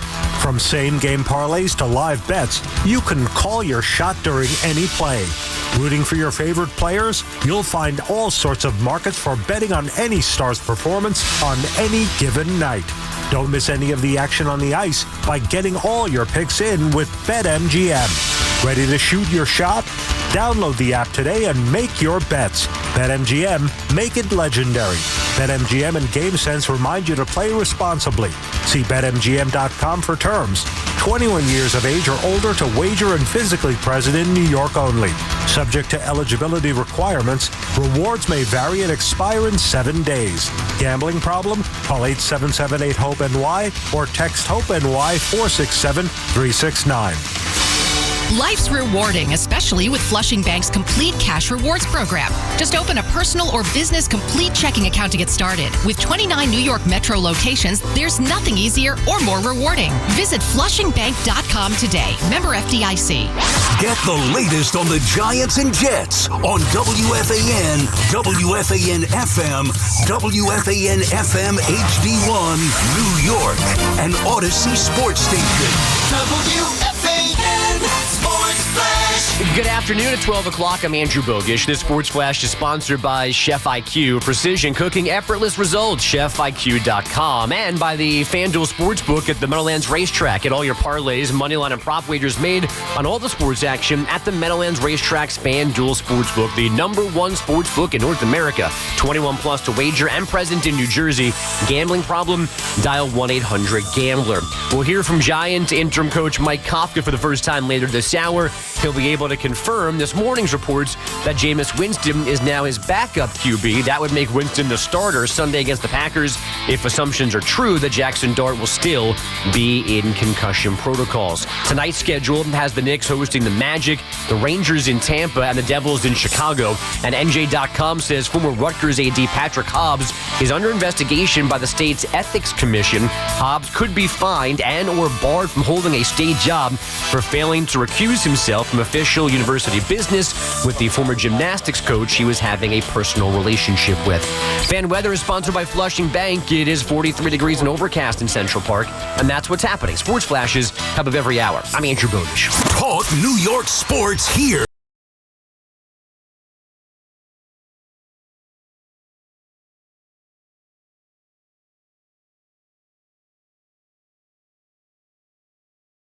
On the Fan, we started the show a couple hours ago talking about the Mets free agency here. The offseason has begun. You got the GM meetings underway in Vegas, and David Stern spoke yesterday. As a matter of fact, we'll hear from Scott Boras today. I'm not sure what time they're speaking. Scott Boras and Brian Cashman both today, and I'm assuming they're going to say things more interesting than Stearns, who just kind of, answered some of the questions without really answering some of the questions. Yeah, they're going to be interested in Alonso and Diaz, but let the market play out, blah, blah, blah, blah, blah. And we talked about how this is a huge offseason here, and I still do have faith that the Mets are going to get this right and go big. And they have to go big here to close the gap between where they are and where the Dodgers are. And that's the ultimate goal. This is not about, trying to get into the postseason. We've seen that. It's about trying to get to the postseason year after year and being a legit threat in the postseason. Yep, but you want to do it where you have a runway of, 3, 4, 5 years of obviously Soto's absolute prime and whatever remains of Lindor's prime and all the other stuff that we factor in. I'm of the mindset that the Mets are either going to have an awesome offseason or a bad one. I don't think there's going to be much middle ground, and I'm going to tell you why. And by the way, if they have a bad one, I don't think it will be a lack of effort. I do believe they're going to be aggressive and try to do some serious things here, whether it's trades or free agents. But there's a decent chance they lose two of their best players in Alonso and Diaz. And if they don't lose both, there's a chance, probably I would say better than decent, that they lose one. So that's already problematic, okay? And then you look at the names, and we ran through this to start the show, whether it's a Tucker, a Bellinger, a Bregman, a Bichette, or a Schwarber, and again, varying degrees of interest with those players. You don't view Schwarber as favorably as I might. Bichette's not a really good defender. Bregman's getting up there in age. Bellinger, I think, stays with the Yankees. Tucker's not worth 11 years, whatever, $400 gazillion, whatever it's going to be. So there are answers out there, but I don't know that there's perfect answers out there. So if the Mets were to lose a Pete, and they can't convince somebody like Bellinger, who would be, in my opinion, the absolute perfect fit for the Mets this offseason, their fans are going to be upset. And at that point, all the pressure's on the trade market. And if they don't crush the trades, the Mets are not going to be a dominant team next year. The other thing we talked about was the report today from Randy Miller, NJ.com, speaking to a Paul Skeens teammate on the Pirates. The teammate says that he believes Paul Skeens wants to play for the Yankees, which, Paul Skeens under control for 4 more years, so it's not likely that the Pirates would trade him. They've said they're not going to trade him. The thing is, at some point, they will have to trade him because they're never going to be able to sign him. Not only can't they afford him, he doesn't want to be there. He wants to go win, and he wants to be a Yankee, according to his teammates. So then it becomes, well, when is he going to be available? Obviously, if you're Brian Cashman, you do whatever you can to try to go get him right now, even if that meant giving up Cam Schlittler. We've had that conversation. Whatever it takes to get Skeens, you go get him. But would the Pirates be willing to deal him at this point? If not that he's unhappy, but he doesn't want to be there. He wants to win. You're never going to build around him. You're never going to pay him. Maybe it's smart to maximize his value. To your point earlier, there's probably not much difference in value now to what there would be from another year, assuming he stays healthy, of course. Yep. The value is not going to get hurt. Now, when you start getting down to 2 years of control, that's where maybe you start to lose a little bit more value. But 3-4 years of control, if you're the Pirates, you hold all the cards in there. I don't think there's anything that they could do to pay him. I mean, they just, on a night-to-night basis, when he's not pitching, they're not a very good team. You're going to have 15, 18, 19,000 if you're lucky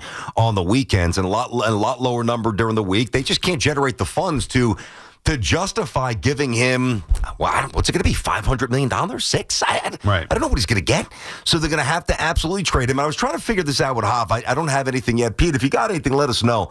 What's the earliest a superstar was traded before he hit free agency? I'm trying to go back. Oh, by the way, I did watch that Expo documentary. What did you think? Yeah, I liked it a little more than you, but a lot of the business stuff, the politics of Montreal, which I really couldn't care about. It wasn't as good as I thought it was going to be. Yeah, I like the old player stuff more than the political stuff. So, but I wonder if maybe some of those guys, when they were dealt, how many years, whether it's Pedro or whether it's Larry Walker, the Shields was good, but not that superstar. Soto had how many years of control? Soto had, that's a good one there. I think it was 3. 1 year with the Yankees and 1.5 with the Padres, right? Right. So maybe not quite 3. I mean, you're getting into uncharted territory here. I don't know that anybody, I'm not saying that there's nobody, but I don't know of anybody that's been dealt with 4 years to go before free agency. Yeah, generally, that would never happen. Never. A, it's hard enough to see these superstars on the move. B, if you do have a superstar, you're going to ride it out as much as you can, and generally you would trade them a year ahead of free agency. This is a unique circumstance in that you have a team that is a dead team walking. They're not going to invest to try to build around the pitcher. By the time they're any good, at best, he's going to be leaving anyway. It's going to take them. They can't just turn this thing around in the next 3-4 years. So by the time they're ready to win, if that ever happens again in Pittsburgh, because they don't try, he's going to be out the door. So why not maybe expedite the process? And let's just say, hypothetically, you trade him to the Yankees, you get Cam Schlittler, who might be able to offset some of what you're losing in Skeens. You get Lombard, Rice, and Spencer Jones, or whatever, Dominguez, they can pick their guy. I mean, you're talking about at least a chance to start building a little bit of a team. You got to do it. I mean, you got to do it. And I don't know what Lombard's going to be. Maybe he's mini A-Rod. I don't know what Ben Rice. I think that Ben Rice said earlier, and I've said this before, not just today. I think Ben Rice has a chance to be the Yankees 3-hitter. I really do. You know, I don't know if he's going to be quite like Paul O'Neill or Mattingly, but Ben Rice could hit, man. So we know that. So if you're the Pirates, that would be appealing. Let me ask you this.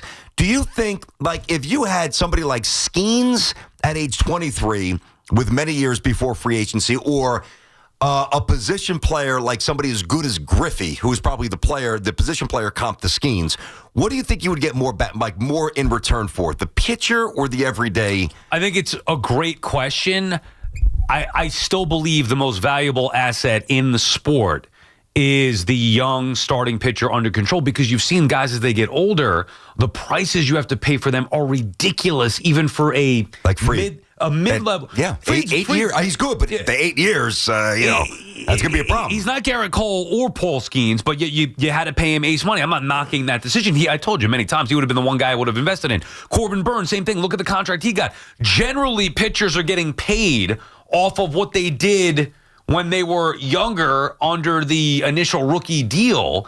And generally, those contracts outside of maybe Max Fried and Garrett Cole don't work out. I know. You can pay. So to finish the point about a Griffey, when he hits the open market, it's more sound investment. Not that it's going to work out perfectly, but I think it's a more sound investment investing in the player, the everyday player, as opposed to the pitcher who you just don't know with the way that things have gone. I think I agree. It's a more sound investment, because I think it's more predictable, the path of health and just what you'll get from somebody. Now, Griffey, of course, hamstring left and right when he goes to the Reds. I'm not talking about Cincinnati Red Griffey. I'm talking about like if Griffey came up when he did at the age of 18 or 19, plays his first 3 or 4 years, and then they're like, all right, we have to trade him.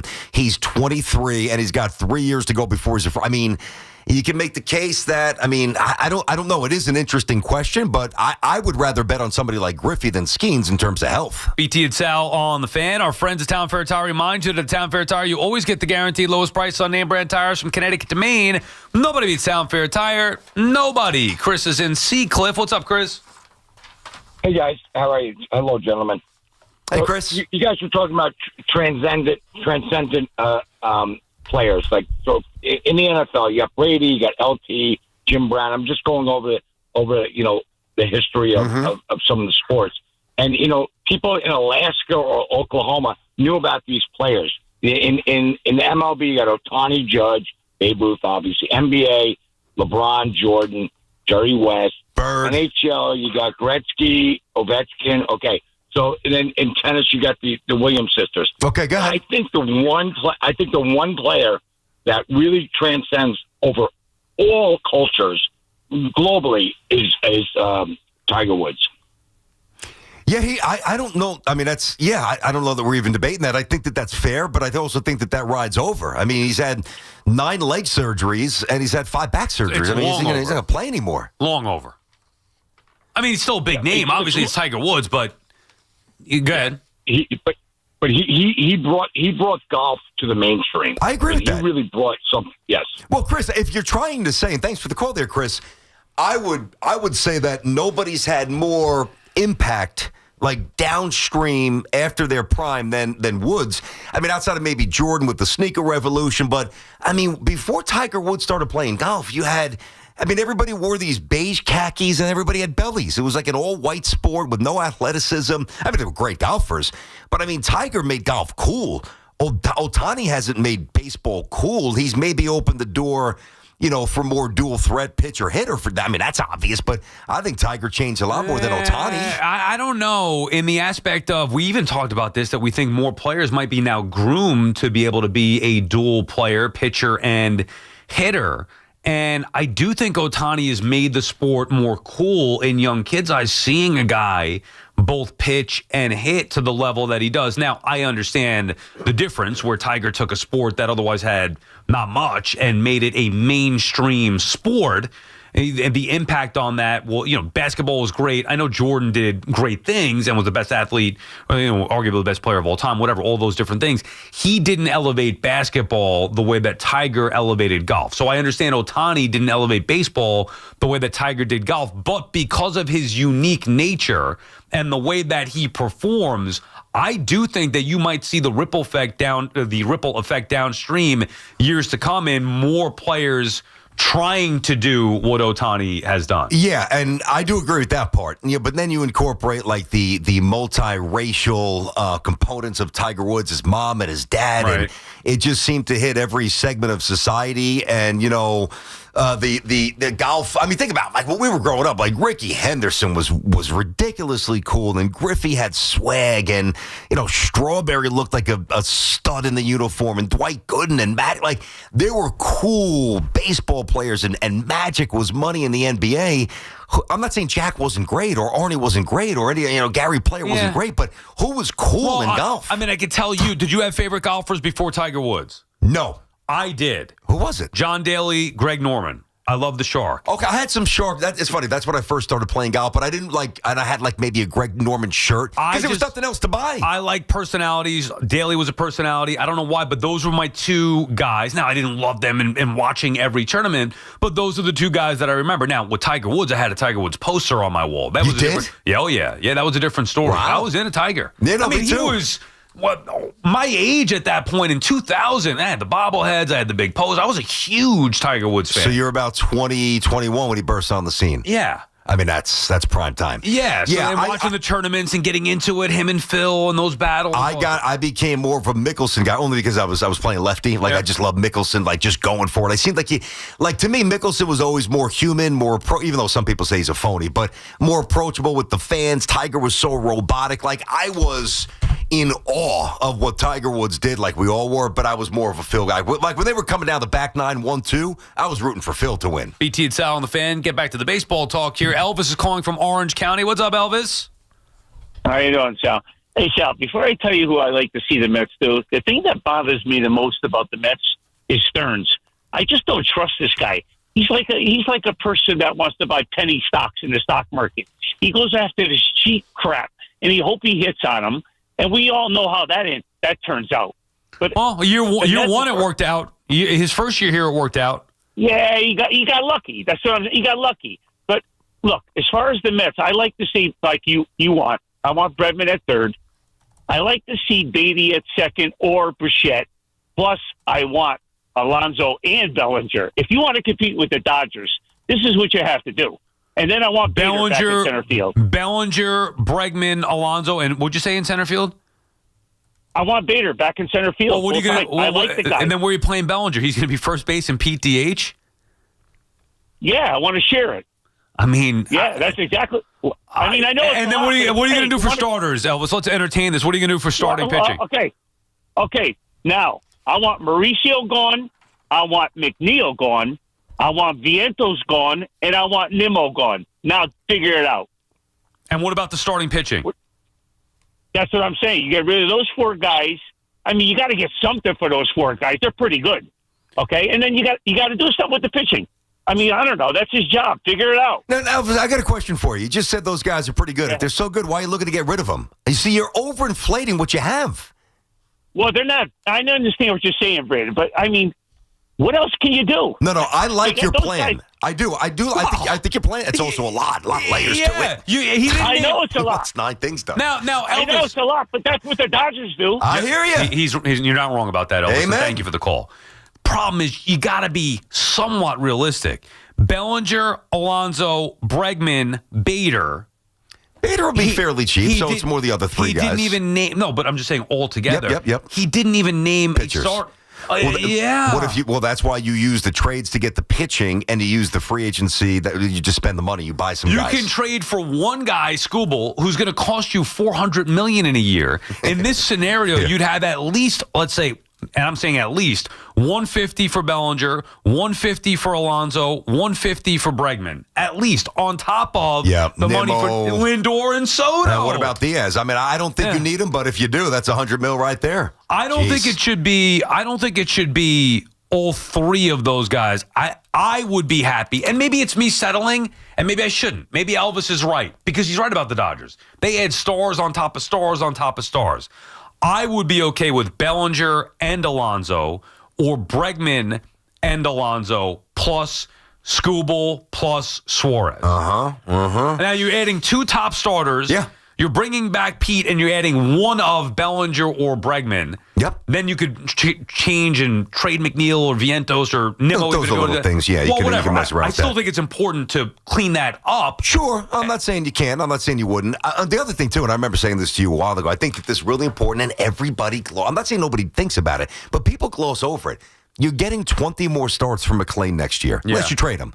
And, Mets won 83 times this year. If McClain, instead of having 8 or 9 starts, if he makes, almost 30, you guys are probably a playoff team. Well, that's why I want, say, Skubal and Suarez.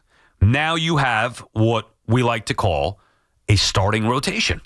You have a 1 in Skubal, a 2 in Suarez, and you work in the young potential top end. McClain as a 3. Peterson 4. Where we going from there, right? I don't Senga? care. Holmes, Manaea, who cares? McGill, 4, 5, 6. You figure it out. As long as you have that foundation with the top 3. By the way, in this scenario, let's just say, God forbid, one of those 3 get hurt. Okay. Well, you still have 2 top guys, and now you move the depth up a little bit. Yeah. That's called a rotation.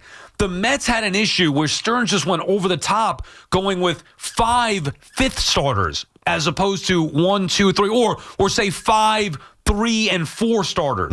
No 1s or 2s in there hoping to survive, which I do understand to a certain extent. You got to have a little bit better balance in there. Here's where he's got to change his narrative right now. I think we all could agree that David Stearns is smart. Okay, he's smart.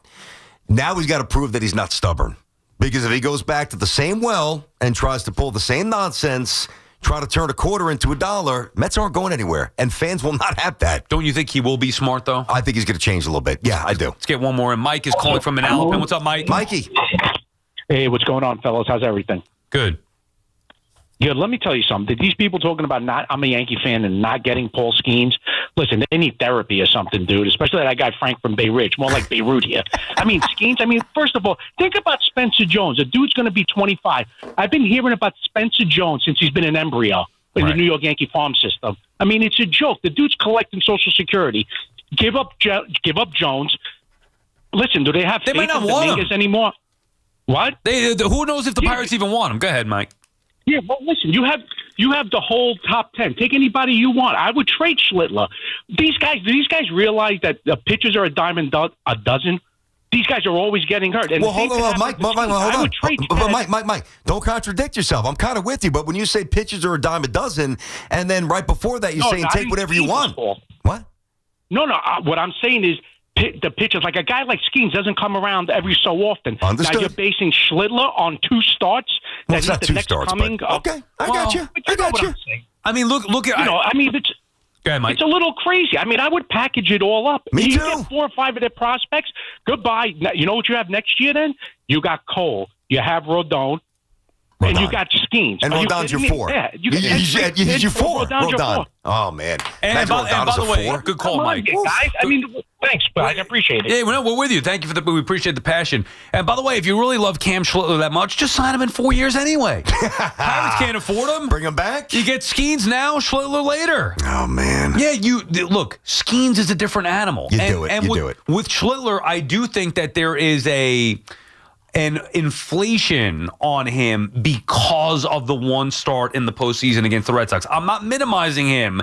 He was not that ever before. No. And he was good. He followed up against a good Toronto team as well with a solid start. But he battled. Didn't have a strikeout stuff, but he battled. The majority of the season, if you go over the game log, he was a good rookie pitcher with potential. Yeah. Not yeah. Paul Skeens. No, I mean, nobody's Paul Skeens, Yeah. but I remember watching his first start. Was it the Tigers? Either way, whomever it was against, I remember coming in saying and diving into the numbers and seeing something and saying it on the air where his average four-seam that night was 98.7 miles per hour, his four-seam fastball, which was the fastest of, I want to say, any Yankee starter since 2009. It was something ridiculous.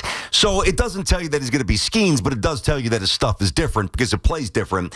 And I want to give that a shot. Now, in a perfect world, you don't have to give him up for Skeens, but let's not be idiots. You're going to have to. In a more perfect world, the Pirates trade Skeens next year. I get a full year of evaluation for Schlittler. And if he makes 30 starts and he's dominant, well, then maybe I've got a little different decision. I don't know. At least I have more context there to make the right choice. BT and Sal on the Fan. More of your calls when we come back. 888-808-1019. All right, Sal. Hey, 4 distinct all-electric Cadillacs. Some drive them for performance, others for the range. I'm going to be honest with you. So before I got the Escalade IQ EV, and I'd read about this, whether it's Cadillacs or other brands, I'm like, man, the electric thing, I want to give it a shot, but it seems so inconvenient. I don't know. What if I'm stuck somewhere going to one of my son's games or going to St. John's and I got my batteries dead? What do I do? It's actually simple. I did it once at Target. I got 490 miles, and obviously the thing is a beaut. It looks like a spaceship, so I loved it. 3 different ways to turn every drive into an occasion. Whatever your reason is, never been a better time to say, let's take the Cadillac. Yeah, you mentioned it, the all-electric Cadillac family of vehicles. You got the Escalade IQ, the Vistic, the Optic, and the Lyric. I drove the Optic this year, the Lyric last year. Loved them both. Comfort, luxurious, the safety features out of control. And as you mentioned, once I got used to charging it, man, I loved it. Plug it in the wall when I get home. Don't have to worry about going to the gas station at all. Visit your Tri-State Cadillac dealer today. The BT and Sal Show, presented by your Tri-State Cadillac dealers. Cadillac, the official luxury vehicle of the New York Giants. Regular season battles in football. Off-season moves in baseball. The Yankees, Mets, Giants, and Jets all live here. The Fan, 1019 FM, and always streaming on the Odyssey, TuneIn, and iHeartRadio app. FanDuel is the #1 sports book for same-game parlays. From points and rebounds to threes and assists, FanDuel is the best place to combine your favorite picks into a same-game parlay or track every stat live, all in one easy-to-use app. And right now is the perfect time to join because new customers get $150 in bonus bets if your first $5 bet does win. So bet on the players you love the way you want. Head to FanDuel.com/Boomer to sign up today. That's FanDuel.com/Boomer. FanDuel is the official sports betting partner of the NBA. Now, we all love the app around here. It is safe, secure, and when you win, you get paid instantly. FanDuel Sportsbook is also the official sportsbook of WFAN. 21 and over and physically present in New York. First online real money wager only. $5 first deposit required. Bonus issues, non-withdrawable bonus bets that expire 7 days after receipt. Restrictions apply. See terms at sportsbook.fanduel.com. Help with the gambling problem. Call 877-8-HOPE-NY or text HOPE-NY 467-369. Pros don't just show up. They prove how it's done. With precision and without shortcuts. Makita tools are built the same way, with a dedication to lasting quality, trusted performance, and results that reward your effort year after year. When the job calls for the best, call on Makita. Built to be the best. Available at the Home Depot. eBay has reinvented vehicle buying. From click to curb, everything's covered. Ever try to buy a car online and end up in a parking lot with a stranger and some blind trust? That era is over. Now with Secure Purchase, eBay isn't just where you find your car. It's where you buy it, start to finish. Title, financing, registration, delivery, it's all built in. This is the modern way to buy your next ride on eBay. eBay. Things people love. Secure Purchase is powered by Caramel Dealer Services, LLC, an eBay subsidiary. Injured in an accident? Your case in the hands of one lawyer may settle for $100,000, but in the hands of the right law firm could be worth millions. The Rothenberg Law Firm has been representing injury victims for over 50 years, winning and collecting billions for our clients. And we're not stopping now. The Rothenberg Law Firm, 1-800-624-8888, or visit us at injurylawyer.com. Be a lawyer for injured ones. Injurylawyer.com. We've got more sports talk coming up on The Fan. We all hear the radio ads about the IRS. They tell you to be afraid, to be scared, and they try to frighten you into calling. I'm not here to do that. Tax Relief Advocates is different. TRA is here to tell you that if you owe money to the IRS, whether it's $5,000, $50,000, or $500,000, we have a solution. It doesn't matter if you're sitting in your car, at work, or with your kids. No matter where you are, call now. 800-575-4094. Don't lose hope. TRA can eliminate or reduce what you owe to the IRS. Generous programs are now available that can give you a fresh start. Our passion is taxes and helping individuals fix their IRS problems. We have over 1,000 5-star reviews on Google and an A+ with the Better Business Bureau. You don't need to be afraid of the IRS any longer. End your tax nightmare today by visiting us online at TRA.com or call 800-575-4094. That's 800-575-4094. Tax Relief Advocates. Real solutions for real people. At Skechers, comfort is a technology. That's right. You don't just make a shoe and hope it comes out comfortable. It takes research, innovations, compounds, engineering, and so much more to feel so comfortable you'd swear you're wearing pillows on your feet. We have features like Skechers Air-Cooled Memory Foam and fits like Relax Fit, Stretch Fit, Wide Fit, Arch Fit, and so many more to make the shoe feel like it was custom-made just for your foot. Plus, we have hands-free Skechers Slip-ins technology. Just step in and go. Find yours at a Skechers store, Skechers.com, or wherever comfortable footwear is sold. Every morning, we rise and shine, make breakfast, and brush away the night's rest. These routines help us start the day off right. Nature-Made vitamins are a simple step in that daily care regimen. Multivitamins with daily essentials, clinically studied probiotics for gut health support, magnesium to help relax the body. Nature-Made is made to care for you every day.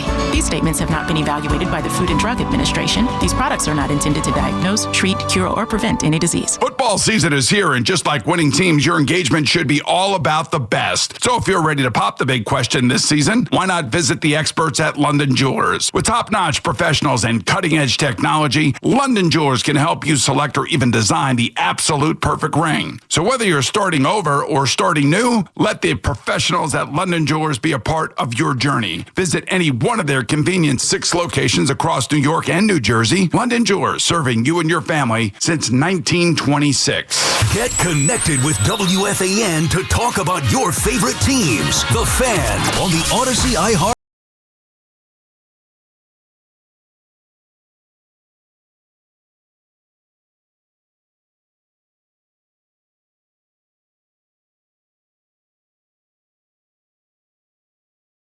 Spam calls are out of control here. We got to play the Aaron Glenn sound. We will in a second. I'm getting calls all over the place. You get this a lot from random, like West Virginia. Yep, never answer. I get stuff from Montauk, and I'm like, what the hell's going on? Who's that, Gurney?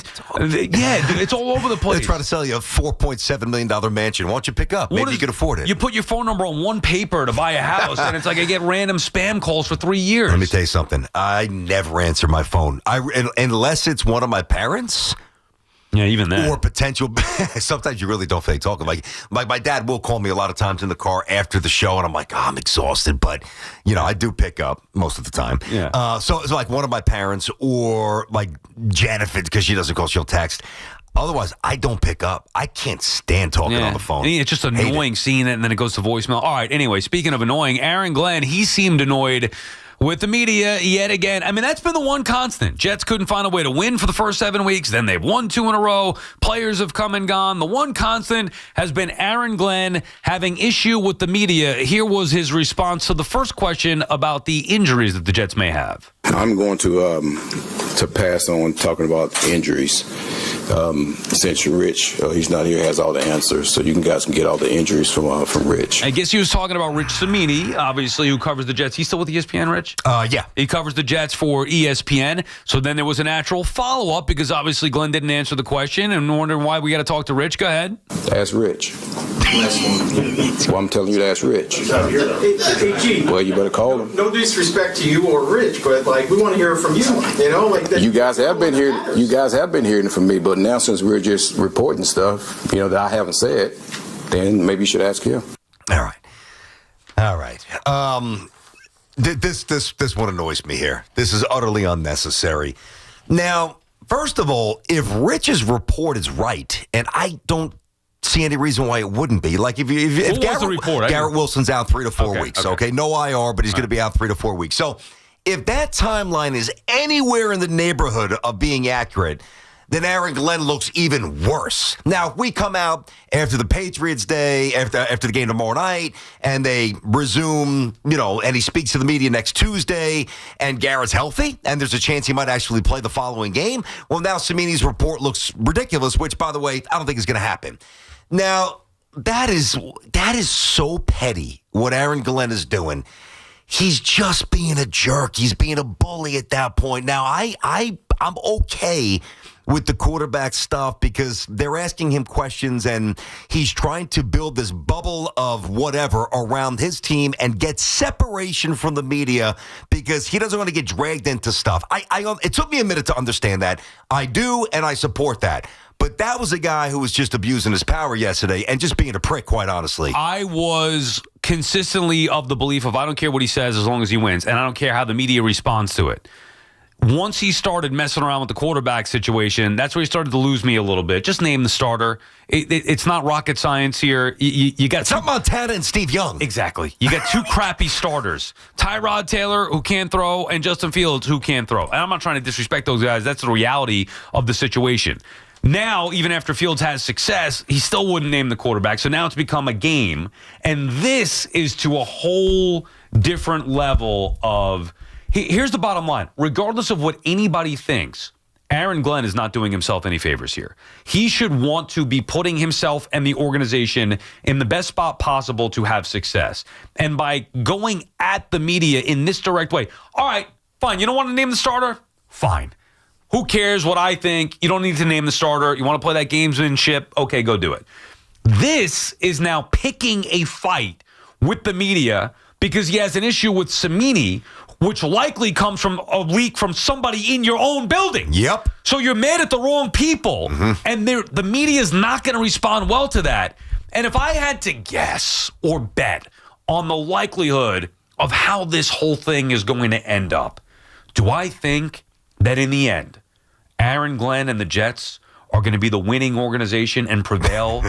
Or do I think that the media will once again have the last laugh and be dunking on Aaron Glenn when things inevitably, sorry, BT, go wrong for Gang Green? I want to believe in Muji. I want to believe in Glenn. He's not doing himself any favors here, picking unnecessary fights with the media. And here I was feeling pretty good about things. You beat Cincinnati. It was a fun game. You score almost 40 points. You go into the bye week. You come out. Special teams is popping. McDonald with 4 sacks. You win again. Oh, by the way, they're playing the Pats. I know the spread. By the way, the spread's up to 12.5. It opened to 10.5. It's up to 12.5. Probably based off of Cimini's report with no Garrett Wilson. Yeah. And listen, they'll probably, in all likelihood, get squashed tomorrow. But, this is really the first game in terms of, I would say some, palpable interest on my end. I'm going to watch them anyway. But I'm very curious how the Jets look tomorrow on the road against a really good team, without Gardner, without Q, with a little confidence, a little momentum. And this doesn't strip that away because once the game starts, I'll be locked into the game. But, I got to tell you, again, just what we heard there, I'm not trying to sound like Timmy Tough Guy. I'm not. And it's easier to say this when I'm in a studio and I'm not in the same room with Aaron Glenn. But I really want to know why one of those reporters yesterday didn't say something, because this would have been warranted, along the lines of, Coach, all due respect, why are you so antagonistic? Why are you acting like an S? Before these last couple of wins, you were winless here. Why are you doing this? It is the right, whether it's Connor or Rich wasn't there. Which made it even worse, by the way. I know. He couldn't even defend himself. Yeah, do while he's there. Yeah, I know, exactly. Or Canizaro, whomever it might be. Again, I know that journalists, and they are journalists, even though it's different than the back in the day with just a columnist and a beat reporter. It's kind of meshed in now with social media, so you kind of wear all the hats now. But they don't want to be the story. That's generally a line of thought for journalists. I don't want to make myself the story. It's not about me. I'm a pure journalist. But when you get pulled into it that aggressively, and I like Aaron, and I believe Aaron could be the guy, and I know Moochie's had a great couple of weeks here. I'm definitely excited about that. But that deserved a different response than laughs in the room. And Aaron Glenn's got to stop this. It's also a very delicate balance between letting somebody be themselves and also trying to help him along. Then I would ask you the question, do you think there's a single person in that building that is going to tell Aaron Glenn the right way? It's certainly not coming from Woody. So who's going to be the one to be like, hey, you know what, AG? I want you to be yourself. Stay true to yourself. Just you dial it down a few watts. A tick. Dial it down a tick or two. Good God. Yeah. Well, think about who do you think is feeding him this thought process? Who do you think he's talking to that has guided him the most along the way? We know the answer. It's Bill Parcells.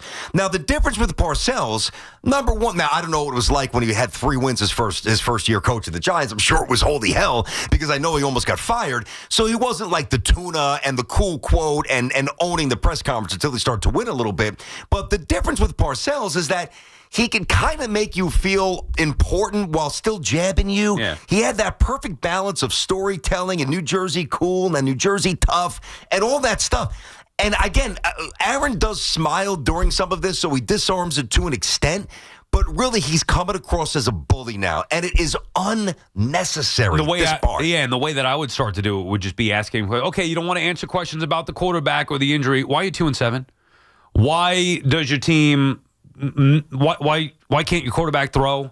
Yeah. Why your offense inept? Why did it take a miracle to get your first win? And why were you fortunate to barely beat the Browns at home in your second win? Yeah. Why are you one of the worst franchises in sports? I would almost just make his life tougher. I know. I'm with you. I would you almost play that game, Coach. Well, I got plenty of ammo. And by the way, I'm gonna have the last laugh when I hit enter and I file my story or I pop the tweet on X here. So Coach, I understand that you don't want to tell us whether it's Tyrod or Justin Fields. Hey, Aaron, let's be honest. They both stink, and you're the one who ran Aaron Rodgers out of the building. Yeah, right. Any regret that even though you guys won the last game, going into the fourth quarter, your quarterback had 12 passing yards? Yeah. Any regrets about that, Coach? Yeah. Honestly, that's if it turns into that, I'm not going to get on these guys and gals one bit. I really do believe in Aaron. Not just that I want him to win. There's pieces of me that look at him and say, that could be the guy. I think his shoulders are broad enough. I think his chin is stiff enough. But if they start firing back, I will applaud them. Nobody deserves that. BT and Sal on the Fan. When we come back, we'll have Bo Nickel in studio. Bo Nickel, UFC middleweight. He's going to be fighting as the main event on main prelims Saturday, November 15th, MSG. Big UFC event, UFC 322. Have some fun with that. In studio, Bo Nickel when we come back. It's Keith McPherson at night on The Fan, 101.9 FM. Go back with the Yankees missing the postseason in 2023. What did they do that offseason? They made the trade and gave up everything they had to give up to get Juan Soto. Listen to Keith McPherson on demand on Apple Podcasts, Spotify, or wherever you get your podcasts. This is Maggie Gray with an Odyssey Sports Minute. Texas A&M is making a serious case for the #1 spot in the college football playoff rankings. The Aggies have 3 road wins over ranked teams, capped by a 38-7 rout of Mizzou. Yet the committee kept them at number 3. That snub should fire up the team, and with a resume this strong, the Aggies might be forcing voters to rethink who really deserves the top ranking. I'm Maggie Gray. This is the story of the one. As a custodial supervisor at a high school, he knows that during cold and flu season, germs spread fast.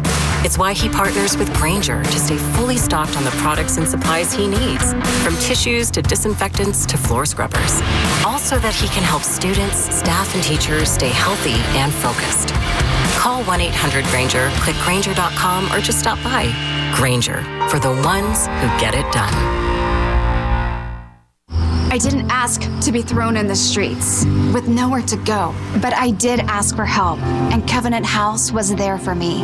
1 in 10 young adults will experience a form of homelessness this year. For these kids who didn't ask to be put in this unthinkable situation, Covenant House is there, providing hot meals, a safe place to sleep, medical care, and love. They just really genuinely just wanted to help me succeed, and I'm succeeding. To learn more, go to safeplacetosleep.org today. We're counting down to Black Friday savings. It's the countdown to Black Friday at Nielsen Dodge. Hundreds of vehicles in stock with big savings off MSRP. Your countdown to the hottest deals is on now. Lease a new 2025 Jeep Grand Cherokee Limited 4x4, just $199 a month. Or lease a new 2025 Jeep Grand Cherokee L Altitude X 4x4, just $224 a month. We all know it's the biggest sale of the year, and Nielsen's going bigger than ever. You can count on 0 down payment, plus up to $1,500 overbook value for your trade, and the credit help you need. On Route 10 in East Hanover. Online at NielsenDodge.com. A proud member of the Nielsen Auto Group. The countdown is on. Don't miss out. At Nielsen, Friday's in the driver's seat. Black Friday sales event. With approval term 24 months to its signed Cherokee 5794, Cherokee L 5819, add tax tag 498 dock and DMV fees. Good Morning Football Overtime. All about the NFL because it's made by the NFL. Breaking down their headline stories with exclusive insider access from players to the coaches, plus some of the biggest names in entertainment. Stop by. Catch Good Morning Football Overtime. Weekdays at 12 noon on My 9. If you've been diagnosed with moderate to severe plaque psoriasis, this is what it sounds like to be 1,000,000 miles away. Imagine being 1,000,000 miles away. Tremfya Guselkumab, taken by injection, is a prescription medicine for adults with moderate to severe plaque psoriasis who may benefit from taking injections or pills or phototherapy. With Tremfya, clearer skin is possible. In clinical trials, at least 70% of patients saw at least 90% clearer skin at 16 weeks. Results may vary. Tremfya is also indicated for adults with active psoriatic arthritis. Serious allergic reactions and increased risk of infections and liver problems may occur. Before treatment, your doctor should check you for infections and tuberculosis. Tell your doctor if you have an infection, flu-like symptoms, or if you need a vaccine. Ask your doctor about Tremfya. Call 1-800-526-7736 or visit Tremfya.com. Hear that? That's the beginning of a journey powered by the confidence that comes from driving a vehicle so reliable. It's backed by a 10-year, 100,000-mile limited powertrain warranty. Where your journey ends? Well, that's up to you. Visit your local Kia dealer today. Kia, movement that inspires. See retailer for warranty details. Always drive safely. Limited inventory available. Dunkin's $6 meal deal is here for the holidays. Enjoy a bacon, egg, and cheese sandwich, 6-piece hash browns, and a medium hot or iced coffee, all for $6. It's got everything you need to keep your holiday season running. Get it now in Dunkin' stores or order ahead directly on the Dunkin' app. After all, the holidays run on Dunkin'. No substitutions. Participation times may vary. Offer price varies in California and Hawaii. Limited time offer cannot be combined with other offers. Exclusions and terms apply. Get the scuttlebutt on your favorite team, the Fan, on the Odyssey, iHeart, and TuneIn apps. UFC middleweight fighting his main event on main prelims Saturday, November 15th this Saturday at the Garden, UFC 322. Bo, how are you? Doing well. Appreciate y'all having me on. Dude, are you nervous at all? Like, I'm not a big fight guy. I'm a little bit of a wuss. We've talked about that. You get in there, you throw fast, you're getting banged up. I see the ears and all that. You nervous at all before a fight? Yeah, of course. I mean, you're going to go fight another dude in your underwear in front of millions of people, so it's a little bit nerve-wracking. I think a lot of fighters try to, play it off, but it's definitely nerve-wracking for sure. And it's different in the Garden, let's face it. Oh, yeah. I mean, so the heightened sensation, and listen, I mean, number one, you got to be able to do the requisite moves in fight. That's clear, but to juggle the emotions before a fight and not be too high, not be too low, I think that's a really underrated challenge. How do you navigate that? Yeah, absolutely. For me, I think that it's been a long journey in learning those lessons. I started wrestling competitively at 5 years old, and I was on a lot of big stages throughout my youth career, high school career.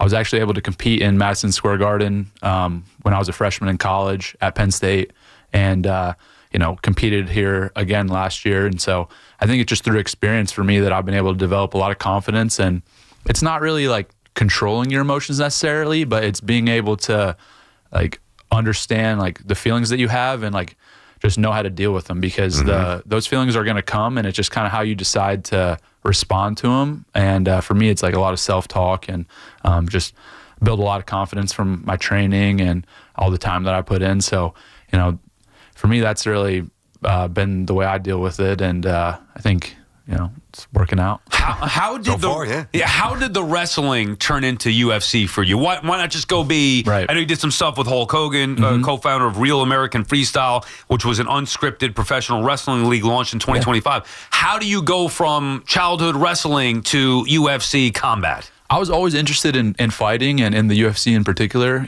For me, normal Saturday weekend, I would go with my family to Buffalo Wild Wings and we'd watch fights. And I just was interested in it as a kid. And then in college, I did a couple kind of off the cuff jiu-jitsu classes. And then I had a friend that was on the boxing team at Penn State. So I kind of started learning a little bit of these other martial arts. And I was like, when I'm done wrestling, I got to pursue this. It's just so much fun and so interesting. And, having wrestled by the time I ended my career, it was a little over 20 years. I was like, man, I'm excited to be a beginner at something and start over and be able to learn all these new disciplines. So that's been real fun for me. And in addition to that, you brought up the Real American Freestyle. That wasn't even a thing when I graduated college. There was no professional wrestling opportunities. And so, the next stage for me to pursue a career professionally was fighting. And, now I've been able to do a couple professional wrestling matches as well because I'm still training a lot of wrestling, within my fighting training. And it's really a best of both worlds scenario where I can,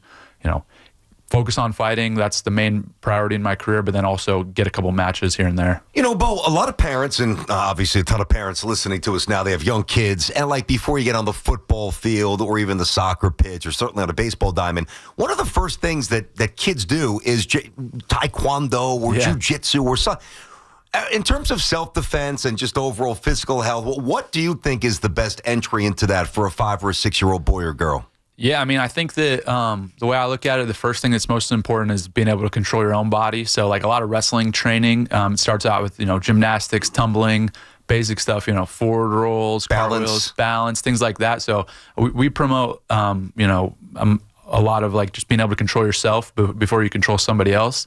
And then once you're able to do that, you can kind of move into a wrestling, which is a sport where I think that it's good that everybody should try it at least at one point. You don't have to do it your whole life like me, but I think you should try it because it's one of the only sports where you're out there by yourself. It's you and one other person. You're physically in contact with them, and it's it can be very humbling, but it can also build a lot of confidence. And a lot of the people that I know that are my best friends, the people that I respect, that I look up to, they're all wrestlers, and you just have a different mentality when you've gone through something like that and you've experienced it. And I think it helps people in every area of their life, whether they want to pursue different sports or whether they want to pursue, academics or business. You just learn so many different things and it helps build character. So, yeah, that's for me something that I hold close to my heart is that sport. BT and Sal on the Fan in studio. Bo Nickel, UFC middleweight. Fighting is a main event on main prelims Saturday, November 15th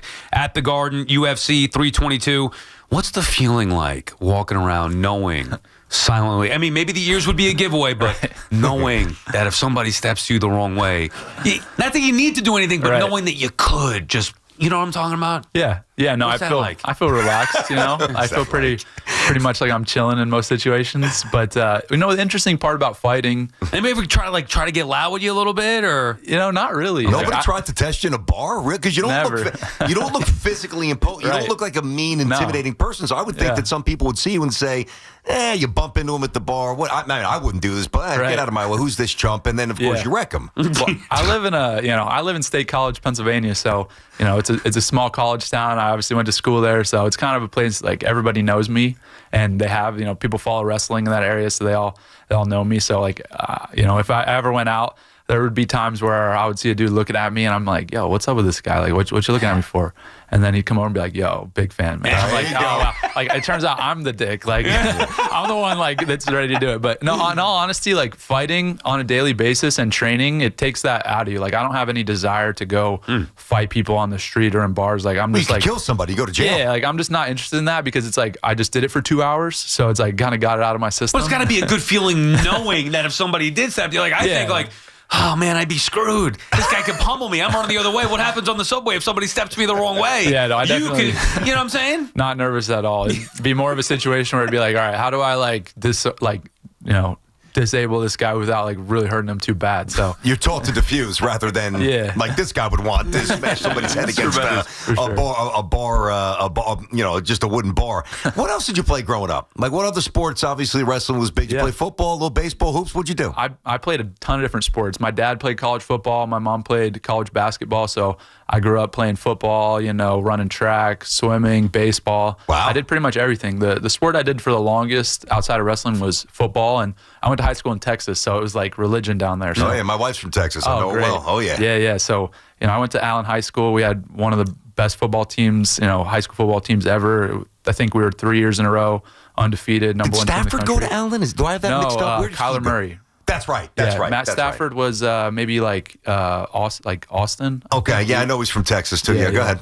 Yeah, but our team was stacked. I mean, we have many players that have gone Division I, many in the NFL, and it's a great program. So proud to have been a part of that in a small level. You still friends with Kyler Murray? I talk to him here and there. Yeah, he loves fights, so he'll hit me up after a fight or after a good game. So hoping that he can get back and healthy and feeling good for this season. But yeah, definitely try to support each other. Does he regret baseball? Like kind of moving on from baseball? Been a little rough out there with the Cardinals. A little rough, but I think he just followed his heart, right? Like, when you listen to him talk about it, like football is his passion. He's obviously incredibly talented in baseball. He's an unbelievable athlete. Probably could have done anything he wanted, but I respect his decision that he made because, he just went with his heart and what he loved. Have you ever been tempted to fix a fight?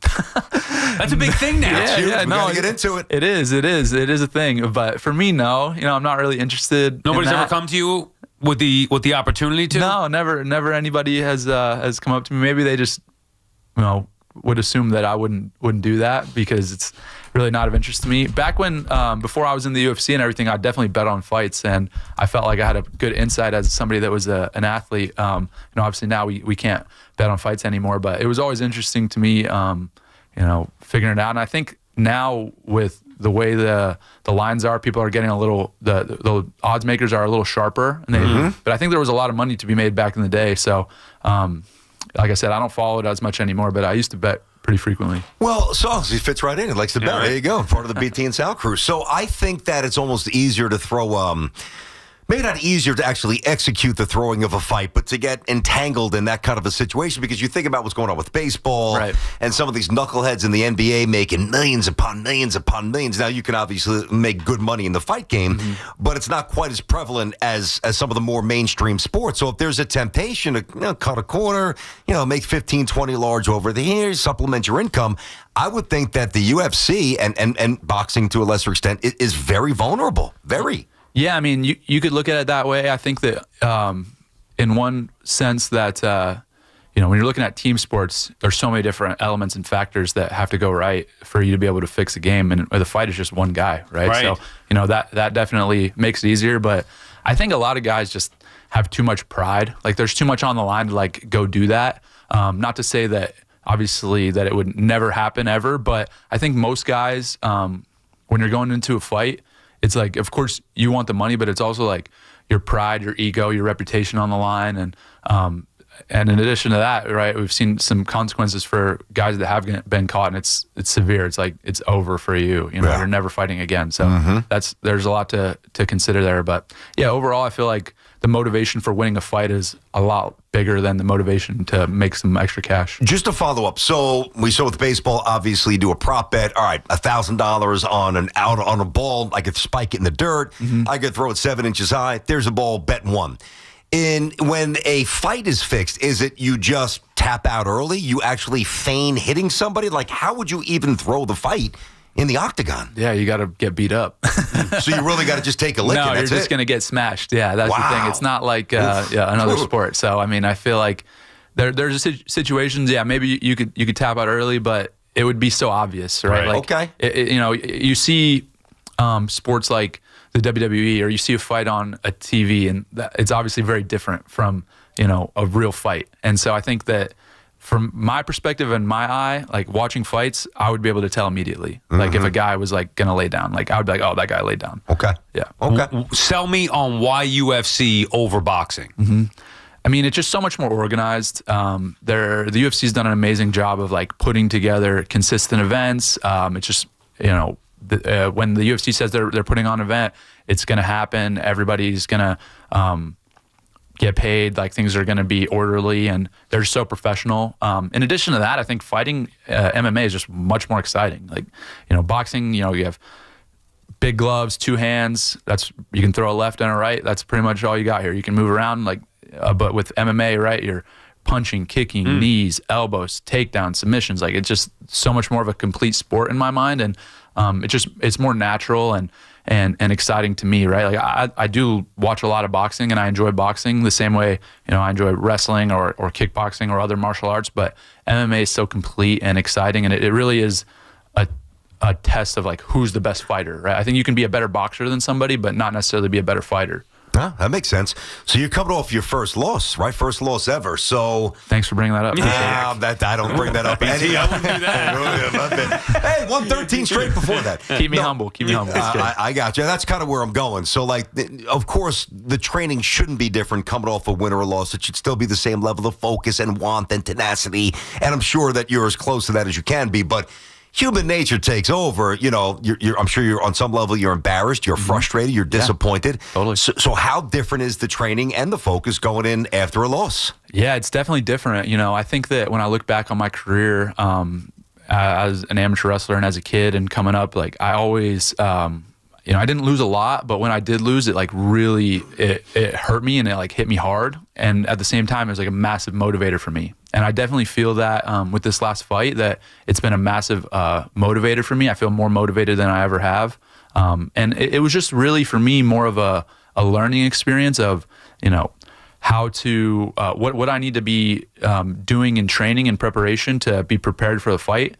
And in addition to that, like, in the fight, how to deal with pressure and things. Like, my first however many fights, it was like, pretty easy, to be frank. Like, things went exactly the way I wanted to. I didn't really get pressured too much. And so, feeling that in a fight for the first time against a world-class guy, I think it was a good wake-up call for me in a sense. But at the same time, something that I'm really grateful for, that, from wrestling, I've experienced a lot of losses on big stages. And so I don't feel like my confidence has been deterred, from that loss, because I've already been there and done that. I've already lost in the national finals, the state finals, the Olympic trials finals. Like, these are situations that I've lost in, that I've felt that, I've experienced that, and I know I'm going to continue to just pursue my goals with 100% effort. And so really, that's what I'm focused on. It's, the loss is a motivator, and it's something I'm going to learn from.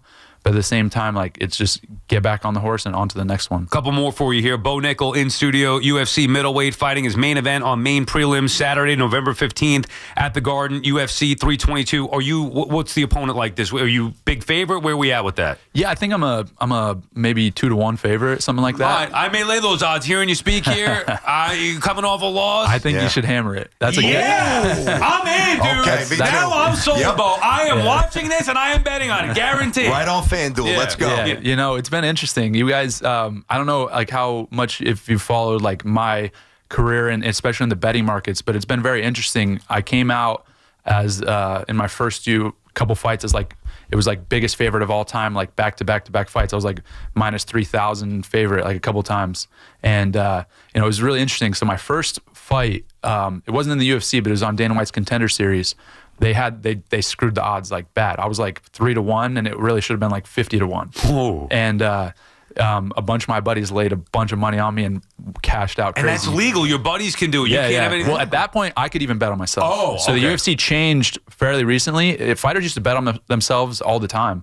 I never did it just because, I don't know, I didn't want to like mess up my focus and mentality and stuff. I was like, all right, I'm just focused on the fight. But a lot of my buddies laid big money down on me. But after that fight, then the odds got crazy. It was like nobody could really make any money on me. And so then, this last loss, it's changed it. So, now I think last time I saw was like minus 200, minus 250, something like that. Dude, we were sold that when you used the word hammer. That's what we did. When he says hammer it, we're in. One more for y'all on that. What's the prep like? Where are we at, like food-wise, sex? It's like no sex. Is that a real thing? That's the one area. Like, I couldn't get in the ring. I couldn't train. I couldn't eat right. No sex before a fight? Sure, no problem. I'm married for 10 years. Where are you at with that? Yeah. You got to lock in. For me, it's I'm coming down from about 210 to 186, so it's a significant cut. I'm maybe This morning I woke up about 195, so I'm feeling a little drained, but that's part of the sport. And what do we light on carbs? What do we? You lighten up the carbs a little bit, and then I have a coach. He's my dietitian that runs me through everything as far as food and workouts. So I don't even think about it. I just do what he says, and it's clockwork for me at this point because I've been doing it for so long with wrestling. I mean, with wrestling, you're weighing in 20 or 30 times a year, right? With fighting, you're weighing in maybe 2, 3, 4 times a year. So for me, it's nothing new and just part of the job. Hey, Bo, by the way, so this might sound stupid to you, but I genuinely don't know the answer. If you are, all right, so styles make fights. We've heard that a million times, right? So you're fighting for one guy. Let's say one guy has a wrestling background, one guy's more jiu-jitsu or whatever it might be, whatever differentiator you want to use. As you train for the specific fight, are you training more to impose your style on him or also to counteract what you know he's bringing to you? It's like facing a different pitcher with a slider versus a changeup. Yeah, absolutely. I think that's a great question. It's a lesson that I've learned in my last fight. I felt like my last 2 fights, I was fighting guys that were more specialist, jiu-jitsu specialist type guys. And so I really tailored my training and game plan towards them. And I realized afterwards, I was like, man, I need to be focusing on myself. Got away from what got you there. I got away from me just focusing on, as you mentioned, like imposing my will and my game plan on the guy. And I think that since my last fight, that was a big learning experience for me. Is just focus on what I need to do, keep mastering the fundamentals, the basics, and I'll be prepared for any style I face. So really, that's been another shift in my training since this last fight. You ever watch Rocky? Oh, yeah. Oh, come on, man. That's where I got the no sex thing from. Mickey telling Rocky. You get the wobbly knee. It's good advice. What's your favorite Rocky? Which one? Rocky 4. Oh, there we go. You got the soundtrack. You got the Russian going there. But Apollo dies. That's no hesitation. That's a crusher. It is devastating, but to see Rocky come back against, in my opinion, the toughest opponent he ever had, it's like just so epic. And my favorite is the training montage. Oh, it's the best, dude. No easy way out, the Lamborghini. Yeah, man. It's too good. It's too good. I love that though. Yeah, Rocky movies are great. You miss Hulk. Speaking of Rocky, Hulk was in Thunder Lips. Right, I know you got to know Sal mentioned Hulk before. You got to miss him, huh? Definitely. Just such an icon, such a massive personality, a guy that not only changed like sport and culture, but like mainstream media in a crazy way. And to be part of his professional wrestling promotion is a big honor for me. And his son Nick is the commissioner. He's running the show now in Hulk's honor. So yeah, to be part of that, I'm hoping to continue to help grow that part of the sport, and we'll keep his name moving. All right, so you fought at the Garden. You'll be fighting at the Garden again on Saturday night. What about the White House? Our producer Hoff's a big UFC guy. Okay. Well, tell me this event. Are you on the card? Do you need to get on there? What do we got going on at the White House? I need to get on there. They haven't really, released a ton of information about it. They're definitely don't have a card set at this point. I think the UFC usually works, maybe 3 to 4 months out. Is it going to be a ring on the White House lawn? I don't know. I think that whatever they do, it's going to be insane. But definitely would love to be on the card. Spoke to President Trump about potentially being on it, so I'm sure he'll put in a good word for me. That's sick. Wow. You can't come up empty this weekend now. No, I got to win. That's true. If you lose 2 in a row, he might not pick up the phone next time you call him. If I lose 2 in a row, I'm out. I'm out. Well, Bo, you got 2 new fans in BT and myself, and hopefully a lot of listeners as well will be rooting for you. We'll be betting on you on Saturday night. Check him out, Bo Nickel, UFC middleweight, fighting his main event on main prelims Saturday, November 15th, this Saturday at the world's most famous arena, UFC 322. Thanks for your time, Bo. Appreciate it. Thank you. Good luck, buddy. BT and Sal on the Fan. We'll take a quick break. Come back with your calls, 888-808-1019. Talk sports with BT and Sal. Middays 10 to 2. WFAN, WFAN FM, WFAN FM HD1, New York, and Odyssey Sports Station. WFAN Sports Flash. Good afternoon. At 1 o'clock, I'm Andrew Bogish. This Sports Flash is sponsored by Chef IQ. Precision cooking, effortless results. ChefIQ.com. And by Total Orthopedics, the experts at getting you back to being you. Total Orthopedics is Long Island's premier orthopedic practice. From simple sprains and broken bones to complex sports injuries, they're the experts at getting you back to being you. Total Orthopedics and Sports Medicine. Visit TotalOrthoExpress.com today. Mike Kafka opened his first press conference as Giant interim head coach with some housekeeping. Tight ends coach Tim Kelly gets promoted to offensive coordinator, but Kafka will still call the plays, and Jameis Winston will indeed start Sunday against the Packers. He'll do a great job. I have a lot of confidence in Jameis, have a lot of confidence in Russ, and he'll be the backup as Jackson works through the concussion protocol. Reports this morning said Winston and Wilson were switching spots on the depth chart, putting Jameis in line to start on Sunday. The Eagles have placed corner Jair Alexander on the reserved retired list the day after reports said the 28-year-old was going home to address his physical and mental health. Cardinals receiver Marvin Harrison Jr. will miss Sunday's game with the Niners following an appendectomy. And tonight's schedule has the Knicks hosting the Magic, the Rangers skating in Tampa, the Devils in Chicago. Fan weather is sponsored by the United Healthcare Medicare store in Jackson Heights. It's 45 degrees, cloudy in Central Park, and that's what's happening. Sports flashes, top of every hour. I'm Andrew Bogish. Who will stay? Who will go? Big questions loom for the Yankees and Mets this offseason. Get the latest here. The Fan, 101.9 FM, and always streaming on the Odyssey, TuneIn, and iHeartRadio app. At the United Healthcare Medicare store, right here in Jackson Heights, you can chat face-to-face with a licensed sales agent who understands the community and get clear answers to your questions. We're located at 3752 82nd Street between Roosevelt and 37th Ave. We're ready to help. Think Verizon's best 5G network is expensive? Think again. This season, bring in your AT&T or T-Mobile bill to a Verizon store for a better deal. Then use those unwanted bills to wrap up goodbye gifts to AT&T. Or cut them into snowflakes to celebrate your switch from T-Mobile. 'Tis the season to save at Verizon. Just bring in your bill to your local Verizon store and we'll give you a better deal. Rankings based on Root Metric True Score report dated 1/2025. Your results may vary. Requires postpaid consumer mobile bill dated within the past 45 days and same name as person redeeming deal. Additional terms apply. Want to turn up the heat and turn up the savings this winter? Go with Petro. Switch now and get $125 free heating oil with reliable delivery in any weather, flexible pricing plans, an easy budget plan, and live 24/7 service and support. Go with your local HVAC pros at Petro for best-in-class service and comfort you can count on. Use propane? Ask about special offers. Go to Petro.com now to get your $125 free heating oil or call 1-888-PETRO02 today. Propane not available in all areas. Our friends at Town Fair Tire remind you that at Town Fair Tire, you always get the guaranteed lowest price on name brand tires from Connecticut to Maine. Nobody beats Town Fair Tire. Nobody. Talk New York sports here. The Fan.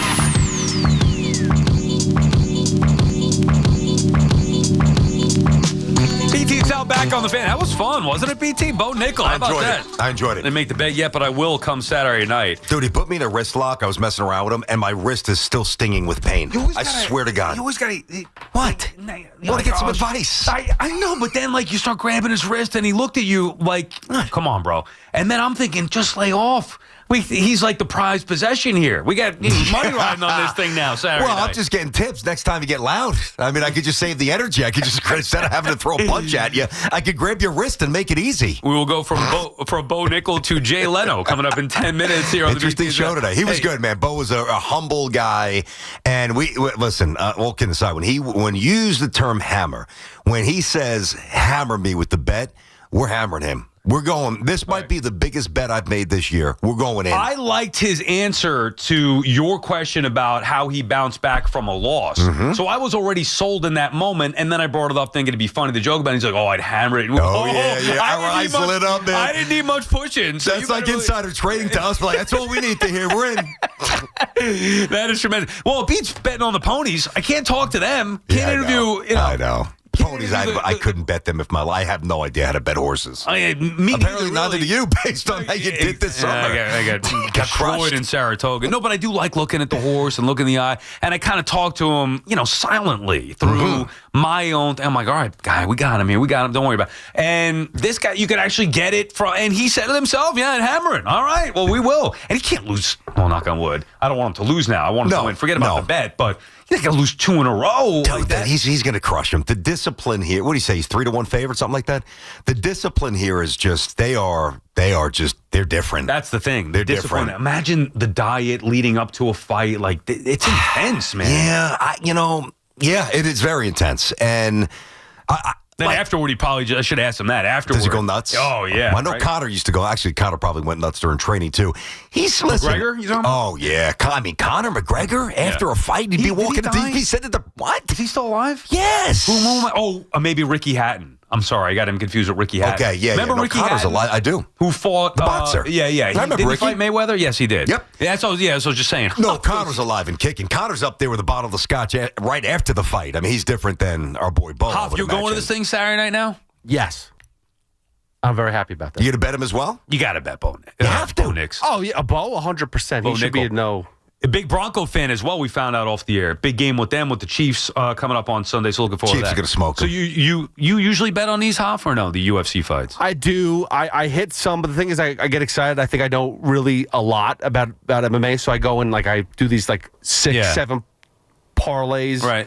And there's always one I miss, and that screws me up. You're a big guy. You know, if you were in the octagon against Bo, you probably got about 70 pounds on him, right? At least, yeah. Can you at least survive 10 seconds? No way. No, 10 seconds. No, he's too quick. I'm not going to even try. That's not true. I know a little bit. I may be able to. I'm saying 10 seconds, not 10 minutes. That's worse than me saying I could hit a home run in batting practice at City Field. Well, is he going to try to choke me out?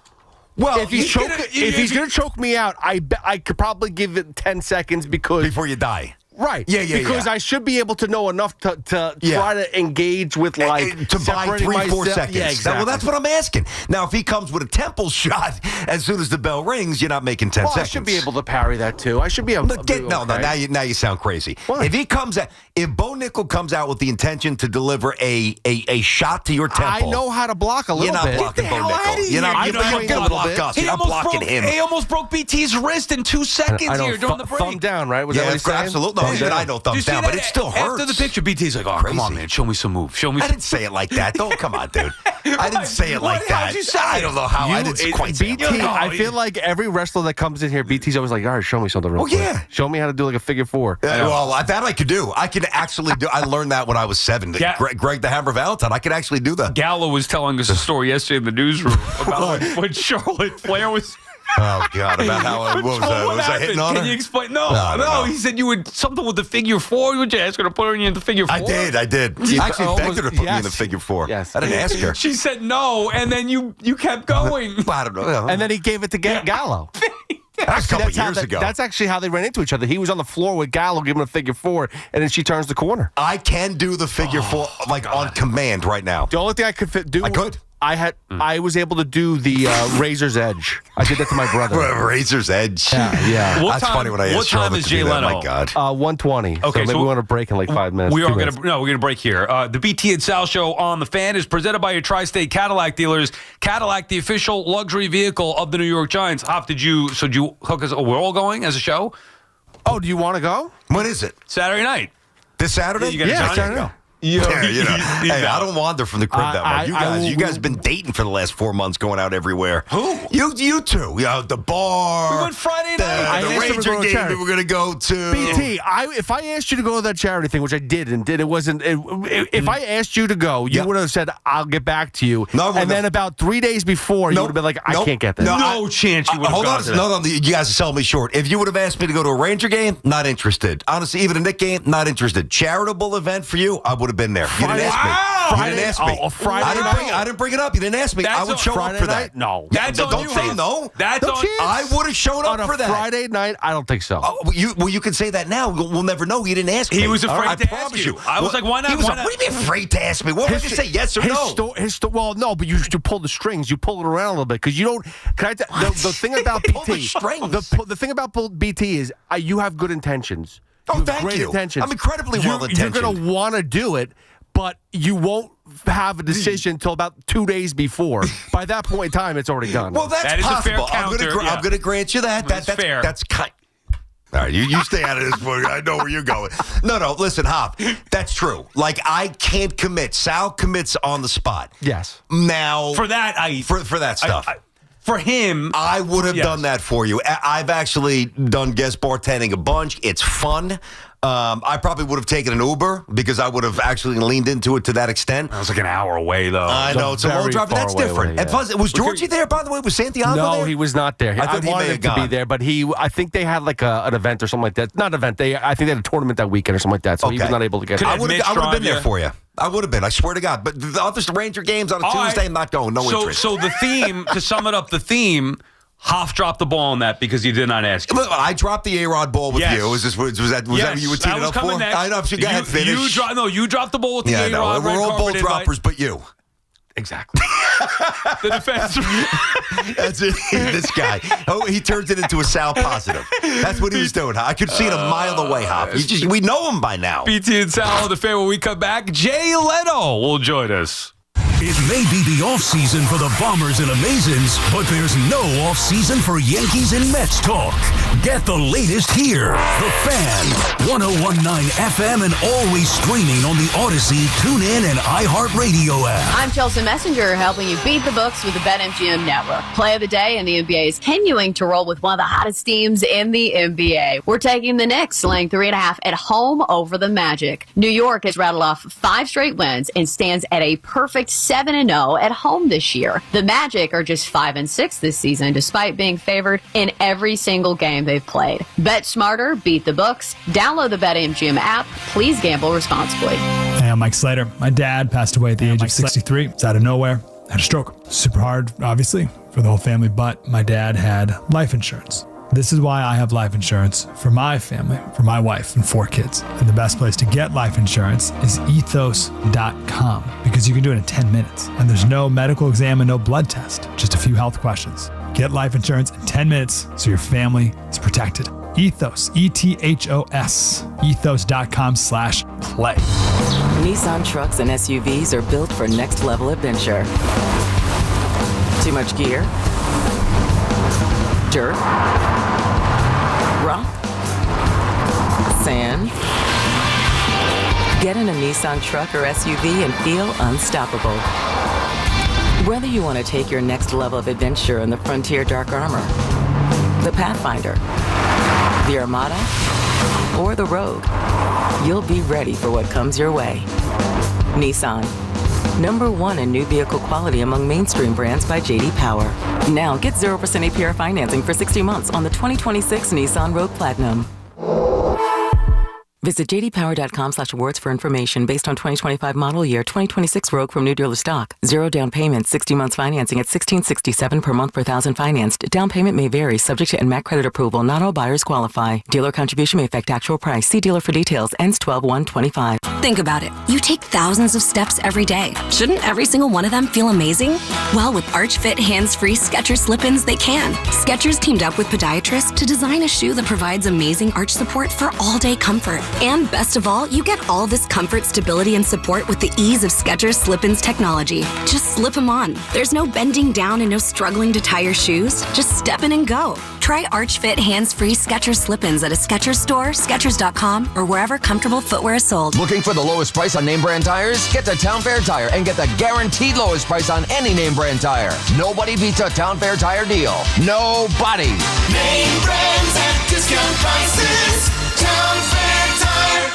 I'm Piera Palazzolo, VP of Digital Marketing for the American Management Association, a company focused on the management training skills needed to enhance the careers of business professionals. We did our research when it came to the best companies for website development and chose AmericanEagle.com. And we couldn't be happier. AmericanEagle.com worked closely with us to understand the front and back end requirements needed to launch an e-commerce website that could handle the complexities of running thousands of seminars nationwide. Our robust new website and improved SEO saw immediate increases in site traffic and web revenue. If you're in need of managerial effectiveness and success, visit our website at amanet.org. If you're in need of a website that provides an unparalleled consumer experience, I highly recommend AmericanEagle.com. Transform your business today. Dial 877-WebNow1 for a free digital consultation with AmericanEagle.com. 4 distinct all-electric Cadillacs. Some drive them for performance. Others drive them for the range.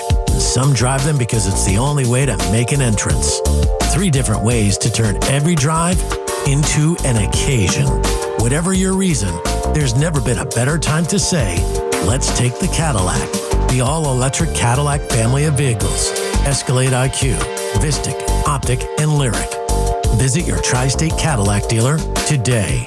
everyone, Boomer here. If you care about cooking meat to perfection, you gotta listen up. The IQ Sense Smart Meat Thermometer from Chef IQ is unbelievable. It wirelessly monitors your food's internal temperature in real time and then pairs with the Chef IQ app to tell you when it's time to flip, rest, and serve. There's no guesswork, just perfect USDA safe temps every single time. It even connects to the new Chef IQ mini oven for hands-off cooking, so why not grab yours today at chefiq.com and use code word Boomer to save 20% off at checkout. Get connected with WFAN to talk about your favorite teams. The Fan on the Odyssey, iHeart, and TuneIn apps.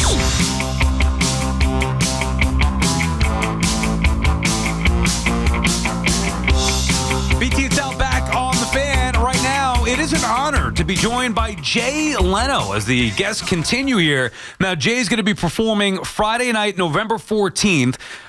He will be at Bergen Pack Center here for a one-night-only stand-up show. That's a great spot, by the way. I've been there a few times. It's awesome. An evening with Jay Leno, one-night-only stand-up comedy show featuring Jay, of course. And, Jay, it's an honor to have you. BT and Sally here on the Fan. How are things, Jay? Good. Tell a few jokes, trying to make a living. That's the gig, gentlemen. That's how it works. God, man, hearing your voice, it brings me back. I used to love watching. I was a Letterman guy, but I loved your show as well. I just went back this weekend and watched that late night show that I couldn't get enough of, the drama with you taking over for Carson and all that stuff. What do you think, Jay, of the current state of late night? Well, it's fine. It's fine. I'm out of that game now. Thank you very much. Well, the whole scenario has changed. In the old days, they used to call it must-see TV. If you want to see something, you have to turn it on at this particular time. Well, that doesn't exist anymore. You can watch the entire Godfather trilogy on streaming with no commercials. The thing that's really hurts late night, I think, is just the number of ads, because as TV gets smaller, they put more ads in to cover the costs. And consequently, on an hour show, you have maybe 44 minutes of show after 11:30 at night. It's all, if I see Jake from State Farm again, I'm going to shoot myself in the head. It's enough. I like Kimmel. I like Colbert. I like Fallon. I like jokes. So to me, the monologue is always the part I enjoy most. So I try to catch those when I can. Yep, that's what obviously pulls in the audience for sure. And then the ability to just have wide-ranging interviews and be relatable and all that stuff, which you were phenomenal at. And let's face it, Jay, one of the things that's really changed about the late night game here is that Johnny Carson knew this, and he knew it better than anybody, what not to touch. And that, to me... Well, it's funny that you say that, because I get beat up for doing the same thing. It's like, in the real world, when you go out and you do it, when you're on TV, you're playing to a specific audience, and they like you, and they're your fans, and they show up. When you go in the real world, you're going to have X number of Democrats, X number, probably got some Trump people, going to have some stuff. So you've got to kind of try at least... be egalitarian about it. Make fun of both sides equally or whatever. Because as soon as you cross that line, boo, and people get crazy. It's just unbelievable. Yeah. So I've kind of taken politics out of it. I'll do it a little tiny bit, but not to the point where people want to get in a fight with you. Well, agreed. And Jay, in a lot of ways, it's really become a referendum on society where. It's like I used to watch you and all the guys. I'm a big Conan fan as well. I don't think you mentioned him before, Sal. All the other legends that you did. No, Letterman and Leno. Those are the two guys. No, I'm just throwing Conan. I love him as well. And of course, Jay was great. But like you watch it to escape from the reality of the world. Now it's like you flip on some of these people and you can't escape the darkness of the world. It's almost flipped. Well, I guess it's a certain amount, but I always get in trouble when I talk about this, so I try to keep it to a minimum. But write joke, tell joke, get check. It's a real simple. There you go. Jay, do you have any regrets about? See, to me, I don't know you first time talking to you, but you seem like such a nice guy. Reading that book, The Late Shift, and then watching the movie, even the way you've handled yourself in recent years, but you also get a bad rap with the way the Conan thing went down. You have any regrets about how NBC and that whole situation played itself out? But tell me what went down. That's the hilarious thing about this. Nobody knows. They make it see. Yeah, they make it. You tell me. They make it seem like you went back and hurt Conan. So you tell us what happened.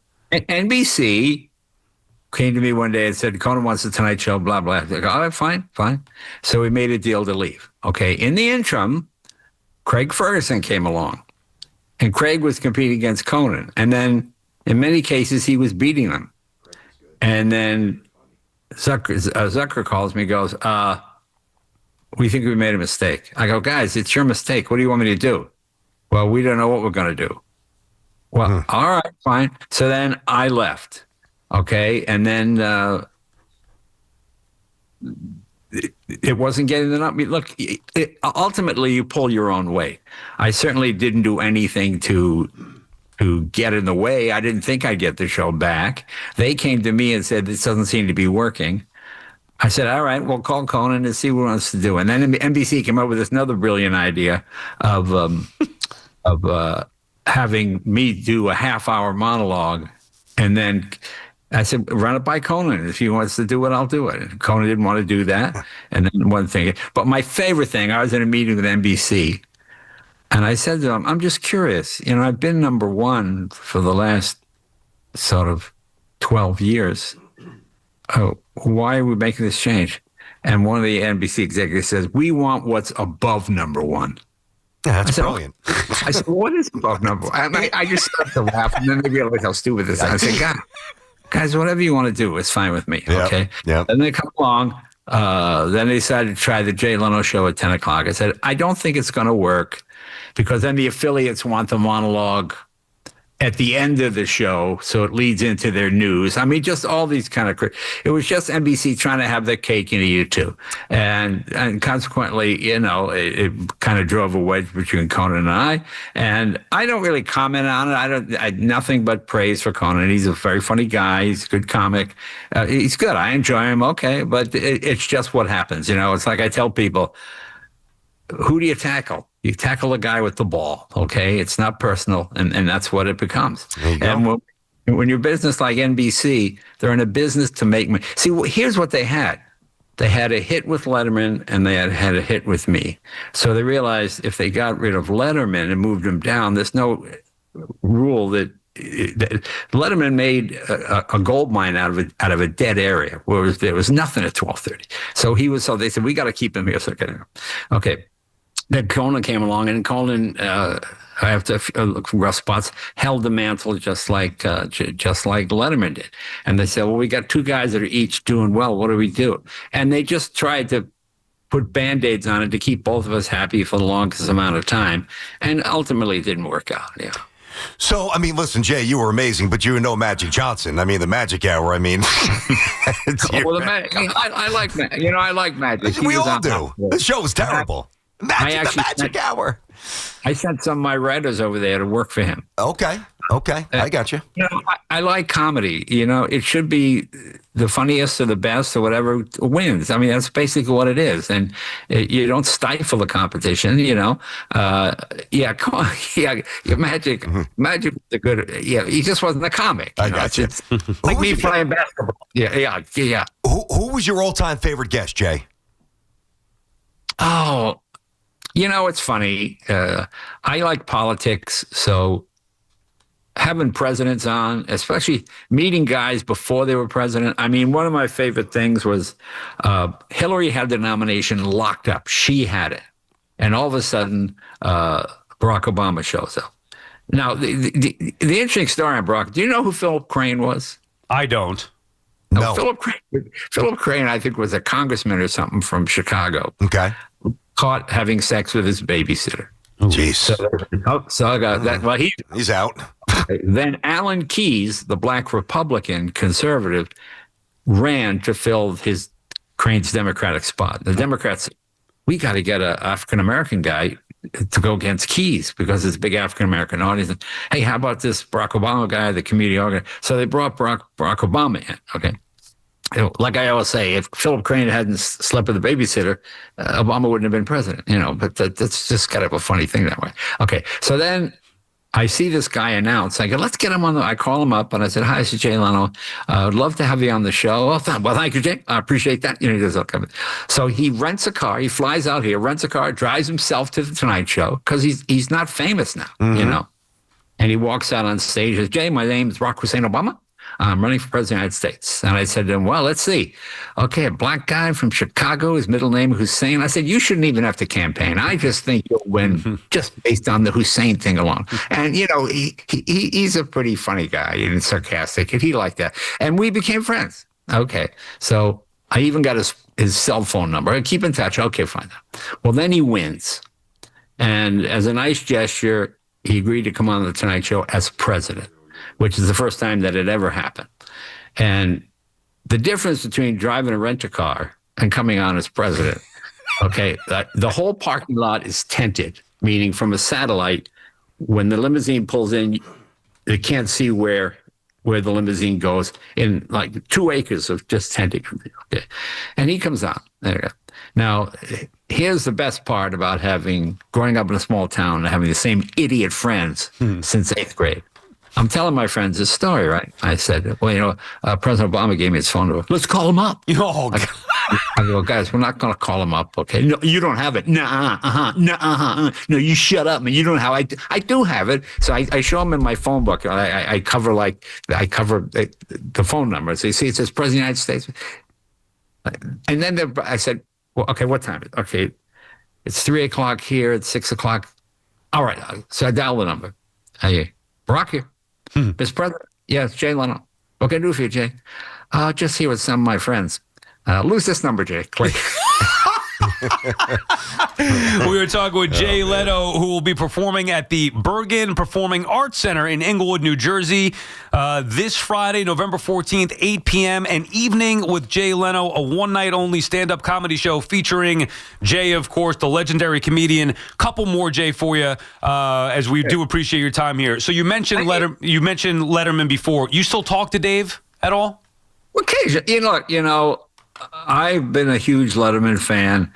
When we started, Letterman was awkward and wasn't really a good stage performer, but extremely clever, was a good wordsmith. And I went up to him one time and I said, boy, I love the way how you put phrases together. And he'll always say beverage instead of drink. You know, I just thought it's very, very good.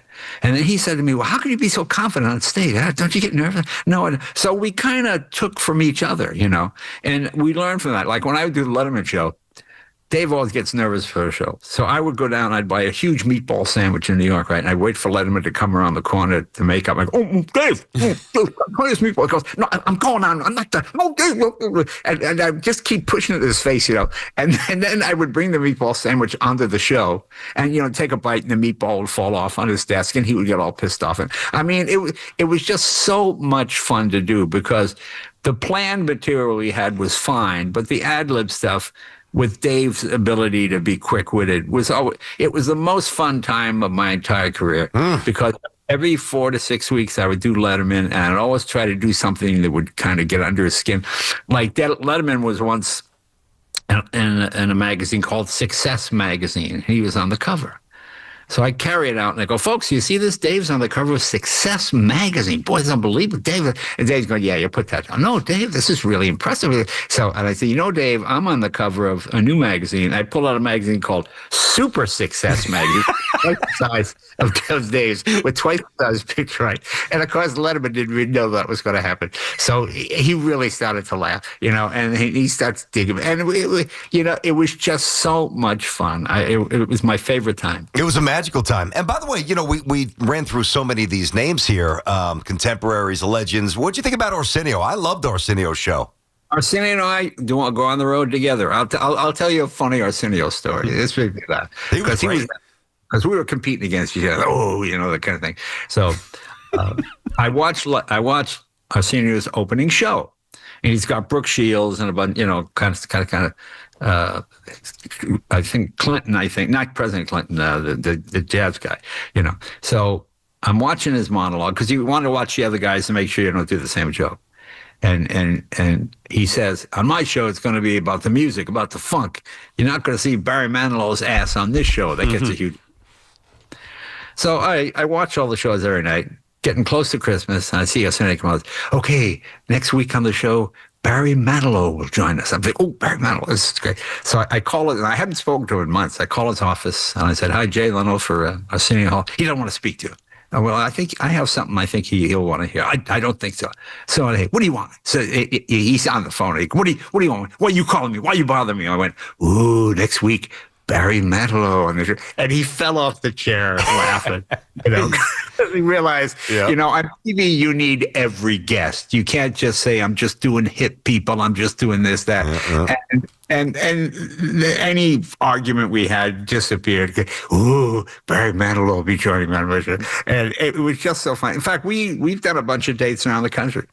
Yeah, you're doing, I was just reading up on this, you're performing more than 100 stand-up shows annually across the country and internationally. I didn't even know that's a rigorous schedule. So we look forward to that. And again, to see, tickets to see Jay Leno on sale now, Ticketmaster.com or BergenPack.org. Use the code FALL5 to receive $5 off each ticket. 2 more from me, Jay, because in all likelihood, I'll never have this opportunity to talk to you ever again. Number one, Actually, it's going okay. I think it'll happen again. Jay, you just made my day, Jay. I've been trying to get in touch with you forever. So your cars. Yeah, I realize we'll never speak again. So let me ask you this. Go ahead. Well, the cars in the background. Now, I'm not a car guy. My father was, so we used to watch your show all about the cars.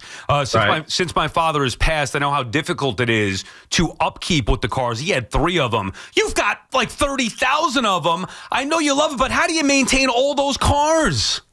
Well, as I said to Charlie Sheen, it's so much cheaper than hookers and cocaine. Yeah. I enjoy working on cars. You know something? When you work with your hands, it makes you appreciate how easy it is to make a living just talking. When you're in show business, you meet a lot of entitled people who feel like, oh, they're very important. And, oh, no, my client does not do that. But when you take a transmission out, you realize some guy probably made $80 for the day for doing that. And that's hard work. So you wash your hands, you go, oh, it's so much fun. The classic example, I had a big star on the show. I'm not going to say who it was. And during the break, he says to me, hey, I want to get a sports car. What's a good sports car to get? And I said, well, this newest Ferrari that came out is pretty impressive. He goes, everybody's got a Ferrari. I went, okay, first of all, everybody does not have a Ferrari. Okay. And if you say that, you'll be taken out in the streets and you'll be beaten and killed. I said, most people have never even seen a Ferrari. I said, you got to get out of Beverly Hills, man. You can't just think everybody has a Ferrari. And even he realized how stupid it sounded. And we both laughed about it. But I mean, that's what happens. You live in this bubble and you need to kind of get out and work with your hands and do things. All right, last one from me, Jay. The Late Shift. I referenced it before. I watched the movie, even again, knowing that we would have you on. Have you seen it, and how accurate is The Late Shift, or the book by Bill Carter years ago about what went on with you and NBC and Letterman and all that stuff? And your manager, Helen, at the time, how accurate was that? I think the broad strokes is pretty accurate. Yeah, I think it's. I mean, there are a lot of little things. Oh, that's not true. I never did that.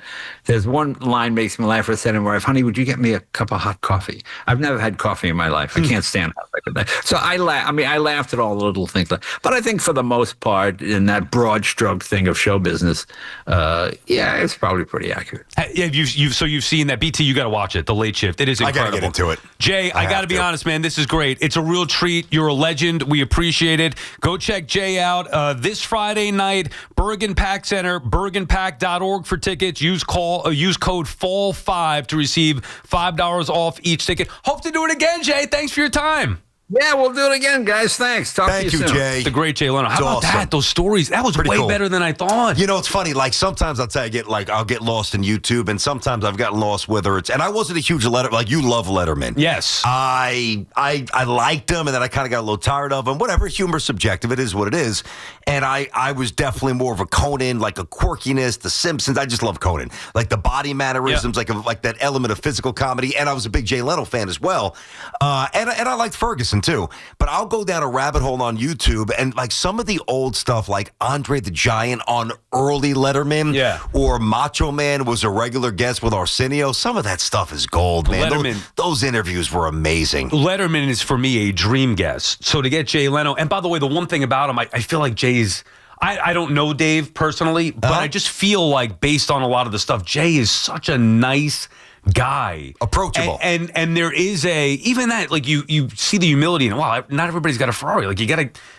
Jay Leno's one of the biggest stars in Hollywood for a long time, running the Tonight Show after Johnny freaking Carson. He was on top, no question, of the entertainment world, but yet there is a humility to him. And by the way, he's also, we don't want to get into this, but he's also taking care of his wife who has dementia. Yeah. He's doing that. And I think he's just a good guy. That's what I'm saying. I think he's a good-hearted guy who gets painted in a negative light at times because of the way the NBC thing went down, whether it's Conan, whether it was Letterman before him. Yeah, it made it seem like he had a knife in his hand when really when the executives are calling you back saying we made a mistake. I mean, you got to listen to the call. And dude, his managers, which is why I say you got to watch The Late Shift. Yeah. His manager Helen at the time, oh my God. Nightmare to deal with. Oh, real? For him? Lying to him, running things, ripping, going Steal to NBC. money? Like taking money from him? No. Just being a terror. Really? Where he's like the nicest guy, and she is being such a terror. That's why I wanted to ask him how accurate. And he ended up having a split from her. I was going to say, why didn't you get rid of her? I mean, you got to watch it. Right. It's a must watch. The Late Shift. You're not going to read the book at this point. No. All right, BT and Sal on the fan. We'll finish up on the phones. By the way, that was the call of the day. Jay Leno brought to you by the Edison Heating and Cooling, our New Jersey's heating experts. It's Boomer and Gio, mornings on the Fan, 101.9 FM. The Giants are going to be looked at as an attractive job. Now, I know that they have been terrible and just as bad as the Jets record-wise. I think maybe even worse. But they're going to look at the franchise, the Lombardis, Jackson Dart. Yeah, and Jackson Dart. And people are going to want that job. Listen to Boomer and Gio on demand on Apple Podcasts, Spotify, or wherever you get your podcasts. This is Andrew Perloff with an Odyssey Sports Minute sponsored by Old Trapper Beef Jerky. Old Trapper, what's your beef? Mavericks fans aren't going to be able to chant Fire Nico anymore. The team finally did just that, letting go of embattled GM Nico Harrison. Harrison, of course, engineered the trade that sent Luka Doncic from Dallas to the Lakers. If he never gets another shot, he could go down as one of the most infamous NBA execs of all time, because Luka seems intent on constantly reminding everyone just how bad this trade was. I'm Andrew Perloff. Not available in all states. Must qualify for enrollment. Results may vary. Do you owe $10,000 or more in credit card debt? With credit card debt at all-time highs, Debt Relief Advocates is urgently notifying consumers of debt relief now being made available, designed to aid consumers with out-of-control credit card debt. Those who qualify and enroll for this relief program may only have to pay back a mere fraction of what they owe. This is not bankruptcy or a debt consolidation loan.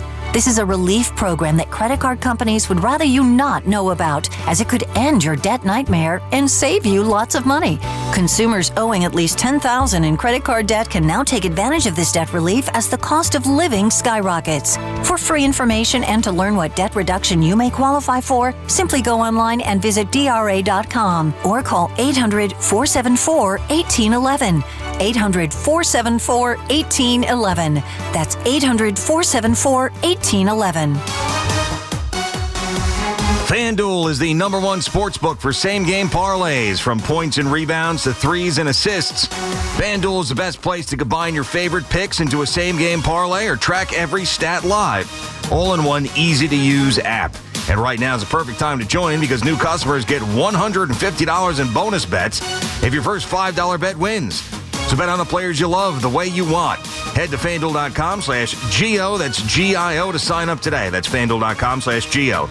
FanDuel, official sports betting partner of the NBA. We just love the app around here. It's safe and secure. When you win, you get paid instantly. FanDuel Sportsbook, the official sportsbook of WFAN, 21 and over and physically present in New York. First online real money wager only. $5 first deposit required. Bonus issues, non-withdrawable bonus bets that expire 7 days after receipt.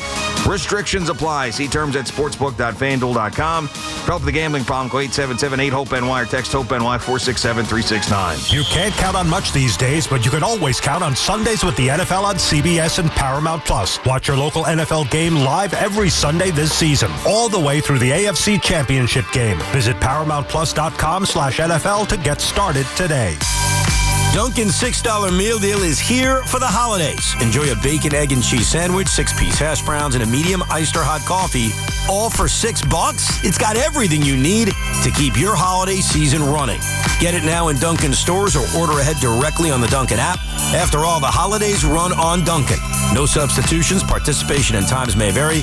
Offer price varies in California and Hawaii. Limited time offer cannot be combined with other offers. Exclusions and terms apply. This is the story of the one. As a custodial supervisor at a high school, he knows that during cold and flu season, germs spread fast. It's why he partners with Grainger to stay fully stocked on the products and supplies he needs, from tissues to disinfectants to floor scrubbers. All so that he can help students, staff, and teachers stay healthy and focused. Call 1-800-GRAINGER, click Grainger.com, or just stop by. Grainger, for the ones who get it done. Nationwide is so much more than a great insurance company. They're one of America's largest financial services companies. Like how I'm more than just Peyton Manning. I'm also motivating Manning. When I say insurance, you say financial services.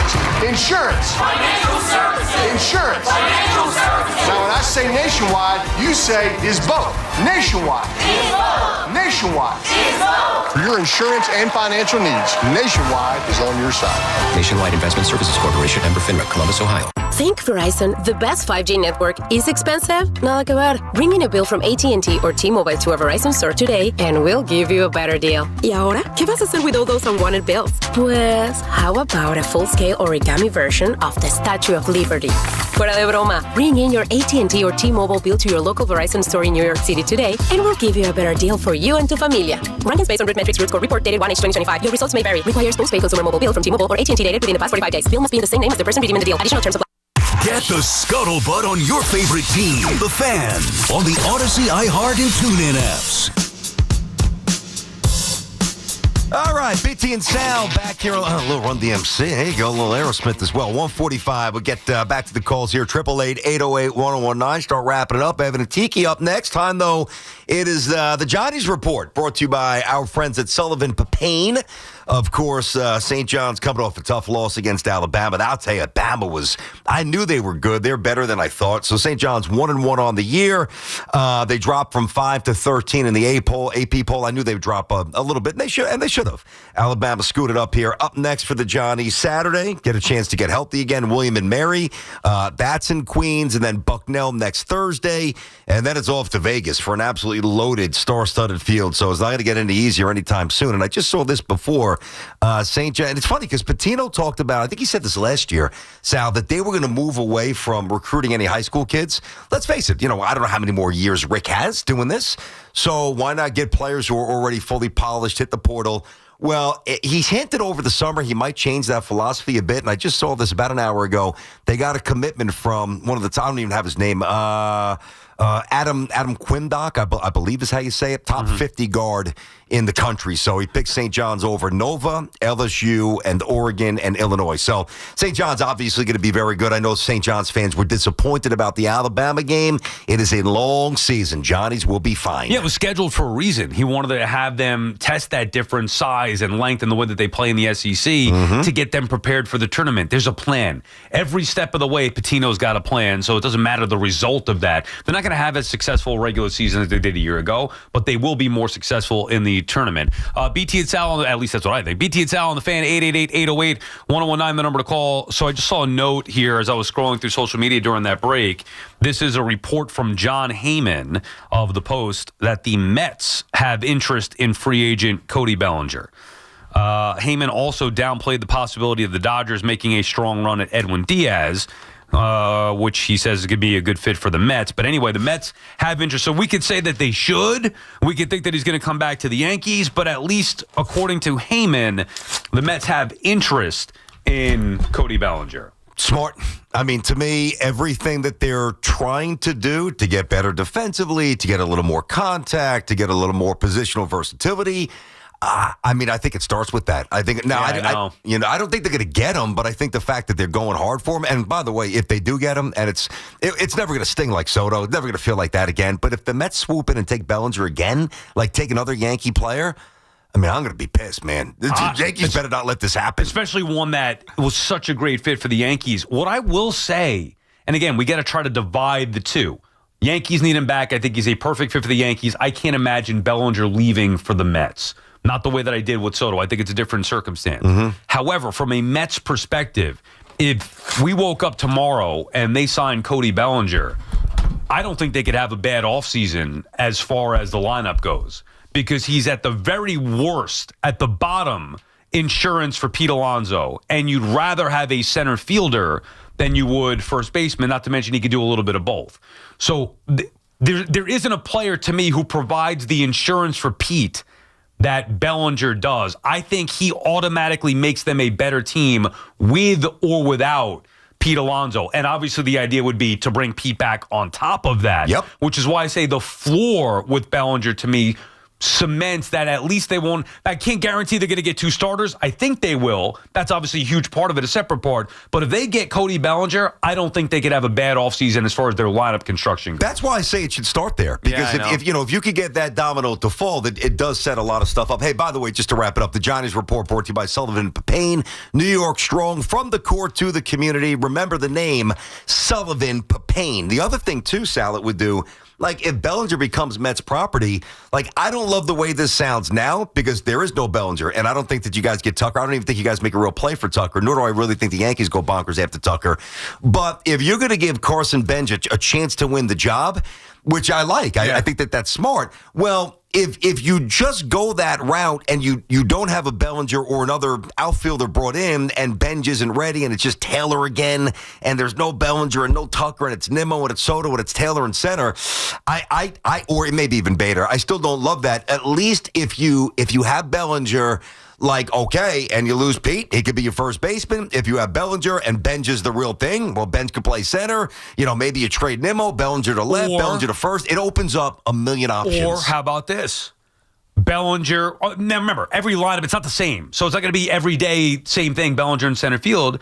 You could have a day where you play Tyrone Taylor in center or Benj, to your point, play Bellinger in left. And question. And have Nimmo DH. You could do that with Pete at first base. Against righty, sure. Or have Pete DH. Yeah. And you get the outfield alignment, what you have, and you have Bellinger at first base. Bellinger is the key piece here to the Mets puzzle. I still don't believe they're going to be able to get him, but when you get a player that can play positions that they need, the Mets have 3 big holes in center field, first base defensively, and left field defensively. And second. Well, I'm saying for Bellinger Bellinger. can't play Gotcha. Defensively in left field, they're subpar with Nimmo. Nimmo would also benefit by playing some DH. At first base, defensively, they're subpar with Alonso. He would benefit by playing some DH. They don't have a center fielder. Bellinger can check all 3 of those boxes throughout the course of a week to where he's in there every day. You're getting some other players in. You're getting some other players rest. You're using the flexibility of the DH spot. I mean, he is the perfect fit. I just don't believe he's going to leave the Yankees. And I don't know, and I don't care necessarily about the offensive production, even if it's a little bit less, because of his defensive versatility and valuable nature of his game. That's what the Mets are missing. Good base runner, clutch. I mean, remember the throw against the Yankees, against the Mets in the Sun. All right, so the names that are out there, Tucker, a Bellinger, a Bregman, a Bichette, a Schwarber. We hit this earlier in the show. If you guys missed anything, free Odyssey app. So I like Tucker as an outfielder, and I love him as a hitter, but he's not Bellinger defensively. Bregman is obviously a terrific third baseman and clutch, but he only solves one position, third base. Schwarber's not going to touch the field defensively, and Bichette's a butcher. He's just a big-time hitter. So of all the potential top 5 free agent moves that the Mets can make, maybe other guys are better at certain things, like Tucker a better hitter, whatever. Bregman more clutch, more championship ready. But Bellinger just makes other areas better. I'll tell you, man, that's a piece that we have. It's not the first time we've talked about Bellinger to the Mets. No, I know. Again, I don't think he's going, but if you guys get him, it's a massive coup. Sports Talk on WFAN, presented by Paramount Plus. You can't count on much, but you can always count on Sundays with the NFL on CBS and Paramount Plus. Watch your local NFL game live every Sunday all season long. Visit ParamountPlus.com/NFL to get started today. Chris is calling from Michigan. What's up, Chris? Hey, guys. Great show. So the effort of St. John Saturday was not the worst thing. It was actually Dave Sims' commentary, but I'm not going to get into that. I mean, you throwing shade at Dave. Come on. I didn't hear it. I was doing the game. I didn't hear Dave do the game, but I know he does a bunch. What? You most definitely did not hear it, and I don't want to get into it. All right. I like Dave, but all right, I got you. I don't mind him either, but... Yeah, you didn't like Does Dave do all scene? No. But he does some, because Hoff and I, when you got us the courtside seats, we ran into Dave. He's been doing. I met Dave probably in 03, 04. He was doing it with Bucky Waters on MSG. So he did a lot of St. John's, like Holiday Festival. Okay. He's always been involved in the college game, but just not every single. Gus parachutes in. You get some different. What else you got, Chris? Yeah. Go ahead. Okay, so I called about Skeens and Cam Schlittler. And my thing is, I was piggybacking off of a couple callers. It's been a while now because you guys did some interviews and stuff and whatnot. But hey, how about that Jay Leno, huh? It was great. I loved him. That's who I watched. That was an NBC guy. So, all right. So the eye test for me is is a big thing, and Schlittler has kind of shown it. He's gotten better every start. He's gotten better. So you got to believe he's going to continue to get better and grow from that. And Skeens is great on the eye test. He's great as well. And I don't want to get into the whole New York market thing being too big for him. I don't know if that's a thing, but the eye test for me on that was when he won Rookie of the Year, he looked just so annoyed that there was cameras and stuff in his face. What do you think would happen if he was in New York with Livy Dunn walking around everywhere? Like, I don't think it would get too big to him, but I do think it would play a part on him. I don't. Chris, it's an interesting thought. It really is. Thank you for the call here. If you are walking around with Livy Dunn, as he has for the last couple of years, aside from being incredibly lucky, you are also very used to cameras and people rolling their phones. You are leaning into a very public existence, so he would be fine here. And the report from Randy Miller, which got us going with the Skeen stuff, there was a report today that we talked about early on. In case you missed anything, check it out on the free Odyssey app. That said, Randy Miller spoke to a Pirate teammate of Skeens who said that Skeens would like to play for the Yankees. He's not happy with the way that the Pirates aren't going to build a winner and will look to get out of there, and he wants to play for the Yankees. The teammate is on record as saying that. He didn't name who it is, but that's according to NJ.com and Randy Miller. So if he were afraid of that, he certainly wouldn't have the Yankees on his list. He would say, maybe I want to go play for the Braves. Sometimes these guys, a lot of the guys would get, they want to go to a bigger market or get out of there, but not New York. You know what I'm saying? And ask him to go to the Yankees, that's as big as it gets. I know the Dodgers have gotten big. New York's a different animal. The guy stays healthy. He's on autopilot to the Hall of Fame. He's that good. His doing it anyway, but wanting to do it as a great Yankee. Well, think about this. Now, if you're trying to distinguish yourselves from your peers, aside from just your resume, I mean, if you join the Dodgers and you win another championship, big damn deal. Right now, if you join the Mets and you win a championship for the first time since '86, that's a massive deal. But in terms of like an elevated profile, if you go to the Yankees or he forces his way there and you win a World Series for the Yankees for the first time, so again, if he's here next year, I don't know when they're going to win, and I don't know when he's going to come here if he does. So, but it could be 20-something years. Think about it. Think of what he could have said. It could have been, I'd love to play for the Dodgers or a winner or whatever. He said specifically Yankees. That to me, regardless of what happens, whether the Pirates trade him or not, whether they trade him to the Yankees or not, that to me already helps build back the Yankee brand, or at least reminds people, hey, we're still the New York Yankees here. It's not all just about the Dodgers and the Yankees are getting left in the dust by all the players coming from Japan or big free agents. Skeens, arguably the biggest star on the game this side of Ohtani, says he wants to play for the Yankees. That's a huge deal. How do you spell Livy Dunn real fast? Is it Livie? I have no Y. I think it's a Y. You think, is it? Yeah, I do, but I'm not 100 Y. What are you doing, searching her? No, well, no. I mean, I would do that on the air. I just want to see, kind of. I want to see how many followers she has. I mean, she's got to have millions of followers. I mean, again, there's no way that... Jessica Alba. Go through the old mental Rolodex. Marissa there's another Tomei. name for that, but we won't use it on the air. So... I think when